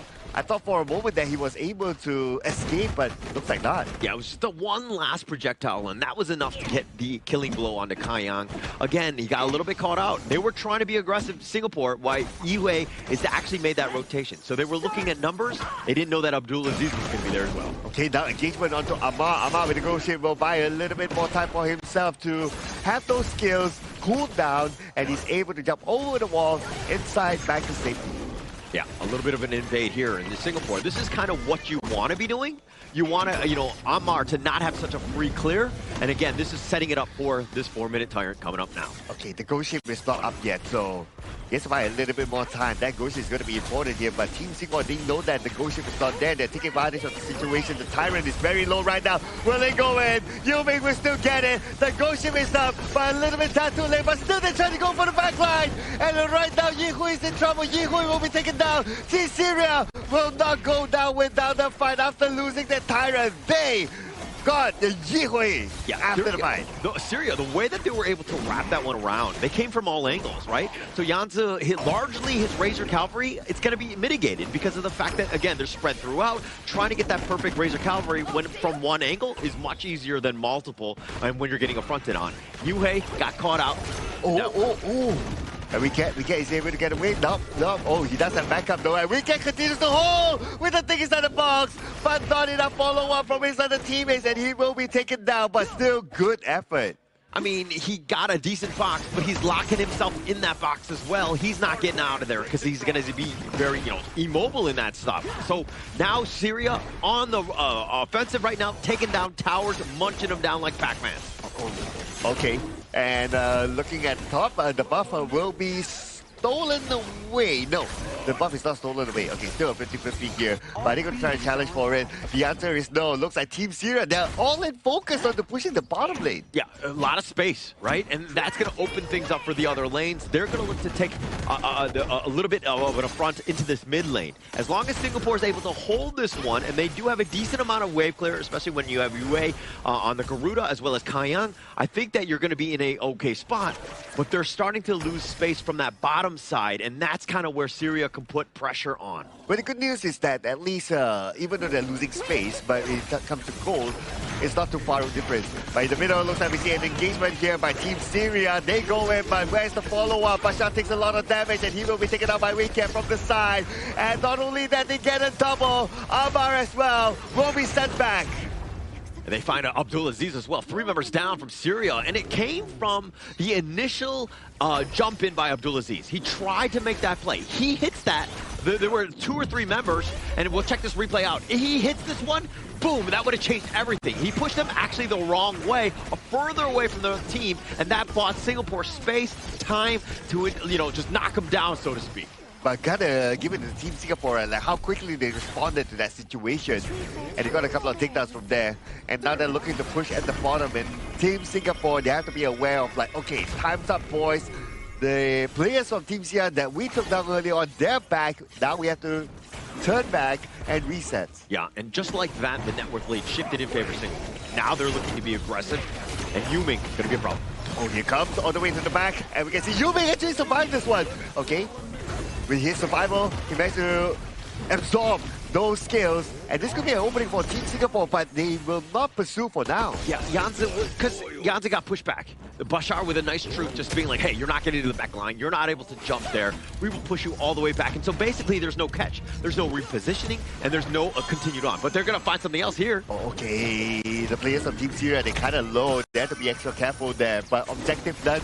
They got the tower. They turn back. That's okay, because they have to prepare themselves for the next objective, which is the Tyrant in about 35 more seconds. Yeah, I love the way Syria was playing on that one, because not only was Singapore on the retreat, you knew that they weren't going to look to take a team fight. That opens things up for this mid T1. Syria taking that down, understanding when they're low and when to attack. Perfectly timed by Syria, and they got rewarded with that mid T1. Okay, both sides, they want to contest for this one. All right, Hawks, Janze waiting by the side. Bashar passes by, and that's going to be the push. Bashar, not being chased down, but lucky enough for him, he is tanky enough. He got away. It's the mobility, right? I mean, Janze was trying to set up the perfect trap, but he was not able to catch him, and now a little bit more action in this mid lane. Wings of Judgment from the back, putting damage onto Ibrahim, but Ibrahim is okay to absorb that damage. He can still heal himself, but right now, most of the players from Team Syria, they are low, and this will open up the opportunity for Team Singapore to get the Tyrant. Yeah, and it's not about all the kills that you get, right? I mean, when they're so low, they can't fight, and that opens up space. Picked up the Tyrant, and now Yuming on the assault. Okay, Yuming, opening up the map, and who's going to get this buff? It looks like Amar still managed to get it, and that's okay. But nice push down to Kayang. Kayang pretty low, but the follow-up came from the other side. And with the Wings of Judgment, looks like they will get that one. Take down to Ibrahim, they're looking for more.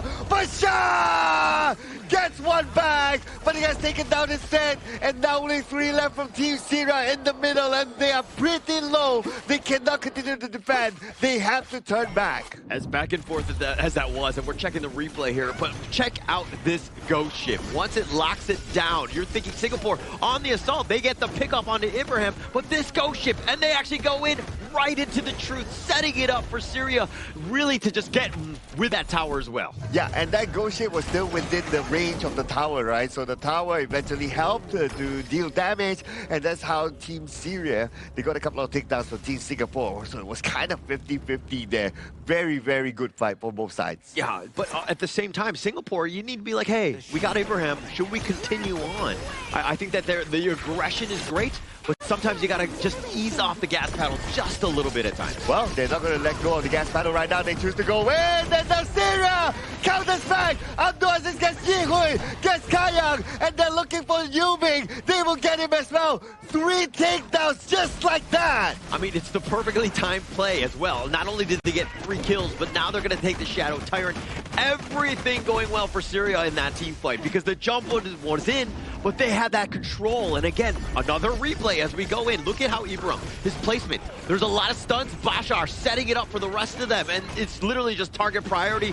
Burn them down. Yuming, as tanky as you are, you're not surviving that. You have to admire the team up from Syria, right? Like, one call, everybody goes in, nobody hesitates. And because you fight with numbers, you win because of that number. Yeah, and also the target priority, right? If you're burning them down one at a time, just be like, okay, you know, Dune, you know, Aaron, and as long as you're calling out the heroes that need to die in a specific order, and everybody's on that same page, you're going to see them instantly just wipe them out. Right? And that's kind of what Syria are doing right now. Their execution has been phenomenal this game. Oh, and now Team Syria, they're ahead by a couple of 100 goals against Team Singapore. After that one fight, after that Tyrant, now they have the advantage. And that advantage will be taken by them to try to take over the jungle, and they will go all the way to the back. The ghost ship is up, but the Wings of Judgment is out at the same time as well, and this will show away the players from Syria. Yeah, I mean, they already fought for the objective. The Crimson Golem, Kayang had already picked that up. There was no reason to continue fighting for Syria. Great disengage, and they move quickly, and now they're going to take the blue buff away from you. Okay, and now Team Syria, they're being forced to turn back to their own side of the jungle, which is okay. The Overlord is up though, and Team Singapore, they might be interested in this. I mean, Primal Bond is going to be going away in about 5 seconds.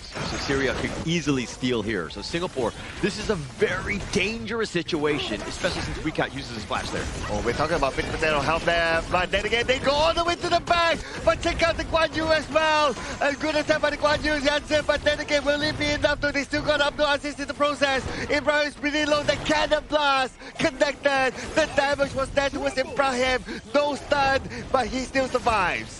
The attempted initiation by Abdulaziz and Ammar, going in on that one, it didn't seem like everybody was there. Like there was too many ledges for the entire team to fight.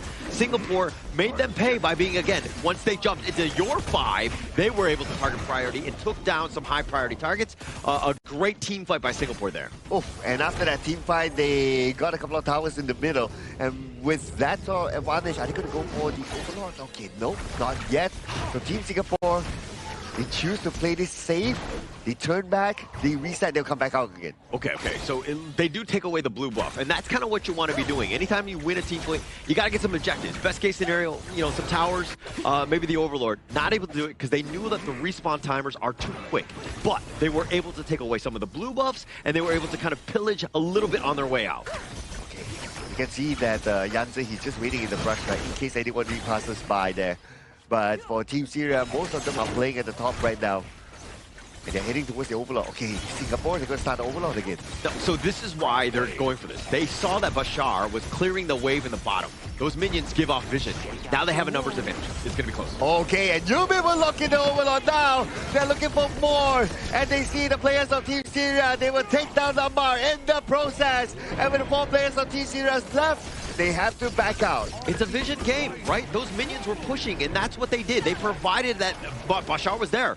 For him to make his way all the way to that Overlord, it would have taken him time. That was the time to go in, and then Syria were rushed because Bashar wasn't in position to go with that team fight. Ammar pays with his life. Yeah, and without Ammar right now, without the ghost ship, it's going to be pretty hard for them to win this fight. They need Ammar. They have to find time. 10 more seconds before Ammar comes out. But they were engaged before Ammar is out. And here comes Team Singapore. They're trying to get the backline. And Ibrahim is pretty low. He has to back off. They all will survive. And now Ammar is back. Yeah, so he's trying to just clear the wave. You lost all towers in the beginning, right? As long as Abdulaziz survives, I mean, that is very risky. He's very squishy. But being able to do what he did, I mean, they at least salvaged the game because Ammar is back up, and now they're looking to hold. But again, top T3, top 2, T2, that's all you got. Now you have to defend. You have to find some sort of counter initiation to get into and strike back and to get back in this game. Oh man, they're giving themselves a bit of a lifeline here. So Ammar needs to be careful of his position. Again, he cannot be caught out like before.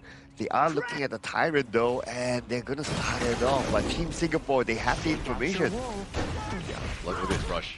They're going to walk in. Yu Ming, he has been a problem for Syria. Okay, Ghost Ship is up, but yet they still go in. And Ammar will look at the Tyrant. Ibrahim will fall though in that process. Is it worth it though? Kayang will be the one to take it down, and they're looking for more at this point. And Abdulaziz will be the next target to be taken down. Bashar, they're aiming for him next, but before that, Yanzi will fall in another area. Kayang will get one too. It's a 3-for-1 trade in favor of Singapore, and now they're looking to end this game. But Kayang with some fancy feet, his flash just getting him all the way back. They find Bashar, and now Singapore with only Ammar up, and he's actually walking. He's trying to cut the wave, but they might just end. Yes, it is enough right now, but behind, well, can they stop him? The minutes in front is still hitting, and that should be enough. It should be enough right now, ladies and gentlemen. Team Singapore will get the victory in Game 1. And from both Singapore and Syria, they were trading left and right, and it was coming down to those final few moments. Team fights around objective. The Overlord bait coming in from Team Singapore just was one step above their opponents. Two evenly matched squads, right? Correct. And you're seeing that, like, how close they get. I mean, this is a very competitive game, competitive series, and this is kind of what we wanted, right? And at this point, Singapore, in my opinion, they kind of eked this one out. That was very close. It was just a couple too many mistakes by Syria in the end was the ultimate downfall for them in this game. Oh man, super duper close, man. It really felt like until the very, very end, it could have gone anyone's game. Even when the crystal was already exposed and that 1 minion walked through, it almost, and they still tried to, like, okay, let's do the minion, let's do the wave cut behind, right? They still try as they might. You gotta give it to these players, man, from Team Syria. They really have that grip. They were trying so much to actually salvage that game itself, and we gotta give props towards where props it's deserved, right? Whereby, I gotta say, Abdulaziz and also Bashar, they were having a fantastic game on the Mai Xuanui and also the Dharma, continuously finding Yi Hui and also Kayang in the backline. Those were the exact few moments where we see, like, okay, things are looking pretty good for Syria, getting a good 9-minute 30 seconds game and then converting that into an objectively Shadow Tyrant. But the problem is, the prerequisite, where's the minion wave coming in to push the towers? Yeah, and it's that perfect timing. It comes with execution and, of course, practice. When we're going in, we get those kills, and we take advantage of it with the minion wave. But another thing that you're talking about is Kayang. Yeah, he got focused early. That was definitely a problem for Singapore. But towards the late game, Kayang was like a slippery snake, and they were not able to catch him. He always got free, and that was how Singapore was able to overcome and take over these team fights. Yeah, and when it comes to team fights, we can see that actually both sides have their own advantages when it comes to team fight. No matter who starts the team fights first, they always know that, okay, as long as we know who to target first, who to follow, and more importantly, they move together. They go in together. Nobody hesitates. Both sides, they were always 50-50 in team fights. And it's always down to those key few moments, right? Even though, like we say that, okay, this Guan Yu might not have the best game in terms of the counters here because Ata's locking him, Zhuangzi's always marking him, but he was still constantly being able to find those angles and setting up some of the teamfight moments for the side Team Singapore. And Yu Ming, some crucial smites there here around, and he was that beefy boy coming in from Team Singapore in finding that tankability for some of these damage dealers. They really stepped up this game, right? I think that was the biggest differential in terms of just like, you know, Yanzi, you're talking about how his positioning might have been tough, and he definitely struggled at moments, but he knew when to go in versus like fully committing to a fight. And, you know, just staying alive was his biggest piece because he got low multiple times, almost went in, and those ghost ships were locking things down, and the ability to just kind of disengage was incredibly well played by him. Yeah, the ghost ships were really, really good, right? They were crucial here. And not only his ghost ships, now if you were to look at these stats, right, like damage taken by Amar, 128, he definitely became the key tank. But we also have to give credit to Ibrahim as well. One is about him taking in the damage because he's also able to heal himself as well. He also played a big role in like negating all those CCs coming in from Team Singapore. It was a very crucial pickup, right, coming in from Syria, noticing the fact that, okay, you have a Guan Yu, you have a Mozi here, let's double down on that and counterpick you with a Zhuangzi. It had shown a lot of success because at certain points of the game, Singapore was on the defensive side because they couldn't find an aggressive angle. Yeah, and I mean, Ibrahim definitely had impact, right? His butterfly effects were definitely just a kind of a thorn in the side of the Singapore squad, especially when they're trying to CC. But come those team fights, and we'll check it out in the highlights, it didn't seem like they were 100% on the same page. People were going in. Abdulaziz was trying to make solo plays. It didn't seem like Ali was, so helping to help support. But checking out this gold graph, really back and forth at the end of the day. Yeah, it's an illustration of whatever happened earlier on, right? There were moments for both sides. Most of them by Team Singapore. Obviously, that's why they won towards the end. But there were times where Team Sierra, they're like, okay, we could fight back. And some of those fights were really, really good that it almost feels like, oh, are they going to do this major comeback? It's about a 5v5s, right? Like you can see on the stat screen on top of Team Syria, they got 2 Shadow Tyrants here. And Shadow Tyrants are always the game-changing moments where you can actually out-teamfight your opponent, but it comes down to those important team fights where it's everybody's game, you know, like 5v5 around that overload that we can see in the highlights later. That's where it toppled the goal lead all the way into the favors of Singapore. Yeah, and I mean, it took them 15 minutes to get there. This is definitely one of the more competitive games that we've seen. I mean, the way that they were able to go back and forth, and it started with this. Yeah, this was the one of the earlier fights, right? And Team Syria, they had the momentum, if you kind of think about it. Like, they started by winning in the farm lane, and then they saw more opportunity at the farm lane, and more importantly, they need to stop Kayang from scaling. And that was a crucial miss, I would say, coming from Abdulaziz. Although, yes, he has had a lot of fantastic moments in this game, but if that Ryu Engine Flash was the hit, this entire storyline coming in from this play or the game one itself might be a bit different coming in for the side of Syria. Especially since Syria had a better early game, I would say. I mean, Singapore, they had to come back, and it had to come off of his mistake. This is a beautiful truth, by the way. And that was a nice little 2-man kill on that. So Syria had their moments, but these are the kind of fights that I didn't really like, right? Look at they're all over the place. Now they have to run. The rest of them, 4 men, get on out, but you basically sacrifice somebody because, again, they're not all on the same page. Yeah, and I understand why you put Amar in front, because obviously he's the tank, he needs to open up the space and whatever not. But when you put him in front, he absorbs the damage. You got to be able to support him. you got to be able to like, okay, dude, once you take in all those skills, like they're on cooldown, I will come in to go to the backline or something like that. But if they left him to dry, then, well, obviously it was countered by Team Singapore. And there you have it, the MVP coming in for Game 1 of this series here. His third consecutive MVP of this tournament, Kayang, the farm lane player coming in from Team Singapore with a 724 KDA and a 35% whopping damage dealt. Every single time Singapore wins is based on Kayang's play, right? I mean, Yeah. he just steps up as the MVP. So if you're on the other side right now, you're looking at it as Syria, like, you got to shut him down, no matter what. All 5 members need to be on top of Kayang. If you don't find him, there's really no reason to take any sort of team fight here. I mean, that's why they gave a lot of attention towards the farm lane side, right? At the early stages of the game, it's like, we gotta stop Kayang from farming. As long as we are able to stop Kayang from farming, we worry less about the late game. Yes, they kind of did, but Kayang found his own space, and that's because of his experience playing in so many big tournaments as well. And he managed to farm to the late game and be very effective. He was really good in terms of like the pressure absorbing. Yes, just like what you mentioned.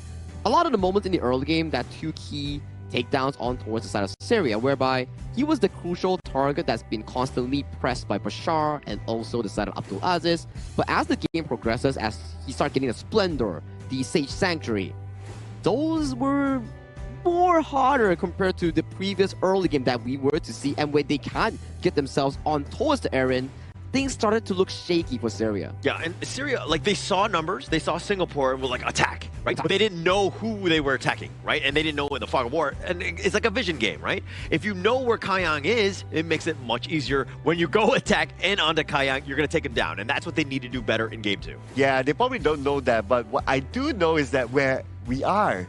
Oh, well, we are at the Marriott Pataling Jaya Hotel here, and if you're interested in a fantastic stay, you can definitely check out this prestigious and beautiful hotel here at the Marriott Hotel Pataling Jaya here. It's our official venue and hotel sponsor coming in for the 2026 Asian Games Esports Qualifiers for Honor of Kings. Once again, thank you so much, Marriott Pataling Jaya.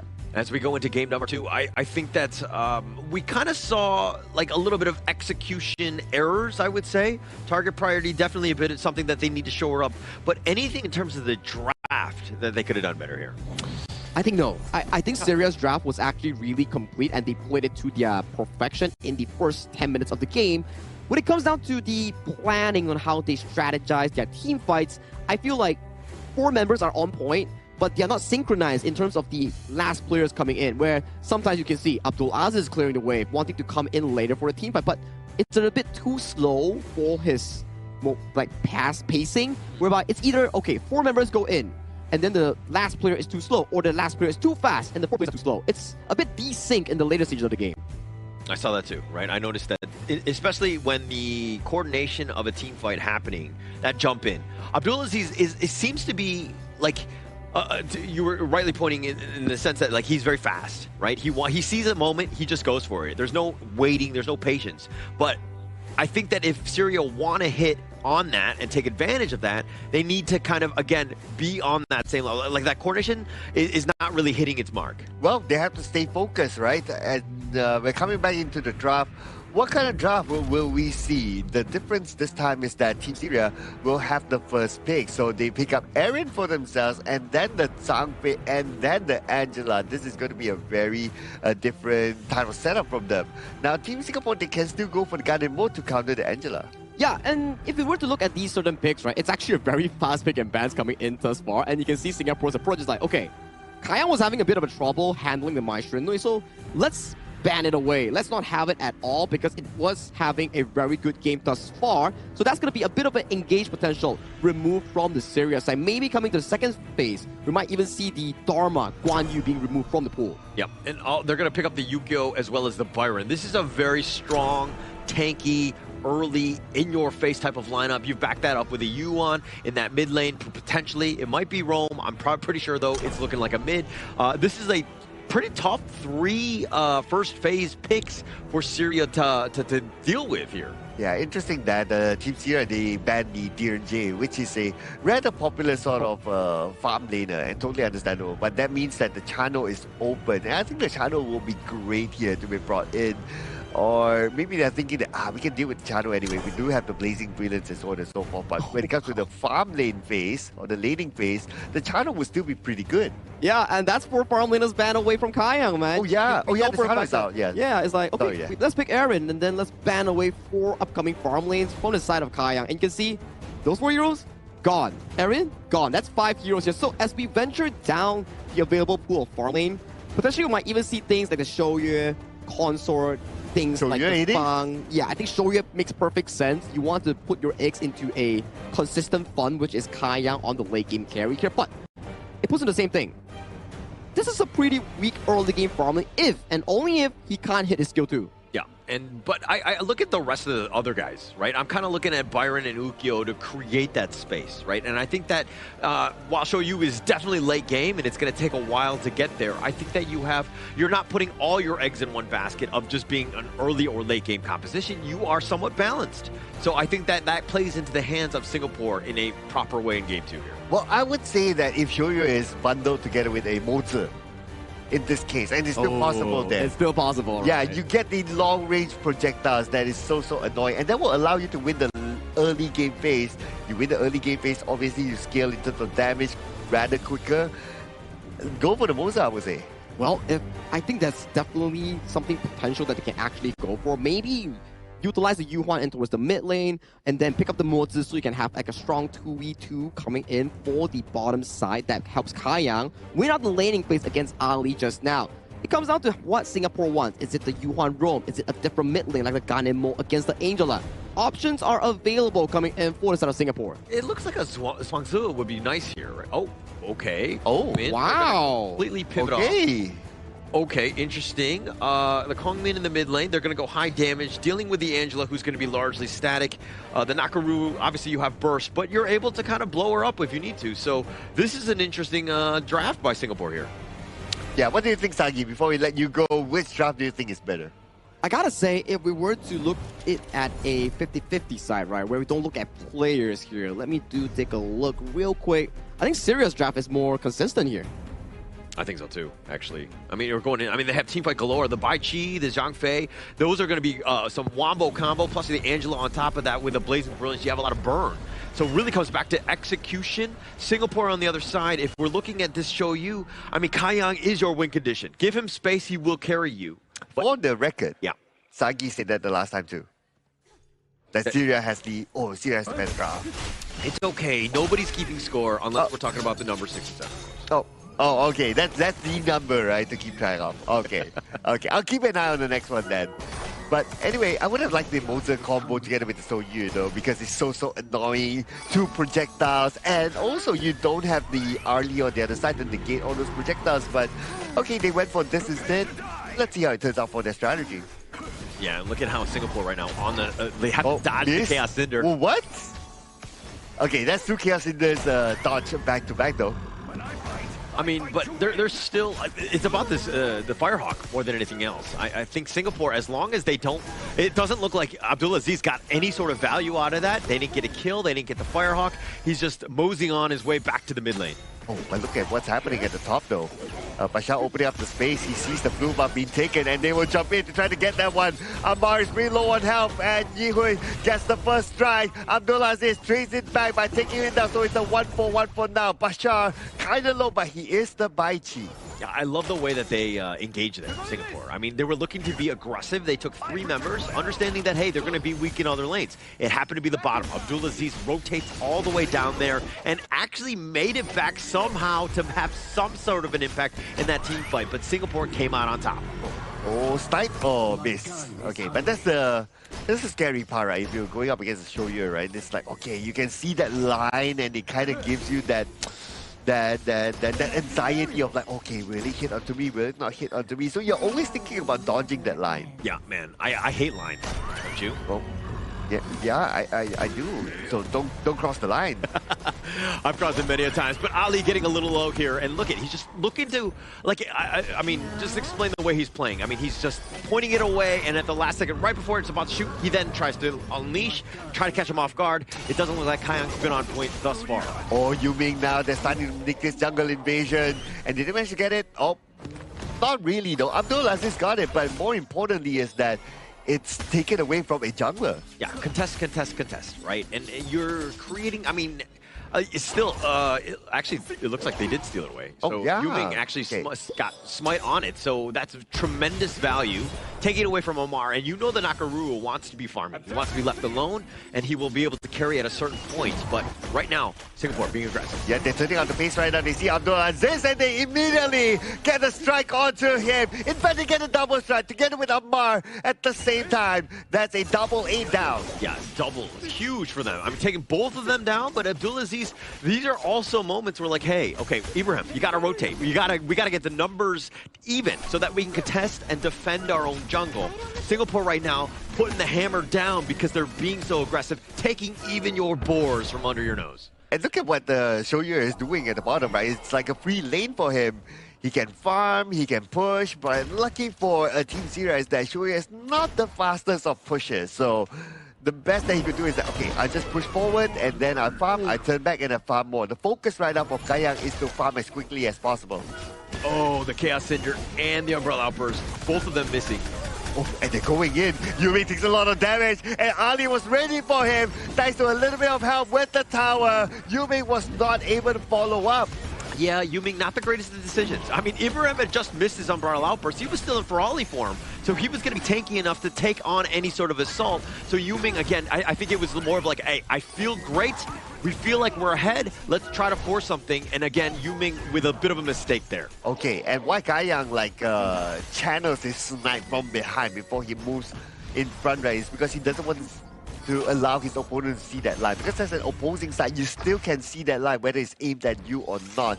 So he wants to have that element of surprise to like, okay, I channel it and I turn around, I straight on snipe without giving that space for his opponent to just to react to it. Yeah, but now it looks like all 5 members here just to take down their tyrant. We were like, okay, you have to defend, and they're like, okay, let's just call the village over, making sure that we do secure this and take it away, because Singapore had done such an aggressive move throughout this entire game that they're up about 3.5 at this point. Oh yeah, that's a really good point, right? Like they're up so far right now.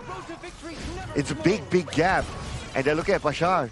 Bashar underneath the tower, he's still okay. Ibrahim waiting at the side, he does have the Umbrella Outburst, but they're not going to pursue. So this is a big problem. When you've lost that bottom T1, now it looks like Ali not comfortable. He's going to be taking the mid lane, so somebody else is going to struggle. Oh no, Wickam walked into the brush at the wrong timing and he got deleted. Yeah, wrong neighborhood, wrong time. You know, I think that Wickam just thought he was going to be safe in that river, but in this mid lane. Okay, Ibrahim with the Umbrella Outburst managed to pull it off just in time to shoo away his opponent and at the same time take down the tower. That was an Umbrella Outburst used at the right timing. Yeah, so they got the kill from Weecat, and then they continued on. Ibrahim with a nice Umbrella Outburst for that control onto Yuming, turned it into a mid T1. Great team fight by Syria, and that will help them bounce back into this game. Oof. And now for Team Singapore, they seem to be... Okay, they do have a goal advantage, but when it comes to that momentum of winning grounds, or winning the jungle, winning that space, they don't seem to really have that control. Not yet. I mean, Singapore, they have the advantage, so now they're being aggressive. Oh, okay, speaking of aggressive right now, Blazing Brilliance all the way to the back, will show off Kayang. Kayang will not be part of this fight for now, and without the damage dealer Kayang, Team Singapore, the best they could do is to try to contest this buff. Yeah, and winning strategy is going to be used as well. A little bit of a stun here, but going on. And Bashar, 50% of health left, and Bashar takes a lot of damage, but they will ignore Bashar for now. They will focus onto the buff, and that's what Team Singapore wants. They were still being aggressive, right? Even with Kayang so low. And I think initially, let's just back up a little bit here, because Kayang, he was actually the forward guy. He thought he was going to be safe stealth. Once he got called out, he was so low, I was thinking, okay, Singapore can't fight, especially with Kayang as low as they were. But Singapore like, no, we're still strong. We're going to take the Azure Golem. We're going to fight for it. And then everybody stuck around, and then just at the very end, nice little team fight. They got the pick, and of course, they got that blue. Yeah, I thought they would turn back as well after they don't have Kayang together with them. But now is the opportunity for Syria to maybe find an opening here. Try to jump onto Team Singapore, but Team Singapore, they realize that, okay, there's too many on the other side. Let's rotate down. Yeah, and also at the same time, this skirmish in the mid lane is a little bit of a just not the real assault that they wanted. The space was pushing in the top lane. Amar rotates. The bottom lane was going to be open as well, and that was the actual push. Okay, checking the brush. That's okay. It's going to be Yanzi. But they have to be careful of the Nakaruru behind, but they got Bashar! Now the Nakaruru has to back off. No under tank there except for Ibrahim, and now Ibrahim is receiving damage. He does have the Unbridled outburst though. He has to keep it for the right timing. Yeah, opens it up. I mean, Yuhei caught out Bashar. He was all by himself. And when you know that winning strategy is coming and you have no friends nearby, that is a lonely and depressing time where somebody can't come and save you. And Speaking from experience, by the way. Oh, okay, yeah. Don't worry, I'll always be there to save you. The bodyguard? No. You don't know that? Okay, let's leave the singing to bar out. Anyway, so right now we get... Okay, he's safe for now. Team Singapore, they're spreading out. They're not looking for a team fight because they know in 20 more seconds the Tyrant is up.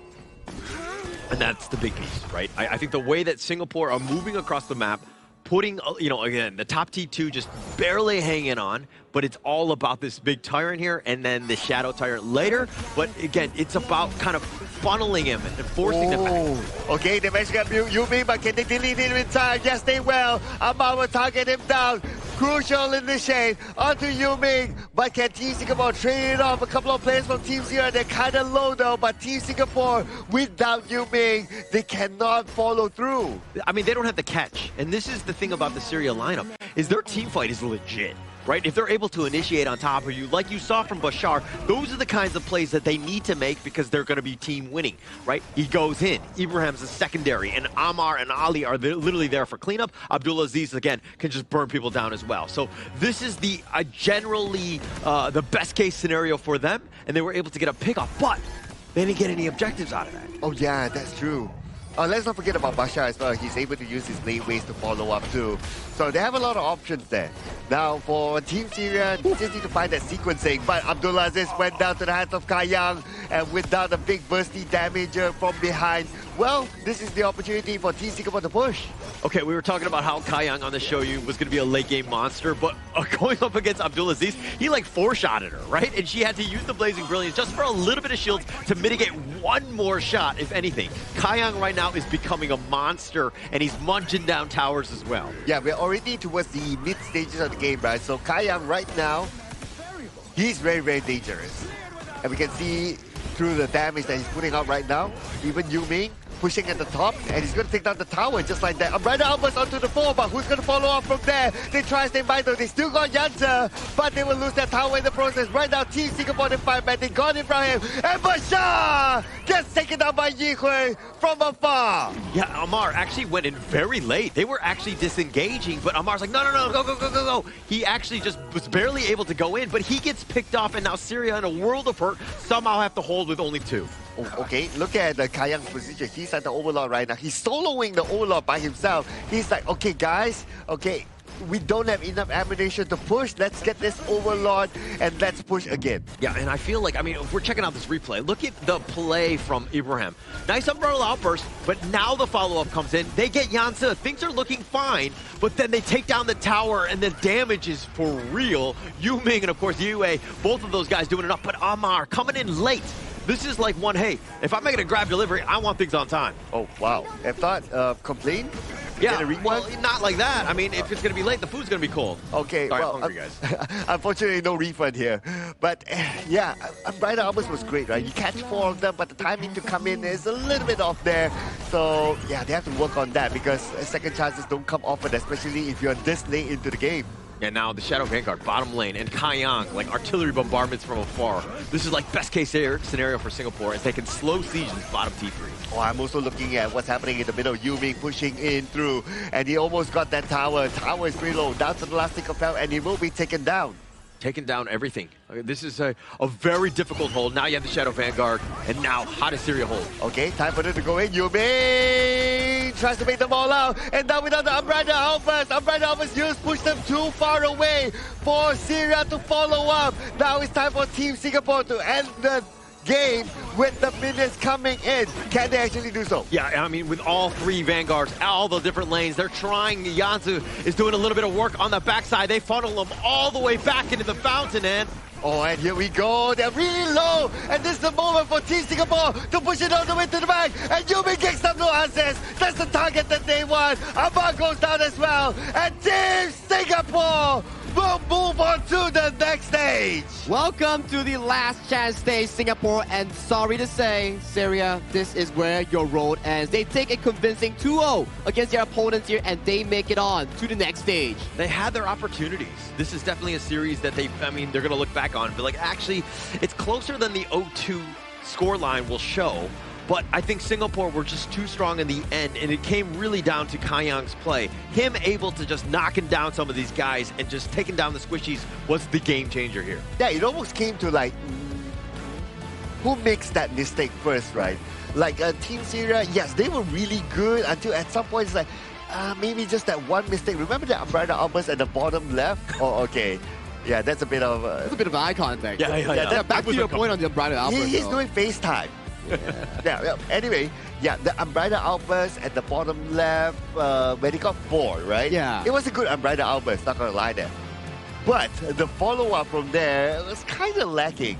I think it's coming down to a few things that we always talk about, right? Yes, you can get the best engage, 5-man engage, but if there's no follow-up, it's not a good engage. You need to have good follow-up, good timing, coming together, then that's a good team fight. So for me, when I played Zhangfei way back in the day, when I hit those like 4-man umbrella outbursts and then I would push them all the way, I'd be like, oh my god, highlight reel for me, even though I didn't get any kills. But I would just report all my teammates. That's how I did. I helped with it. That's why you're not playing Zhangfei no more. Yeah, that's why I moved on. Yeah, that's why I moved on. I'm not the Zhangfei main.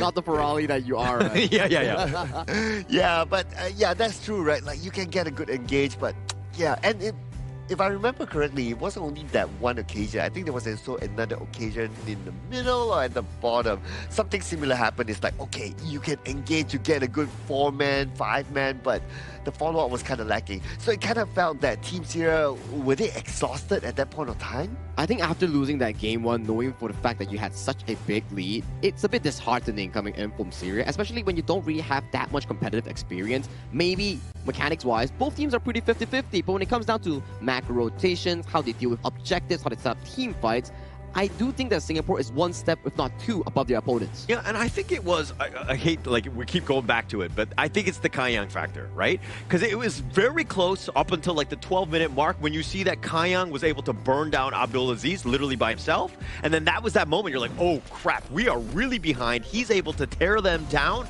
And, you again, just another great game by Kaiyang. Wow, a 305 clean game by Kaiyang again. Man, this guy... How did he keep himself nice and safe? I mean, it's not like Team Singapore, they have like a very, very strong frontliner tank, right? Yeah, they had the Byron, but it's not like your traditional like a Zhangfei and all that. But he's still able to keep himself safe. Yeah, proper positioning coming in from the Shoryue player, right? And then we were to look over to the side Yihui and Yu Ming. I think their mid-jungle synergy has been drastically improving, where we saw how they were able to shove up the mid-wave, immediately invade that first Azure Golem away from the hands of Amar. That's why in this game alone, Amar just didn't have a lot of time to actually shine on that Nakaruru. Yeah, didn't have much. That was another big piece. And I think that where there was one where Bashar makes that jump in, and then Amar was there to help clean up. But I think that they needed a little bit more of that. And once they got that, they kind of went back into their own base. They didn't really want to just, like, you know, take any sort of fight again. It seemed very odd for Syria to, again, play a reactive game when you should probably be aggressive then. Yeah, speaking of aggressive, right, I'm looking at some of the numbers here. So damage dealt is Yihui. Kaiyang comes in second, but that's also because, like, naturally as a Shoryue, it's like you kind of channel your skill and then you shoot, so it's not like continuous damage, right? So no surprise to me that Yihui has the highest damage output. A lot of the first few team fights that we actually saw in the game, it was more on towards Yihui and also Yu Ming, the double mid-jungle synergy in laying down those damage here, and then Kaiyang comes in clutch with the snipes on towards a few members as the game progresses. Then it comes down to Kaiyang, his Shoryue, skills into those 4 items, 5 items, then starts 3 tapping the front line, and Abdulaziz came into the push. 1, 2, 3, 4, and you're gone. Yeah, and the burst is real from this squad, right? And you're kind of seeing, if we're going to see the gold graph, and you'll see a little bit, a couple of dips in that sense, but Singapore was in full control in this game, and they did it with map control. They took over the map, and then, especially when they were being aggressive, it was just a great team win by Singapore here. Oh, there were only 2 objectives taken, as in the Tyrant and Shadow Overlord. I thought there were more. It kind of felt that there were more objectives down this round. And considering the length of game as well. Yeah, it's only 12 minutes, right? And especially for the fact that Syria, actually they had more moments compared to Singapore in the earlier phase of the game where they were finding aggressive plays, got the first mid tower in a losing advantage, and they still managed to find that. That's really impressive towards me because the way that they find pickoffs is actually really good. It's just the knowledge and experience in learning how to expand that goal lead is something that they need to learn more. Yeah, and actually it's one of those on that. Once they took the mid T1, and we'll see probably in the highlights here, but that should have been their cue to be aggressive. But it started poorly for them because, again, Singapore being aggressive in the enemy jungle. Ooh, and look at these highlights, right? Both sides have their moments, if you kind of think about it. Like, yes, even though Team Singapore, they invade, but Team Sierra, they always try to find a trade-off back. And it's shown multiple times, right? And they adapt to situations like, okay, we know that you like to come at us. We just wait in brushes, and we surprise you.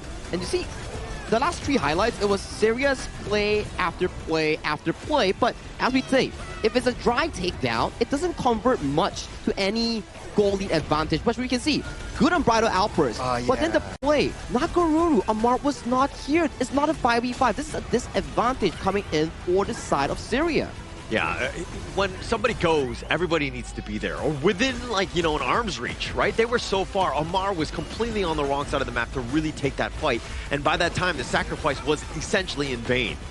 Yeah, so the question here is that, is it Ibrahim that should have kept his unbridled outburst, or is it his teammates that should have been together with him? So, I mean, we'll leave that to debate, ladies and gentlemen. But there's no debate here that our MVP this time is going to be Yi Hui.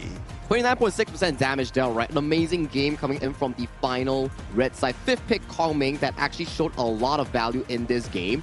Usually when we see the playstyle of Team Singapore, it's more on Yi Hui on those control mages here. But today, coming in towards this very important Game 2 series, he showed up with a power pick of the Kong Ming. Yeah, and actually we had not seen that throughout, right? The Asian Game qualifier. So to be able to spring it on board to ensure that they get this, this win to get onto the last chance stage, I mean, Yuhei really, the timing couldn't have been better for him to really step up here. Yeah, and he did the most damage as well for the team. So great work by Yi Hui and the rest of Team Singapore.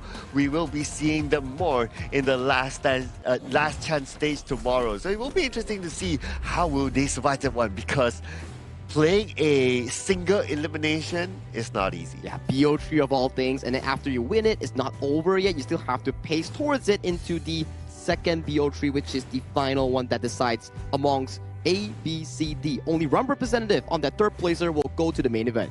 Actually, all of the teams are looking incredibly strong. So I think even tomorrow's games are going to be amazing. I think that we've got all 4 teams locked in, so we know exactly where they're going to be. But Singapore is the representative Group D. I think that they stepped up, and I think, for the Group C winner, which I don't know off the top of my head right now, for that 3rd place, they're probably cowering in fear a bit. I mean, Singapore are fighting that. Vietnam. Vietnam. Thank you, sir. Vietnam goes up against Singapore in their first series, and then for A and B is going to be Uzbekistan going up against Kyrgyzstan. Winners of those 2 advance as losers. Sadly, they have to go home. Can you remind us again, like, what are the 4 teams that will be playing the last chance stage? Okay, Group A coming in will be Uzbekistan. Group B will be Kyrgyzstan. Group C will be Vietnam. And finally, in Group D, it will be Singapore, who just won their series just now. I don't know who's going to come out on top of that. I think that they're literally 3rd place. Like, everybody is very close. Tough games, right? Tough games, not gonna lie. I mean, maybe like Uzbekistan, people don't really know much about them, but they've been showing a very strong performance here in this tournament, so I look forward to seeing it again tomorrow. I'm also looking forward to this upcoming new event that you can actually get all the diamond draws, Dragon Horde skin pull, and limited time token skin pull. All of these are actually updated in the official Honor of Kings app. So if you have any leftover limited time tokens or Dragon Horde treasure, do check it out. Maybe you can get something better and updated. All right, I was just waiting for you to say something free, and I was like, No, not this time around. But this time tokens, around. nonetheless, I think that there are other goodies that are available in client, of course. So as we go into the next series, I mean, we've seen 3 pretty decent ones. I'm super excited to see the next one coming up. The next one coming up, Indonesia, Philippines, Hong Kong, China, and Republic of Korea. Those are going to be absolute bangers here. But let's finish up this entire segment here. Mara, you're ready with Team Singapore? Let's show it over to Mara on towards the stage for the winners interview with Team Singapore. Team Singapore secures 3rd place with that win, Kayang. Congratulations. Thank you, thank you. There was a bit of a difference in game number 1 and in game number 2. In game 1, you guys had an early deficit. But in game 2, it seemed like you were more aggressive, taking advantage of your gold lead, completing your items. What happened before the start of today's match? And something seemed to click right after game 1 that ultimately gave you a confident win for game 2. I think game 1 we were more nervous coming into today's games because it's quite important since it's the last game for the LCQ. So I think we were just warming up our hands in game 1, and then game 2 onwards we were more calm and more aggressive. Now, coming into tomorrow, it's going to be the last chance stage. A lot is on the line. There's no more second chances. 1 slot remaining. How ready do you feel Team Singapore is for tomorrow? Or do you think there's still some things that your team needs to talk about before stepping on the stage? I think there's still room to improve for us as Team Singapore, like for today's games, especially in game 1. So we'll go back to our hotel room and review as much as we can for LCQ tomorrow against Vietnam. So we'll put up a good fight and hopefully we'll win for tomorrow. A lot of hope for Team Singapore. There are people looking out for you, supporting you. What would you like to say to them? Thank you again for supporting Team Singapore, and we will try our hardest for tomorrow. Hopefully we will qualify for Japan. Good luck for tomorrow. MVP game number 1 with his hopes really high. Let's keep continuing to support them. Now we'll head back to the casters. Lead the gorge. Thank you, Mara, and also Kayang for the interview here. I think this gives us a pretty important lesson where if you start on the correct foot, it actually gives you more confidence to finish up the entire thing that you're actually doing. In their case itself, it's winning game 1 and having the confidence to win game 2 even cleanly for Team Singapore. Actually, both of these squads, you bring up a good point in the sense that, like, winning game 1 for either of the squads might have just been the ultimate, task and just being able to just overcome, because it's tough when you're down 0-1 to somehow find a way back. That takes a lot of mental resilience, and it looks like for this one, I think Singapore was lucky they were able to kind of get the early 2. Yeah, and because they won game 1 and then they kind of snowballed from there, it's kind of easier to cruise if, like, you have that good vibes. True. Right? You have that good vibes. You walk into game number 2 thinking that, okay, whatever happens, we still have game 3. So we can play this a little bit more chill. And it was important for Singapore to win game 1. The moment they won game 1, they pretty much won half the battle for game 2. It's like a domino effect, right? You win game 1, you qualify to the upcoming round, which is the last chance stage. Congratulations once again to Team Singapore. But the next one at hand, Korea going up against Hong Kong, China. Group D Giants going at it here. So far, any of these 2 teams yet to suffer a single loss in games in their respective groups. But today, one of them will have to suffer that L. Yeah, and actually going into both of them, when we talk to both of the teams, they seem to think that they're the stronger of the teams, right? Which you want confidence, right? You want that going into a series, but it seems like the Korea side were like, actually, we're just going to end that much quicker. I think that they were a little bit more bold with some of their statements. But you know what phone is the boldest here? It is the iQOO phone, ladies and gentlemen, that is currently being used as the official gaming phone for the 2026 Asian Games esports event Honor of Kings qualifiers. The exact same phone that is currently being used by our players to show off those amazing moves. I can't wait for both of these teams coming up in the next match and the one after it to use the iQOO 15R in playing that important BO trade.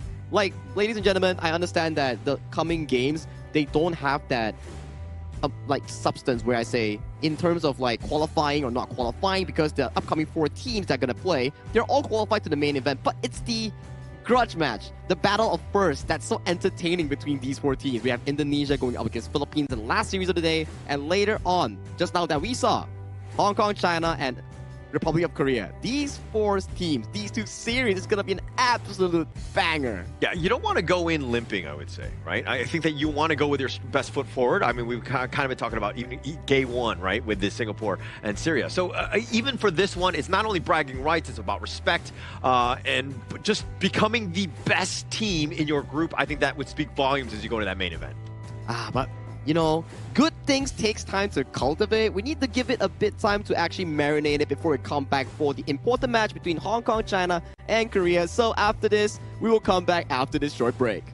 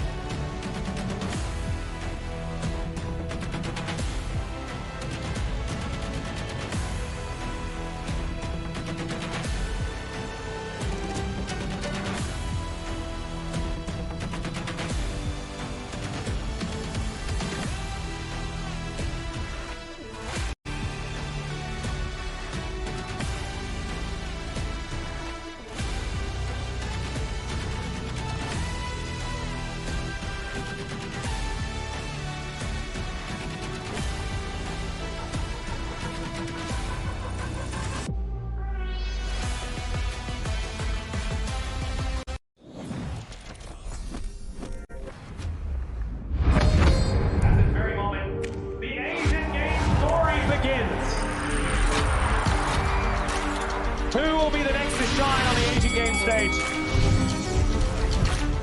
Contestants fight for the honor of their regions while we cheer them on from the stands. Double kill.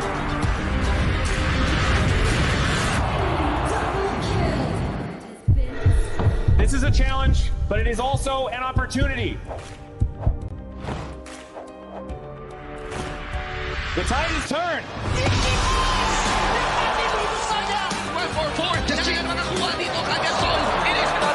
mereka ke depan. Aspas in front. They're going to use it. Golden tight. Slows that Tatsumi. Victory. And we pulled it off together.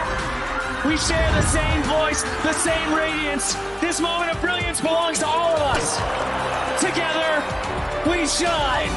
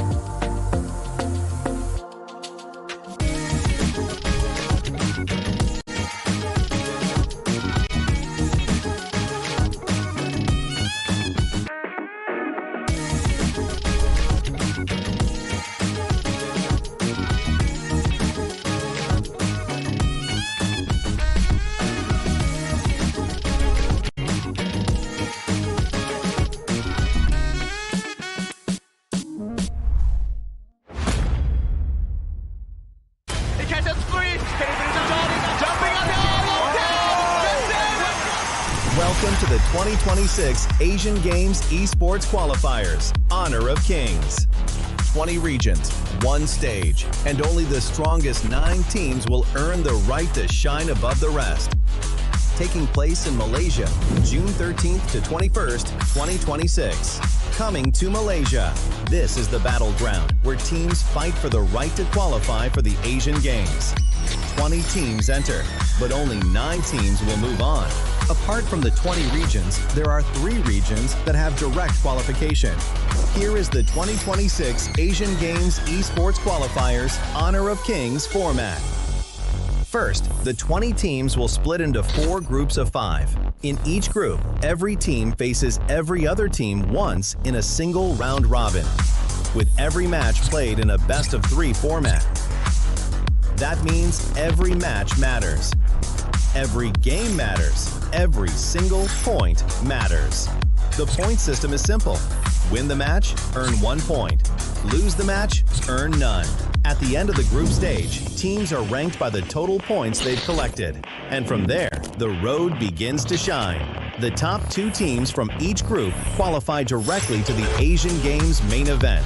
That gives us 8 teams advancing straight out of groups. But for those not through yet, the light isn't out. The teams that finish third in each group still have one more shot. They move into the last chance stage. There, they battle through one final BO3 single elimination bracket until 2 teams remain. The 2 teams will then face off in a BO3 match to claim the one final qualification slot. So in total, 9 teams will make it through, 8 from the group stage and 1 through the last chance stage. That is the rule. Now it is time to see who can rise through it. From across the world, regions gather here in Malaysia. 20 teams, and only 9 will qualify. The path is set. The stakes are clear. Together, we shine. Stay tuned, and we'll see you at the stage.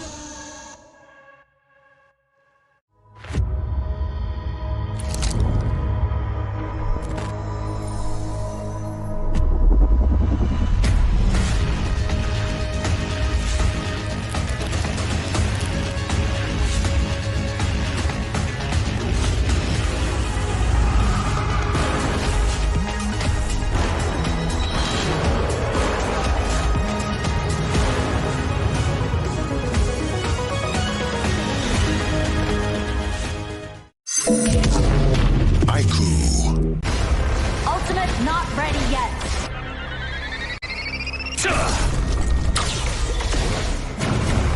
You have slain an enemy. My magic murmurs in ecstasy.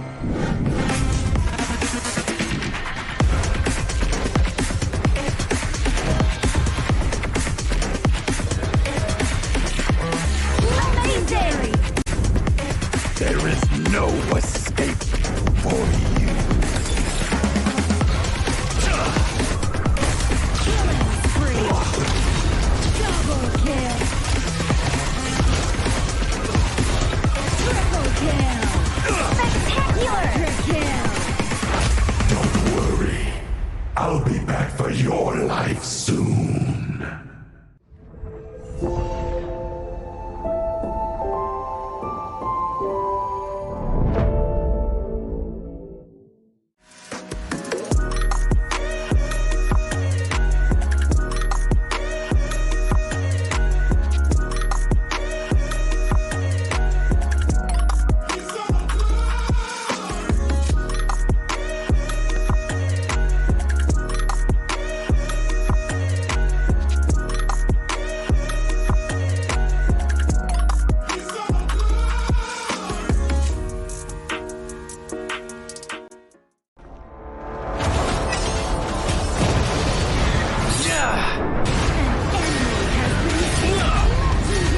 Double kill.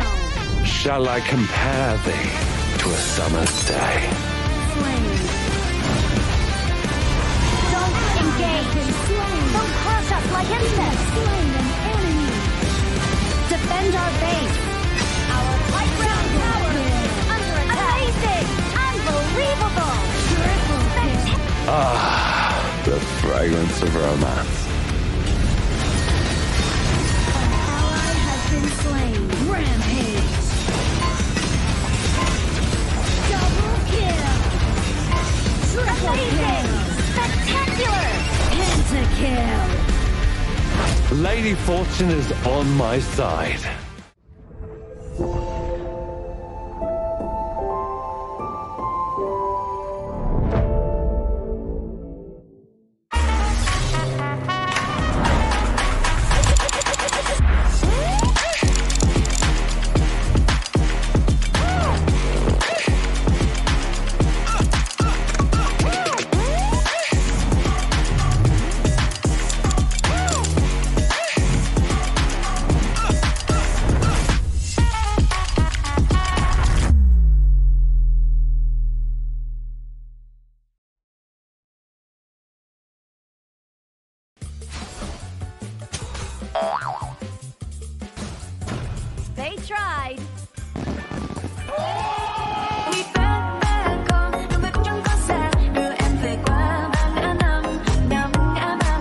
The new Spritling skill, Dig It, is a passive skill, which will automatically trigger at fixed times each match, up to a maximum of 10 times. The skill grants guaranteed standard rewards like gold, XP, shield, health recovery, and more. There's also a small chance to uncover mysterious grand prize effects during the match. Dig It may also produce tradable high-value treasures. Detailed information about acquired treasures will be shown after the match ends. Each treasure has its own rarity and storage size, and obtained treasures will be automatically stored in your warehouse. If you want more high-quality treasures, make good use of the Treasure Fusion feature. You can also copy and share your code so friends can help speed things up. Treasures in your warehouse can be sold for event currency, which can be used to redeem skins, items, and other rewards on the event page. You'll even have a chance to win physical prizes like smartphones and cash. You can also spend event currency to bid on high-value rewards. The auction uses a hidden bidding system, where you can submit 2 bids for the same reward. The highest bidder wins, giving you even more ways to obtain rewards.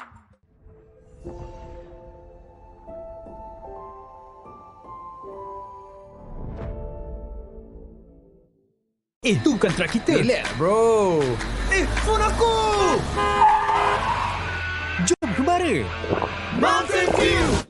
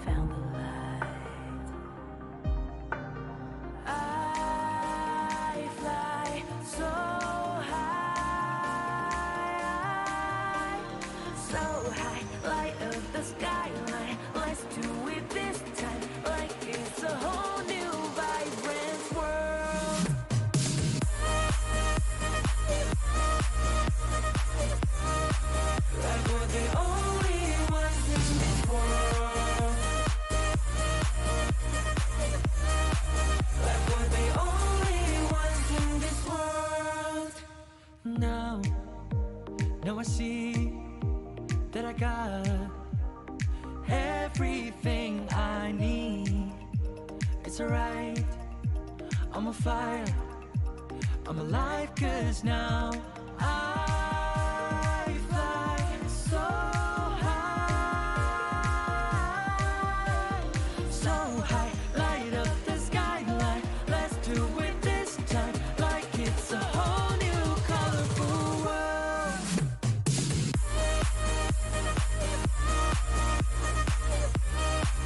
Like we're the only ones in this world. Like we're the only ones in this world. Never thought we'd get this far, burning like the stars. How we get this far, like we're the only ones in this world.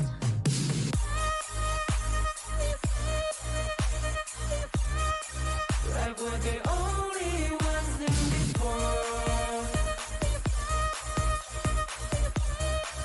Like we're the only ones in this world.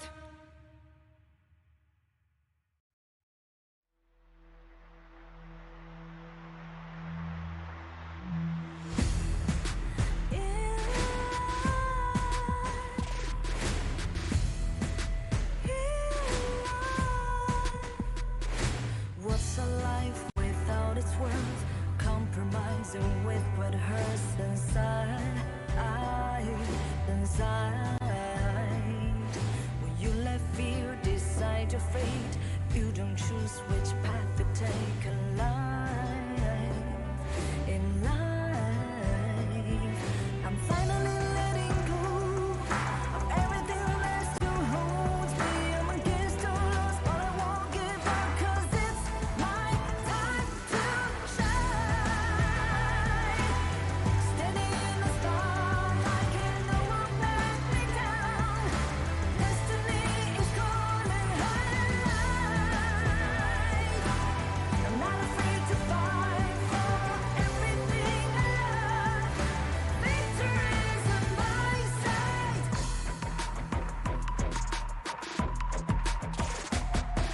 The more we lose, the more we gain. The more that nothing stays the same. In time, can love ever, can forget. What you see is what you get. Sometimes,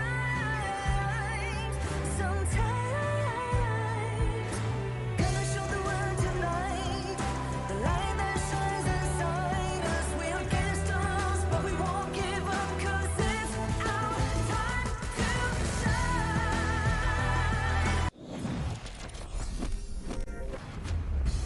The time is now. A faithful encounter coming in from Group D. This is Day 8 of the 2026 Asian Games Esports Qualifiers for Honor of Kings. I'm your desk host once again for the day, Sagi. And with me, we introduce back once again Adam and also Holler back to the broadcast. Yeah, and as we go into this one, this is more for the bragging rights. Both of these two teams have already made it to the main events, Korea and Hong Kong, China. But now, who's going to come on top? I think everything is at stake again. You want to have those bragging rights. Yeah, that's the question, right? Because the Republic of Korea, Hong Kong, China is one of the most weighted teams for everyone to be watching from home. And this is going to be a very tough one for sure for both sides of the team, because their gameplay playstyle is almost similar. One is the unstoppable force and one is the immovable force. And before we go into any of the forces here, let's check out the new hero here that has been updated in the official server of Honor of Kings since June 17. It's going to be Tavara, Lorian, Annette, and Florentino. Currently available in ranked games and also normal matches for your disposal here. If you're into new heroes, do check them out. Yeah, and I mean, they're available for free, right? And you got me with free, so I think that we'll sign in, play those games, ensure that we get as many of those goodies as we can, right? Yeah, definitely. And we want Devara for us to try it out. And there's a lot of other things as well. So don't forget to update your game as soon as possible. Going back to our match today, because this is the most weighted one, the match number 4 between Republic of Korea and Hong Kong, China. It's gonna be a tough one. We've seen Republic of Korea with their aggressive gameplay, extremely aggressive, and also from Hong Kong, China, they're playing a much more conservative but very, very textbook playstyle. Now, before we go to more of the analysis on both teams, gentlemen, who do you have in your prediction here? For this one? Correct. I probably would have... Score-wise as well. Score-wise, wow. A little bit of pressure there. Okay, I'm going to go with... I would have said 6-7, but I'm going to go with 2-0 in favor of Republic of Korea because of the fact that we've seen them from Nongshim Red Force, right? And this is literally that team, and they carried over. They have a little bit more, I would say, competitive experience under their belt, especially it's more recent, right? So I always look at more recency versus something that's kind of like you're playing scrims in the back and you're not able to have the same level on stage, for instance. What about you, Adam?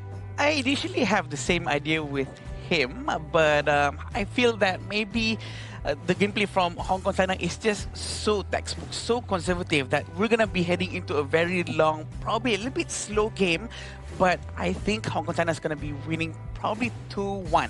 Hong Kong, China. Oh, wow. Okay. All right, you're going to be wrong. Okay, cool. Thank you. For me, I think it's going to be Hong Kong, China 2-0. Oh, wow.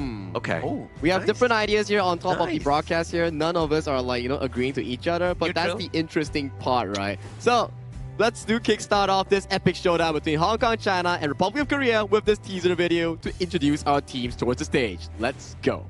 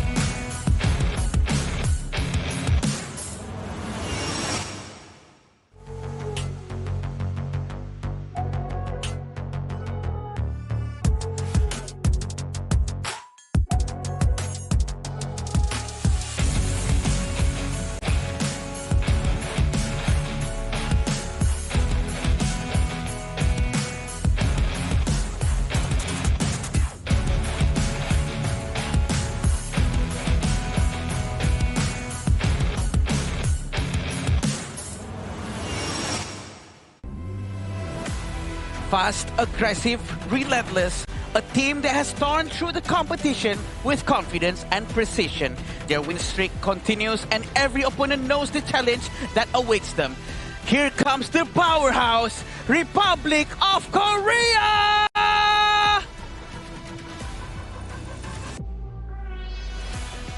Discipline and consistency, the foundation of a team that continues to deliver victory after victory. With their win streak still intact, they return to the stage looking as composed as ever. Welcome to the arena, Hong Kong, China! The fight for first place in Group D, both undefeated, but after this series, one will remain and one will take that defeat towards their belt. Let's go, gentlemen. And this will definitely be the game that everyone has been waiting for. The last two matches, Republic of Korea against Hong Kong, China. This is the lineup for Republic of Korea with Jihoon, Sungbin, Hoonmin, and Songgon. We do know the rotation coming in from this team is gonna be very, very close and very quick. And arguably, both teams, right, coming in for the side of Republic of Korea and also the side of Hong Kong, China, their playstyle is actually really, really similar. Textbook, slow and steady, but for Korea, they like to add a bit of spice with their aggression in that mid and roam combo. And that's what catches teams off guard, when they're able to use that to their advantage. Like, you know that Jihoon, he wants to go in. They've had to rein him in, and he's had to turn into a more patient hunter, if you will.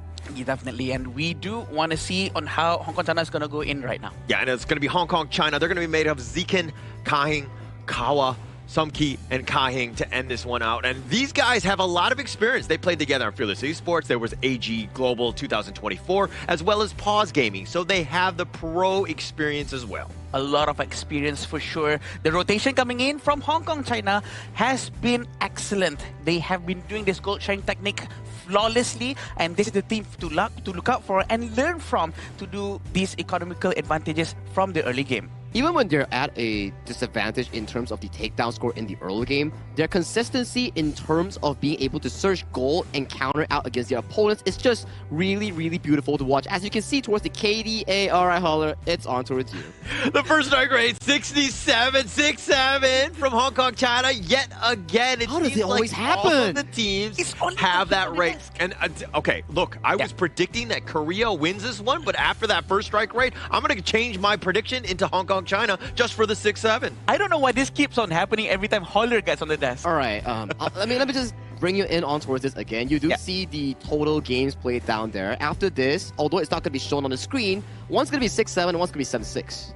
Oh no, that's 7-7. Sorry, he's trying. He's really helping you to manifest this 6-7. Definitely. And I think that, I mean, all jokes aside, first strike rate is one where you know that the team is a little bit more aggressive. Yes. Because that's when they're able to be successful. It's on their terms, so to speak. But Hong Kong China have been proving so many times on how the first strike rate doesn't really matter too much, especially when it comes to a proper rotation coming in from their team. So they do know how to really cultivate the lack of the first strike rate with a proper rotation, trying to win the entire match. And they're also really similar in terms of the hero pool, right? But if you were to compare the KDA between two teams, you can see Hong Kong China's pacing is more slow and steady, lesser mistakes and more towards the ultimate goal of the late game team fight. But on the side of Republic of Korea, they like the brawl style, like the fighting style, and this is the head-to-head between two of the roamers here coming in from both teams. Yeah, Sunggun and Kahing. I mean, if you're looking at average assists, that speaks volumes. I mean, their KDA was much higher, so his assist rate would probably be higher as well. And a lot of the kills that Hong Kong China get are based off of what Kahing does. His setup, his stuns, all of the good things that you're looking for from a roamer here. And the good thing about Kahing is that wherever he goes, his mid lane is always with him. The rotation coming from the entire team is always sticking close together to make sure the gold shine technique has been maximized to the max. And average assist for Kahing is arguably a lot more than Songgon. Yeah, and it also comes down to the discussion on sometimes we see these stats. You have to relate back into a very key thing, especially on average assists and average damage taken. The duration of the game that they've played so far in the general games that we've seen from Hong Kong, China, it's strategically more slower compared to how Korea ends their games quicker but in the more aggressive tone. Yeah, and I mean, if you're picking a team, and you generally want a team that's able to close games out, right? And not to kind of, do it where you have to extend it, because every time you extend it, you give the opposing team a chance to get back in. So this is also why I look at Korea as a little bit of a favorite here, because I like that ability to close the games out. I do like the idea of being more aggressive actually gets you more stuffs, because you're basically creating your own opportunity rather than trying to wait out for a chance, or maybe someone's going to be off position and whatnot. So we do see on how Korea oftentimes will try to dive into tower more often, and sometimes maybe make some sacrifices along the way.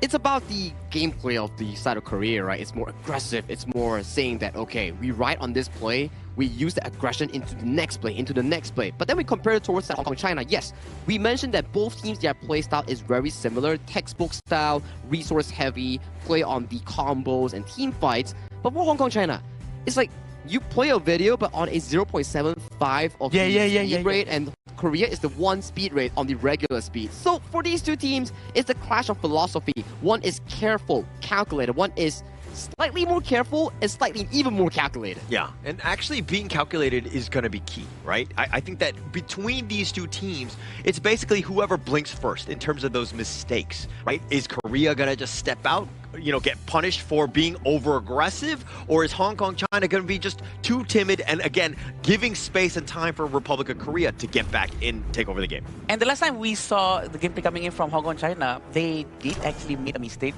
with their last game. When they tried to invade towards the blue buff, they were caught off guard and they were actually punished for that. I remember that, yeah. Which means that, they do mistakes as well. So there might be some chances for Korea to try to make good use of that, knowing that Korea actually always oftentimes try to find an opportunity. I like that point, right? Because even if we do compare Hong Kong, China's game against Singapore, yes, they went for a 2-0, but there was signs of mistake coming in from Hong Kong, China, because in the end, they are still humans, and humans have errors here. It's unavoidable in this sense. And coming in towards the draft, you can see the priority coming in from both teams. For Hong Kong, China, it's about banning the channel, banning the mine. Some of the key picks coming in from Korea's draft. And for Korea, extra focus against Kahing on that Roma role. Yeah, and actually going with Sung Gun's tried and true. He's only played 4 heroes here at the Asian Games qualifier, and Lapu was one of them. So this is one of his mains, and backing that up again with Hyunmin's Siri, which, Hyunmin's Arlie.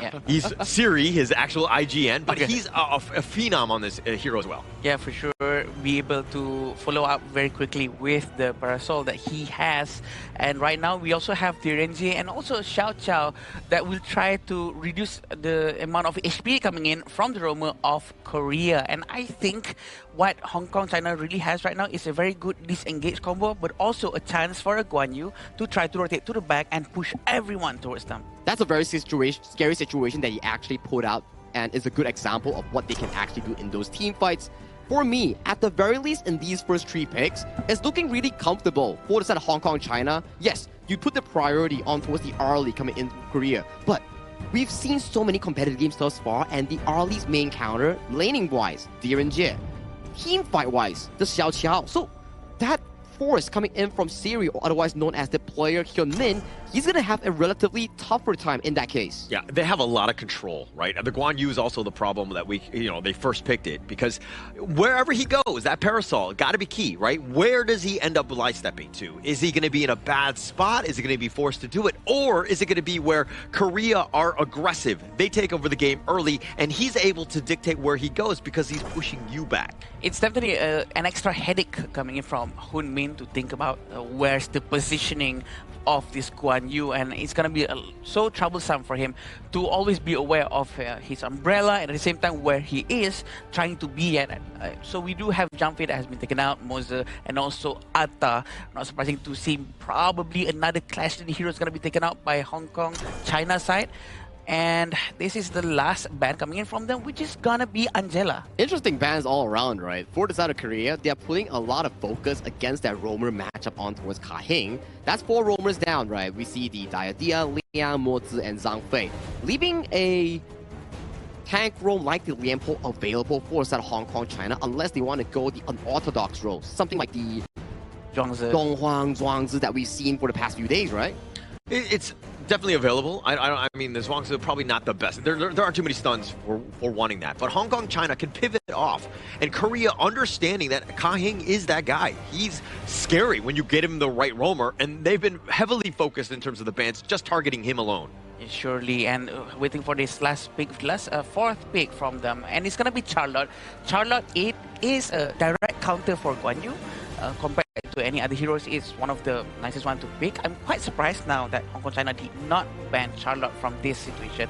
I was expecting more to try to make sure Guan Yu to be as efficient as possible. But right now, there's this one hero that for sure we were able to slow down the movement of this Guan Yu. Oh yeah, I know you're a Charlotte main if you're right, Adam. And Charlotte's enhanced third stack on the basic attack can slow the Guan Yu, making him slightly inefficient in those team fights is what you're suggesting here. I like the fact, I like the fact. I think that's going to be very effective against Guan Yu, but it all goes down whether or not who's going to rotate towards the clash lane more to make sure that the clash lane is going to be able to rotate and be much more effective moving on towards to the mid game all the way to the end game. Yeah, Hong Kong China getting the Yukio, which is probably top 3 meta pick at the Asian Games qualifier, and getting it this late, plus you're backing it up with the Lian Po. It's a just tried and true in terms of roamer. Like, it kind of mitigates a lot of the bans because it's still such a great roam pick, especially last year. Oh, I'm not too sure about this final pick on this Lady Zun here, Holler, because I like the idea that you can actually slow down the enemy team with the Lady Zun, but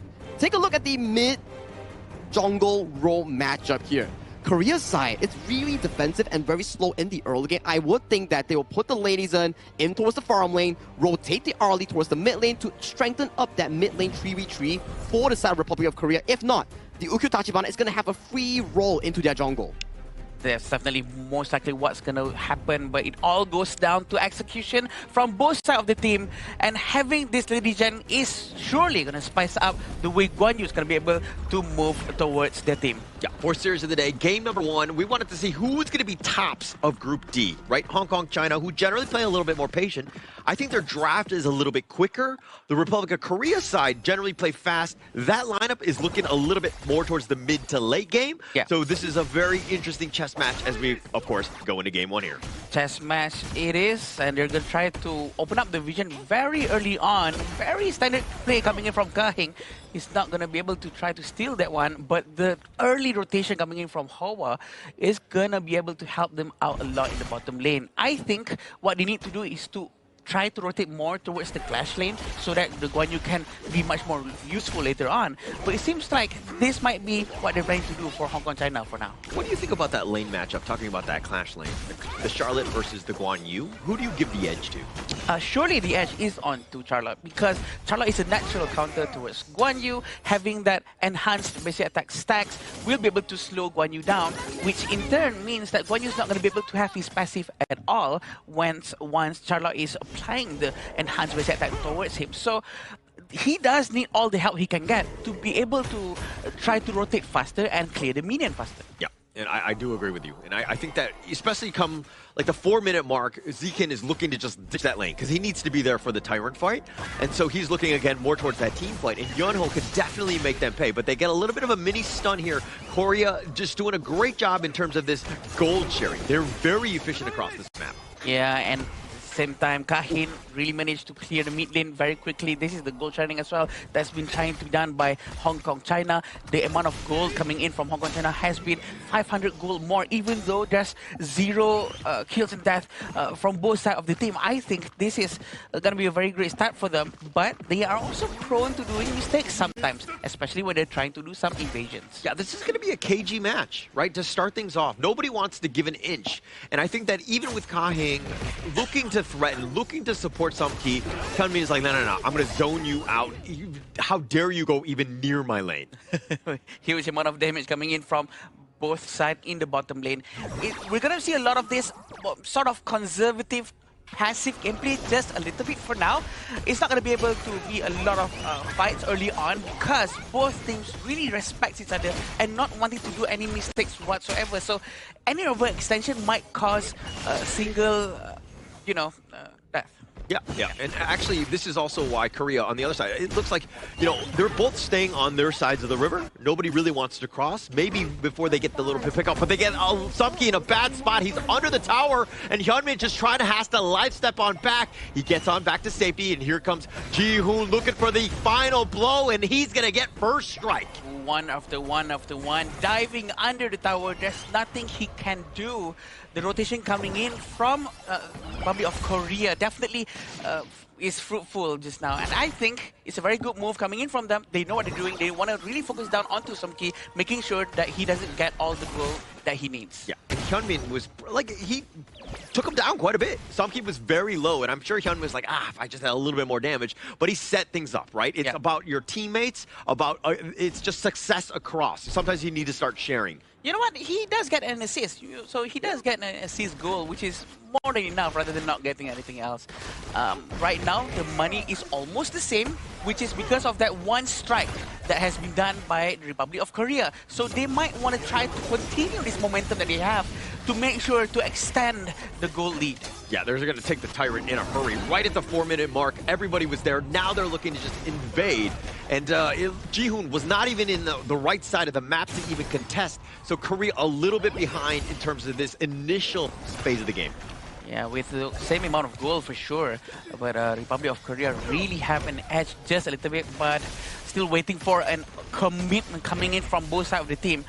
Very rarely to see on how Hong Kong China is sort of squeezed a little in this situation, but it seems like there might be something happening here. Yeah, a little bit of a teleport, not really too much by Korea. It's just more of a threat, right? Like they don't need to be in the top lane. Yunho had already cleared the wave, and now he's looking to make some sort of an impact in the other lanes at this stage. Very interesting to see on how Sekat is still at the top lane. He's cutting the lanes very quickly, leaving big of a problem for him to actually clear the tower up top, but he decides to just come towards the mid lane. Leaving his lanes out for the minions and the Sekat to actually go all in and destroy the tier 1 tower. Yeah, it's going to do a bit of damage. Yunho now rotating there. He'll be there to just, make sure that it doesn't actually go down. But he did take some structural damage, which is a bit of a problem here. Korea definitely on the defensive. Now they want to go for the Tremor Smash, but he uses the passive to dodge that. And now it looks like Kahing on the run. It might be too deep. He does get on out because he does have that speed from the burst ramp. A great use of first skill coming in from Sungbin from the Lady Zhen. He doesn't need a Splendor for that, but looks like something's about to happen, but they're gonna pull back a bit. A little bit of poking from here and there.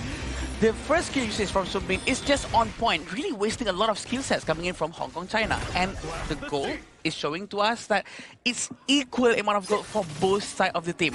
They are respecting each other so much that they're not forcing anything at all. Yeah, it's a little too much respect, but I think it is very early. This is a game 1, right? Again, it's like a feel-out process. Whenever you see a heavyweight fight, they'll jab each other. They'll get a little bit of an idea of how far they need to be, what sort of defenses you're looking to do. You're not going for heavy swings right away, if you will. A fake teleport coming in from just now, and this is what I talk about, right? Korea being the unstoppable force and Hong Kong China being the immovable force. So they're sort of trying to poke against each other to see who's about to do the mistake first. And they're trying to rotate together towards the mid lane right now and still seeing if Arlie can do something, but they're gonna try to be much more slower. Yeah, very 50-50, if you will. And I think that's what we wanted, a very competitive match. And they set it up. I mean, this is the last day of the groups here, and to see exactly who's going to be the top of Group D. And now Korea waiting in the wings. Kahing, though, rotating as well. I'm pretty sure Ji-hoon did spot him out. But again, Ji-hoon not farming during this time. Yes, Ji-hoon is sort of wasting time the longer he waits in here. But is he going to commit into this one? He probably knows there's someone else nearby as well. But he's going to try to capture everyone in the back line before the next team fight happens. Oh, nice little play of the Spark. He gets on the side. He'll flash away. Hawa's not going to get the safety. And now the burst ram. He's just trying to turn this to the Tremor Smash. Knocks him up. Ji-hoon will fall as well. And Korea right now all scattered about. The double strike already happened by Sumki. And it looks like Sekat not able to find anything else, but they get a 2-for-1. A very quick turnaround coming in from Sekat. He actually managed to capture a couple of heroes at the same time, trying to turn the fight there. And also, actually, it all started because of Sumgon. Sumgon, who's playing Lapu Lapu, he actually tried to go in first. He opened the space for the Nakoruru Ji-hoon to go in.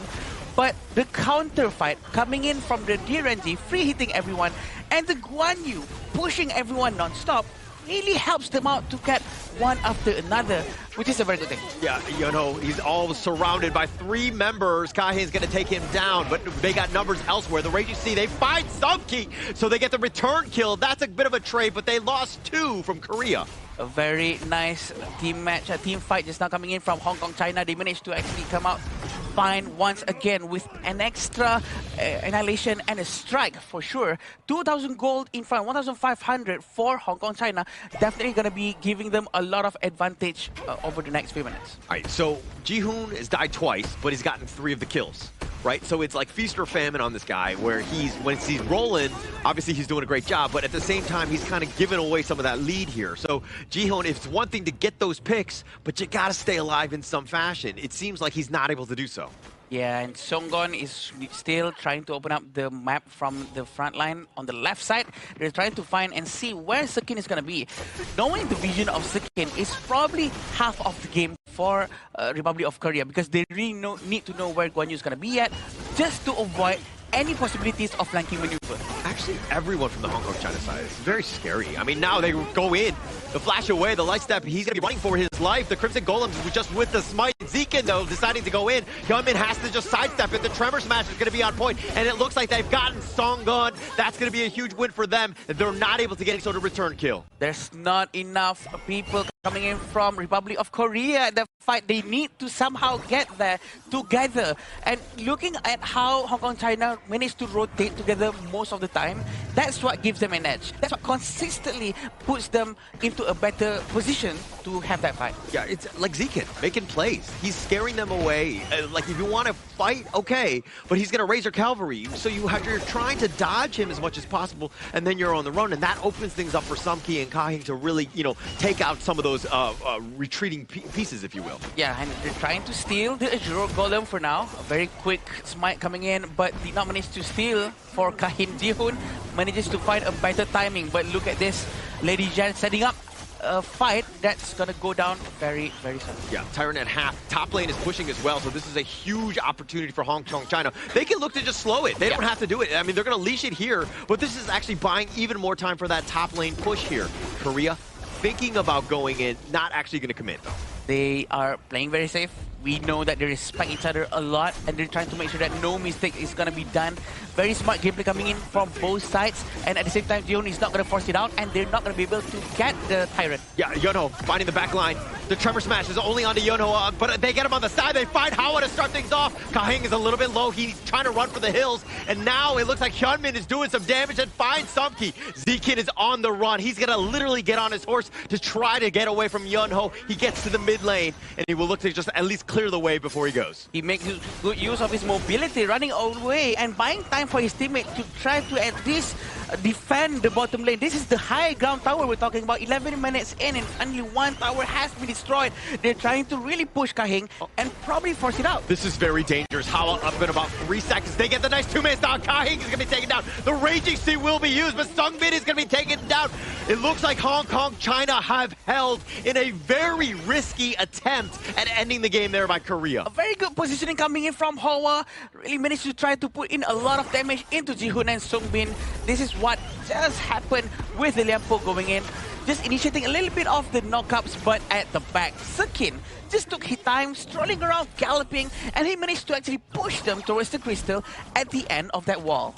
It was very risky. I mean, the respawn timers were coming way too quickly. Hawa and Sumki were going to be up. That was probably a bad decision in the end. Like, you get what you want, which is the bottom T3, move on with your life. But now Zekin, with that push away, they find Yunho. He has to flash the Raging Sea, completely whiffing. Yeah, Songgon, he's going to be able to wait for the cooldown for now, having Jihoon flying around, trying to get his buffs first before they go to the next objectives. This is actually a small win, even though they actually lost a couple of heroes just now for Republic of Korea. They actually managed to destroy the high ground tower. This is going to be giving them a huge minion at the bottom lane. Yeah, and that's that push, right? And then now you've got a little bit of lead in terms of the net worth. Picking up that Overlord, that's going to help.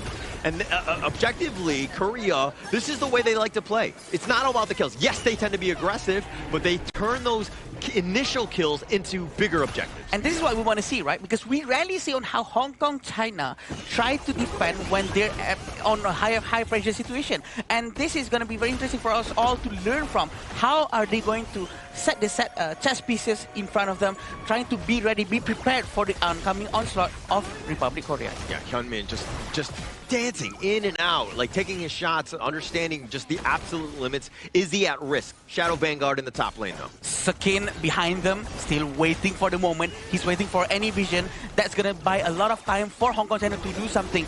But if the war actually goes wrong for Republic of Korea, he can come from the back and smash through everyone. Yeah, he hasn't been spotted out yet, so he's still off the map. And it looks like Korea, even them, they're kind of playing a very patient game. They don't have full vision. They don't want to fully commit because, again, they might get flanked here. Exactly, and Hyunmin also has to be quite careful. Probably Republic of Korea have to play in a much closer formation, in a closer distance, but at the same time not too close until Sekat can actually push everyone, all 5 of them at the same time. That's not what we want here. With the exact same amount of gold, with one tower has already been destroyed, there's a lot of leeway for Korea to play around and to have a better map control here. Yeah, Kahing, he's going to be spotted out. He's going to be in a bad spot because he's on the wrong side of town, if you will. But Kahing does get to safety.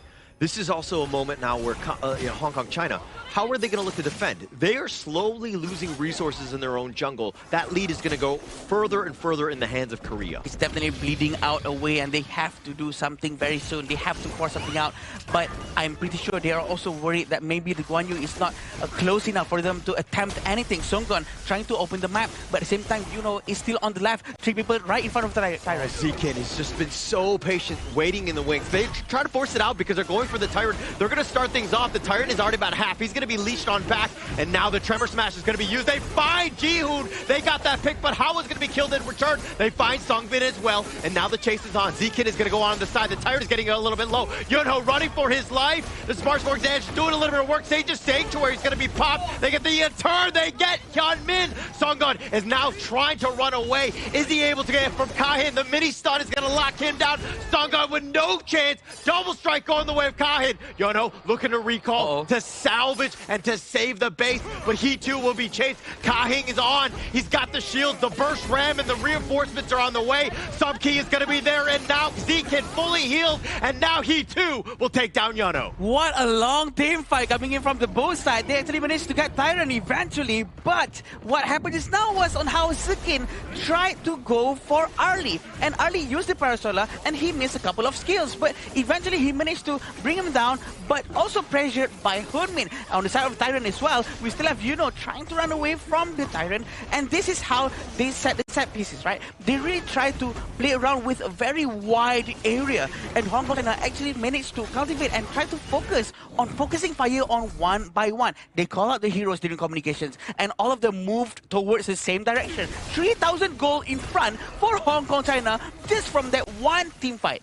Huge team fight. Dare I say the tipping point of that game. I mean, Korea were neck and neck, right? But this is also why the Arlie is such a mechanically difficult hero, because you think you're safe. You think with Sage's Sanctuary still being popped, but then you're being bursted down. You get stunned up by Kahing, and then Kahing was there with those slashes, and you just went down. Yeah, and this is very interesting for us all to watch for sure. 12-7 for the KDA of the both sides of the team. And in terms of the itemization as well, we are seeing all of this venomous stuff that has been bought by the mages, except for the Lady Zhen, who actually did not buy any venomous stuff at all, and something's happening. Yeah, look at Hyunmin getting a little bit low. He actually light stepped into the wrong side. Zekin making him pay. Jihoon is on the run, but he gets stunned. Nowhere to go. Subkey with a hot streak, and now Hong Kong, China looking to close this, but they gotta fix the lanes. Yunho looking to just cut creeps, slow this game down. He's trying his best to slow the game down for sure. Having Yuno here, trying to cut probably the top lane as well, but they're trying to focus down all the best as they can. The top lane from the side of Hong Kong, China, and there's only 2 people here. Will they be able to do so with just 2 people? I mean, this top T3 no longer going to be around for too much longer. Songun just tried to make the play to get on top of the minions. Yes, he's tanky. Yes, he will survive, but they take the top T3. Korea on the chase, just dealing with minions. No way to get any of the members of Hong Kong, China. 5,000 gold lead. Hong Kong, China, very disciplined with their gameplay, very patient. With the Pure Sky coming in for Kahin, it's going to be giving a lot more damage reduction for him for sure. And it's all about the formation coming in for Republic of Korea after this. How are they going to be able to really hold down from the attacks coming in from side of Sekat? Because no one can actually follow Sekat except for Yuno. So Yuno really have to try his very best to constantly mirror his position with Sekat. If not, they're going to have a bad time trying to handle this 4-1 formation coming in from the Hong Kong China. Yeah, Zikin and Kahin, those guys have been flawless. They have not died a single time.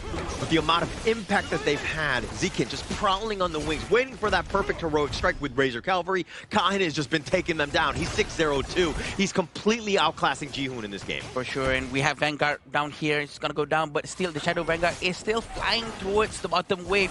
6,000 gold, still waiting for how are they going to initiate this fight. At the back, they still have to be careful because Jihoon is trying to prepare to try to flank anyone that he can touch at this point. Yeah, he wants his own flank, but you see Zikin also on the flank. Yono is going to be there. It's an all-out retreat because they're looking to just regroup. This might be a problem for Jihoon. He decides to just cancel that mission. He's going to go back to the top lane. Oh, very quick reaction coming in from them with one voice, but this is what's going to happen. Yeah, and I mean, you would think that they would continue on with that Shadow Vanguard, but Hong Kong China on the low side. They're going to look to retreat, and now look at Jihoon. Looking to potentially go for that flank. Finds Kahin. He's going to do a little bit of work on top. They have a little bit of the stun. They do have the burst. They take him down. Sub King gets Raging Steed. Sage's Sanctuary is going to be popped for him, but the little burst is going to be on point. They find Hawa. Another Sage's Sanctuary is going to be popped, and it looks like Zikin and Kahin are the only two standing. Republic of Korea really managed to find all of their targets. Sekat is going to be frozen just because using the freezing charge, and he's going to go down as well. The damage is too high coming in from Jihoon. They're going to try to end the game. Yeah, it looks like Kahin just trying to deal with the minions. This is an all-out approach. The other minions for that, but the Raging Steed, the Trevor Smash, everything being committed. But Korea is too strong. Off of the ace, they will take game number 1. Absolute cinema of a game number 1 is such a series between two giants coming in from Group D. We imagined this game to be as of this extent, but not as of this close between these two squads. Extremely close for sure between Republic of Korea and Hong Kong China. What a game coming in from both of them. It's both picture perfect. Both of them know what they're doing, the way they distance themselves from each other, trying not to overextend anywhere else, and at the same time, really trying to play around the existence of Sekat. Just the resilience to bounce back in that game, right? Like, it was looking bad for both sides at moments, but that one where even towards the end, I think that was like, oh, I was like, okay, Hong Kong China definitely have this game. But then Jihoon, somehow, some way, even with the Shadow Vanguards pushing, they get the perfect team fight to completely change this game. I think it was also down to Seongbin, the late Zun in that late game, finding that burst of the damage in towards the backline. When you see the Direnjie and Xiao Xiao coming in for the side of Sumki and Hoa being so low, the flank coming in from the side of Korea, just piling on towards the main two carries here, and then you're like, oh no. As of this point, goal lead doesn't matter. When you drop someone at the 18-minute, 19-minute mark, that's a 40 to 15 seconds death timer, and then you saw instantly coming back with a outplay, going in for the game-winning push. I think the way that Republic of Korea actually managed to try someone, find someone who is almost similar as Sekat to actually try to do the same flanking maneuvers such as Sekat. Sending Jihoon is a very good idea, and that sort of disrupts the formation that Hong Kong China has. And they actually managed to do so well, knowing that Sekat cannot do the same because the Republic of Korea is busy defending the entire base. He cannot go to the back of Crystal, right? So yeah. Jihoon has the space, and it's just so beautifully done. It was his mission was to catch a predator, if you will. Yeah. Zikin was on the flank, constantly looking for that team fight and to catch people off guard. And Republic of Korea, like, okay, he's done it a couple times. Let's stop him. Let's send out Jihoon, our Terminator, if you will, hunt him down, take him out. Because again, once he's gone, the team fight you're kind of seeing, they don't really have that frontliner to deal with the rest of the Republic of Korea squad. Which is a very back and forth game coming in from both squads, right? Whereby when it comes down to top tier HOK, I think this is one of the prime examples that we actually had coming in towards Group D itself, where both teams have signs of error, but the way that they reassure themselves, they claw themselves back into control, and then at the later stages of the game, every single member had their time to shine. Yes, you can say, Hyunmin had 2 takedowns coming in from those mistakes, but he still was able to provide those gameplays at the back, and then Seongbin only 9,000 gold, but found the most important play in that late game. Yeah, and that important late game was when they were able to find Zekin and Kai. And I was talking about how they didn't die a single time. They were 3-0-5, 6-0-2, and then they ended up with one death apiece, and they lost the game. That's what they mean to these team fights. This is what selective damage or selective use of skill really means, right? Even though maybe, you know what, the assists, the strikes is a very low amount of numbers, but it doesn't matter when the time is right. So the impact of that is so much more bigger when you can actually try to string it all together all at the same time.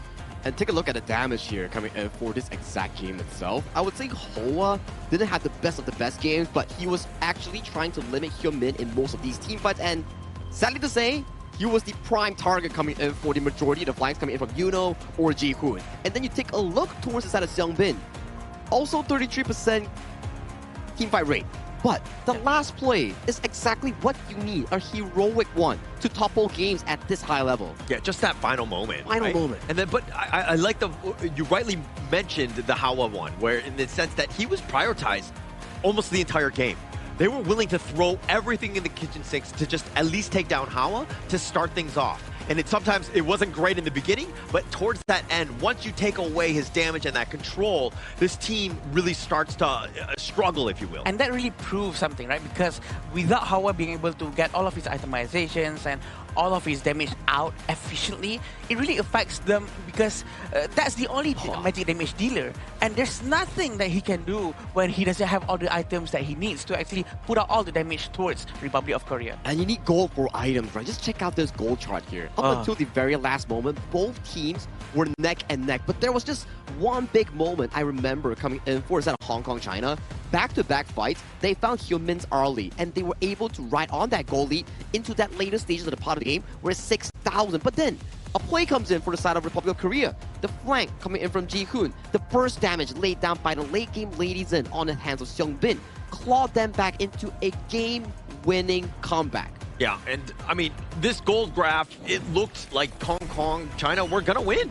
I mean, checking out these highlights, most of this, it is back and forth, but Hong Kong, China, we're in control. Like, that was their game to lose, essentially. And it just seemed like at the very, very end, getting in that situation where you're like 19 minutes in to close out a game, not the easiest of situations, and teams sometimes will crumble under that pressure. This is going to be one of the longest replay in this particular fight because this fight started from this spot and it moved all the way towards Milan and all the way to the base because of the amount of mobility coming in. And this is just all very organized and very controlled. And even though it looks like it's all over the place, but it's all playing out very, very well. We do know that Yuno managed to really survive very, very long here. And with having the other two trying to help them out from the back, a very good move coming from both sides. There's not much for me to say here. I mean, if you were to analyze the team fights, right, Sekat is always on the aggressive end looking for Hyunmin in those team fights here. As long as they can find Hyunmin, the team fight will always go in favor for the side of Hong Kong, China here. But going into the remaining parts of the game, that's where you see this is aftermath of Seongbin dropping the Destructive Deluge on towards Hoa and Sum Ki. When everybody is fighting on their own grounds, that's where Team Korea jumps in, pounces on the remaining targets, setting the stone for a great comeback despite the fact they were down 6,000 gold. Yeah, crazy game. I mean, Korea, though, again, how they were able to bounce back. I mean, Ji-hoon didn't have the greatest of games. He died 5 times. Things were looking rough, but Hyunmin, he's like, okay, I'm on my early. This is my tried and true. I will carry you, brothers. Yeah, I'm not surprised if this early gets banned afterwards. Congratulations to Hyunmin for being the MVP. 4-4 with 29% damage. I don't know how he managed to get that much of damage, even though we actually saw the team fights were actually pretty minimal and he was chased all over the map.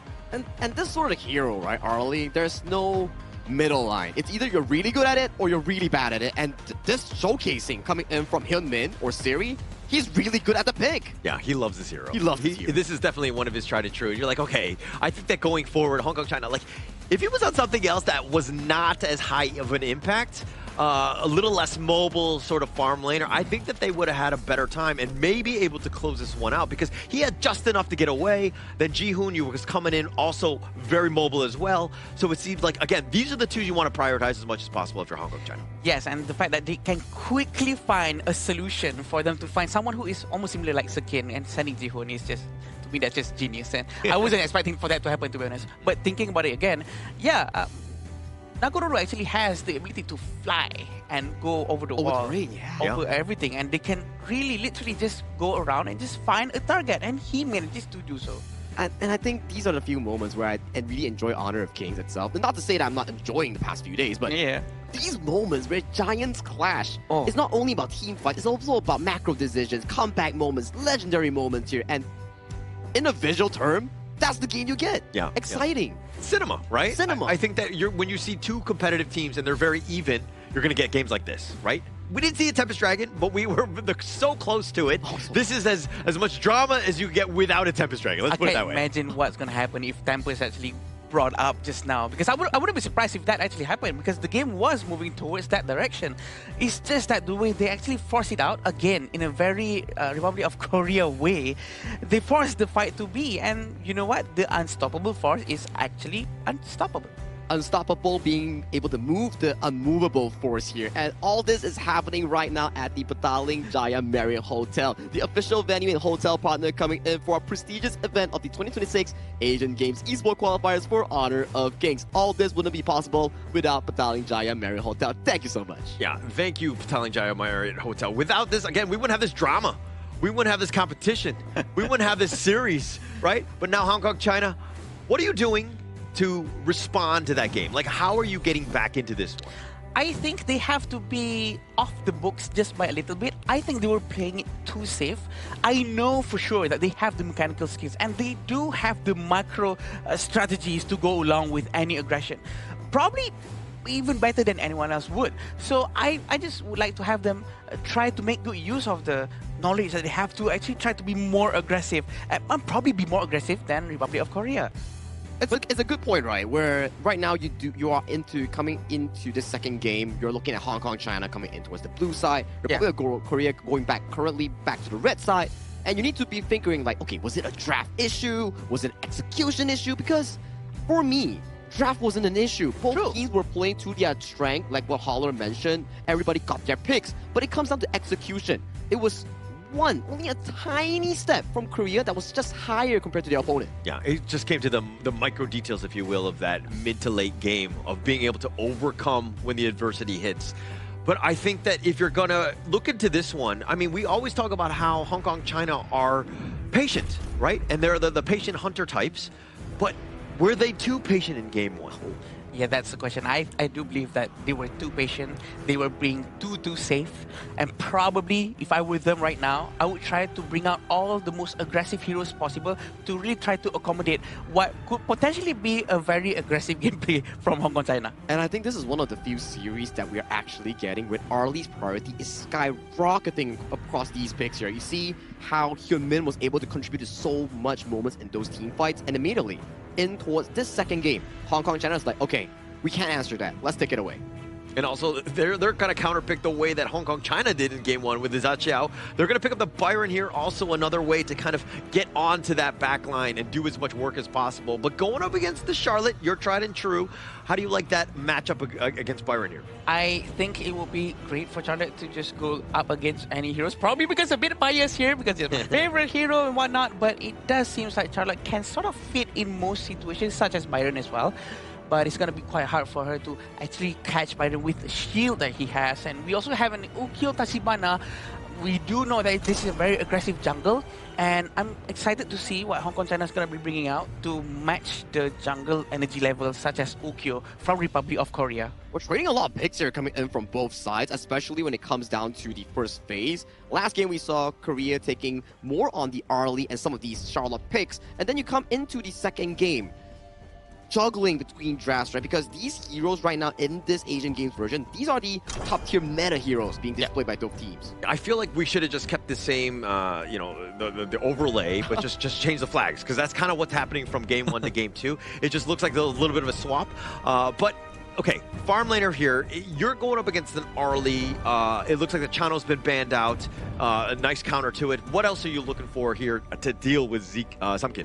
I think you have to just get out all of these heroes if you can, because Samkin is just a hero that is very dangerous to deal with. He can play most of the heroes very, very well, and we do know that Arlie has already been picked, and Yampo is going to be a very good ban for them as well. But the Kui, though, from Hong Kong, China, what do you think, Sagi? I think they might think that Korea is going to go all out even more aggressive with the Kui. That's why they took it out. I mean, it's a Namu special, right? Seonggon has been in the scene for quite a while now, ever since joining to the Korea and also the Nongshi Red Force side, and he's known for his Kui performance here. That's why they're removing some of these key picks. You see the setup picks here on the roamer side. No Kui, no Mozi. These are good heroes in pairing up with that Xiao Xiao in the mid lane. Very focused, right? Seonggon had only shown 4 heroes. Those happen to be 2 of his favorite ones right there. So what they want to do for the end, again, he likes to be generally from range. He generally likes those kind of controls, like those cannon blasts.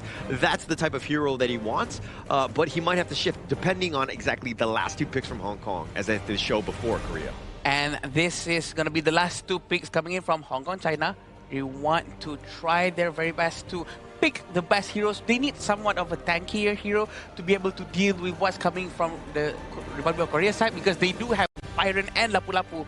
The stability is not really there for now for Hong Kong, China. That's a lot of frontliners here coming in for the side of Korea, and then maybe Hong Kong, China. Do you go for the Zhang in this case, or do you venture into another experiment pick? Are we getting the Yaria per se, or even the Donghuang per se? These are things that I'm really intrigued with, because as roamer pools is getting like reduced, there's not a lot of options left aside from the Zhang Fei that might be coming in for Hong Kong, China. 100% Zhang Fei. I think that you need a big team fighting. Okay, the Dune can kind of mitigate this. It looks like they're going to go with the Zhang Fei, but it counters. I mean, it's kind of like what is Lapu-Lapu thrown out? Then you have your own Umbrella Upper, so it's kind of similar. And you needed some way to kind of have that big team fight, because if you're looking at the rest of them, you got damage galore, Chaos Cinder. Yeah, you got setup, but this will kind of get you over the top in those team fights. I am not expecting this Dune and Zhang Fei to be coming from Hong Kong, China. I was expecting something else, and they were actually going up with this to see a proper Dune gameplay from Hong Kong, China. It's gonna be very interesting. It looks solid. It looks very aggressive. It looks like a lot of space gonna be given to Sumki. I mean, it's also pressure, right? If, let's say, Sumki does fall, that's your only source of late game damage removed from the pool. And then you took a look at the side of Korea, it's also the same storyline here. I think that's like, what, 60% or 70% of the same draft that Hong Kong, China used in Game 1, but right now, piloted by Korea on the red side. Yeah, they're going to be like, okay, we're going to show you how this is done. We're going to show you just how to play with these heroes. No, but all jokes aside, I think that they're, again, Sumkin, he's the guy, right? If he's able to shine on the Arlie, if he's able to have an MVP performance, I think Hong Kong, China will take this game. But if Korea is able to find him, let's find out. Hey, Adam, this time around, I'll be tagging in for this cast. Oh, really? Yeah. That's going to be fun. Hey, man, before you go, Adam, there's 2 drafts. Who do you give the edge to? I am gonna give the edge towards Hong Kong, China. I feel like there's a lot more tankier things, because I do like a beefy team so that they can really take on a lot of damage. But in the end, it all goes down to execution. So, Sagi and Howler, please take it away. Thank you so much, Adam, here. Howler, it's been a while since I'm on here, man. It's been a long time, my friends. As we go into this game, of course, fourth series of the day. Game number 2, Korea somehow, someway are up 1-0. Okay, you predicted going into this that, Hong Kong, China was going to win 2-1. Right.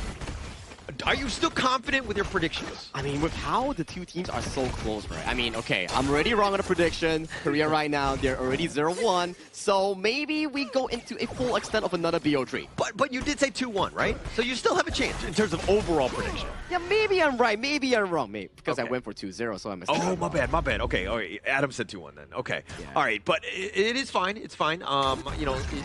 It's funny to see other people wrong and not yourself. But for this situation, though, now, okay, is Korea's lineup, like, are you confident with it? It's pretty much the mirror pick of what Hong Kong, China just did from Game 1. Now, if we were to break down pick by pick, right, I would say that the late game potential coming in from Hong Kong, China, there's more room of error, right? You have the Angela, you have the Arlie, and also the Charlotte here. More picks that can actually scale towards the mid to late game, but that's also a double-edged sword whereby on a moment mid lane, though, that's a lot of damage. Yeah, a little bit of a stun here. Just, I mean, the Scorching Barrage as well. It's going to do a little bit of work here. But again, they're just dealing with the minion wave, right? Let Ji-hoon get as much farm as possible here. Correct, right. And back to a point, right, whereby we're analyzing on like both drafts here. More late game potential coming in for the side of Hong Kong, China. More damage resource as well as it pays towards the late game for the side of Korea.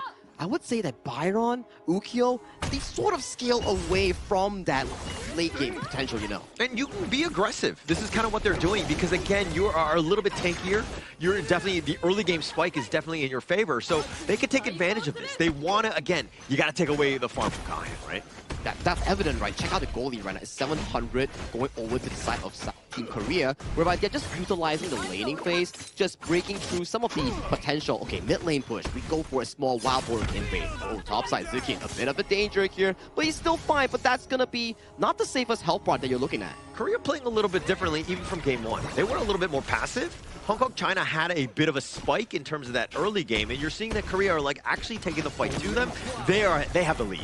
Yeah, it's not going to be easy right now if you're on the side of Hong Kong, China, right? You got to survive the early game first. Kahin might be the person right now to actually suffer more of these losses here because, Dun, yeah, you're pretty tanky, but you're not as fast in moving across the map like Ji-Hoon on that Ukyo in scavenging for resource or looking for those invades. Yeah, he's definitely going to fall behind. Ji-Hoon would definitely have the advantage. He farms faster. They're doing gold sharing. They have the posse with him, taking down as quickly as possible. And this is going to set things up for that 4-minute timer, though. Yep, slowly but surely, right? 40 seconds on the dot right now before we actually go into the objective in the early game. I don't think if you're Hong Kong, China, you actually want to fight for this objective. Take a look at the early game right now. Laning-wise, most of the side Korea is actually taking more of a winning position. As you can see, nothing happened across the map. There's already like almost 1,000 goal lead going into Korea, and it's pretty scary if you're the Hong Kong, China side. No items, can't fight. Yeah, can't fight at all. It seems like all the roles, all the junglers, you know, they've gotten the edge. Korea coming out on top thus far, but it's still very early. I mean, it's 1.4. You're kind of thinking, oh, Hong Kong, China, really not been in this situation before, though. Yeah, that's correct here. And when we pace through into this tyrant here, positioning-wise, I think Hong Kong, China is giving away the approach here on this tyrant. Like we say, right, okay, you have no items, try not to fight. Scale into those big item timers first. We are looking at Hoa potentially getting the Venomous Staff, Sumki going for the Sparks Force Doomsday, then Zukin, you know it's Zukin, just get like 2-3 items on the Charlotte, then we look to fight. Maybe, from my analysis this game, Hong Kong, China, and Korea, maybe the first big fight might be around the 8 to 10 minute marker. Yeah, I think we have a bit.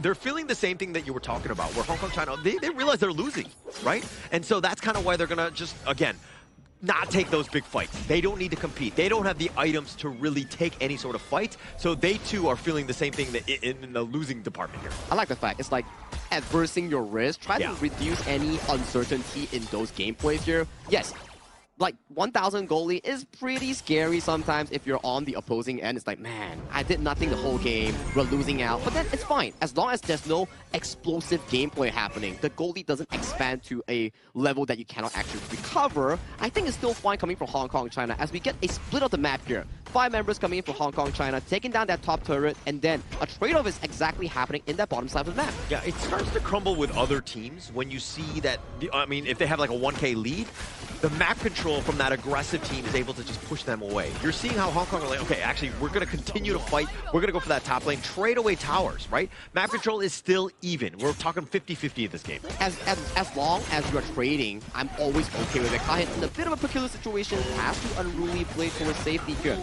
Cannot be, like, you know, having any sort of like casualties or mistakes here, because once you're blue, your buffs are up and you get a takedown, the team can actually just come in, swoop some resource, and then further push up that goalie here. But so far across the map, it's very safe and sound. You're just waiting for that one mistake coming in from either side.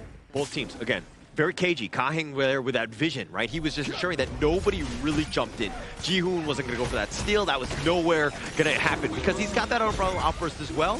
So Hong Kong, China understanding that, hey, as long as we stick and defend our jungle, play the lanes, we're going to be fine. A bit of a tempo succumbing over to the side of Korea, right? You can start to see some of these minion waves start flowing much more smoother with Korea, building up like tower pressure. You can see that top tier 2 is going down really quickly here. 1 or 2 more rotations like this, and that's going to be going easily over to the side of Republic of Korea. And the only good part about this game thus far that we can actually give over to Hong Kong, China is that they're not suffering big team fight losses, and their carries like Sumki, Zukin, they're getting okay far. Oh, mini stun. They actually did a little bit of work. Hawa using that Blazing Brilliant just to stay alive, but the turnaround, Ji-Hoon on the run somehow stays alive. That was very close. That was too close for comfort here, Holler. And I gotta say, Ji-hoon making it out in a nick of time. But that's the plays you're looking about, right? Yes, Ji-hoon was low, but what was in return? You invest Kahin and Hoa. Hang on a moment, Seongbin in a bit of a position here. Seongbin goes in. They go for the flank. The Raging Sea is going to be used by Perlawanan. If you excuse me, they find Sumki. That's going to set things up. The Blazing Brilliance on the Sungun, and he's dashing away. Nice little Honey Sweet Freeze. They get the return, and they find Kahin as well. 2 members down, but they get Yunho as well. As Zekin, he goes down. Step up with the Korean train as they are blowing through this game right now. That was a fantastic engage coming in from Seongon. I hope we get a replay because he did an L-shaped S2 flash towards the backline finding. Okay, let's look at this. Look at Seongon. L-shaped flash finding Sumki. Sumki has so much mobility, but if you lock him down, he has no way to escape. And even with 4-man and Bridal Alphas, it was just not enough because Seongon comes in the game with another 3-man knockup. He had so many good stuns there. The amount of control, and he stayed alive. That's the biggest piece to this. And so Korea winning that team fight, as well as putting a little bit of pressure on that top T3. They were not able to take that down, but this opened it up for the Overlord here. I was alluding to the fact that if Hong Kong China was able to stall the game into a 10 minutes even, maybe suffer like a 3,000 goal deficit, maybe, just maybe, we can have a smooth fight at the 10th minute mark. But judging from that play itself, losing tower, mid and top, losing buffs.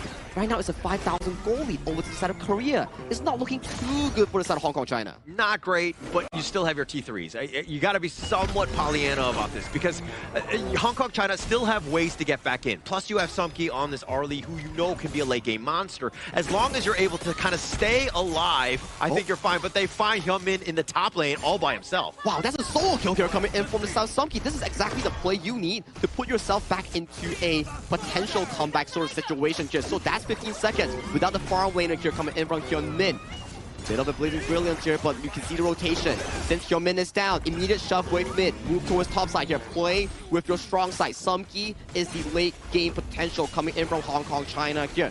You know, looking for a bit of a flank here, but it has been dissolved. No farm lane, let's not fight. You got 1 kill. You found Hyunmin, and it turned it into a top T2.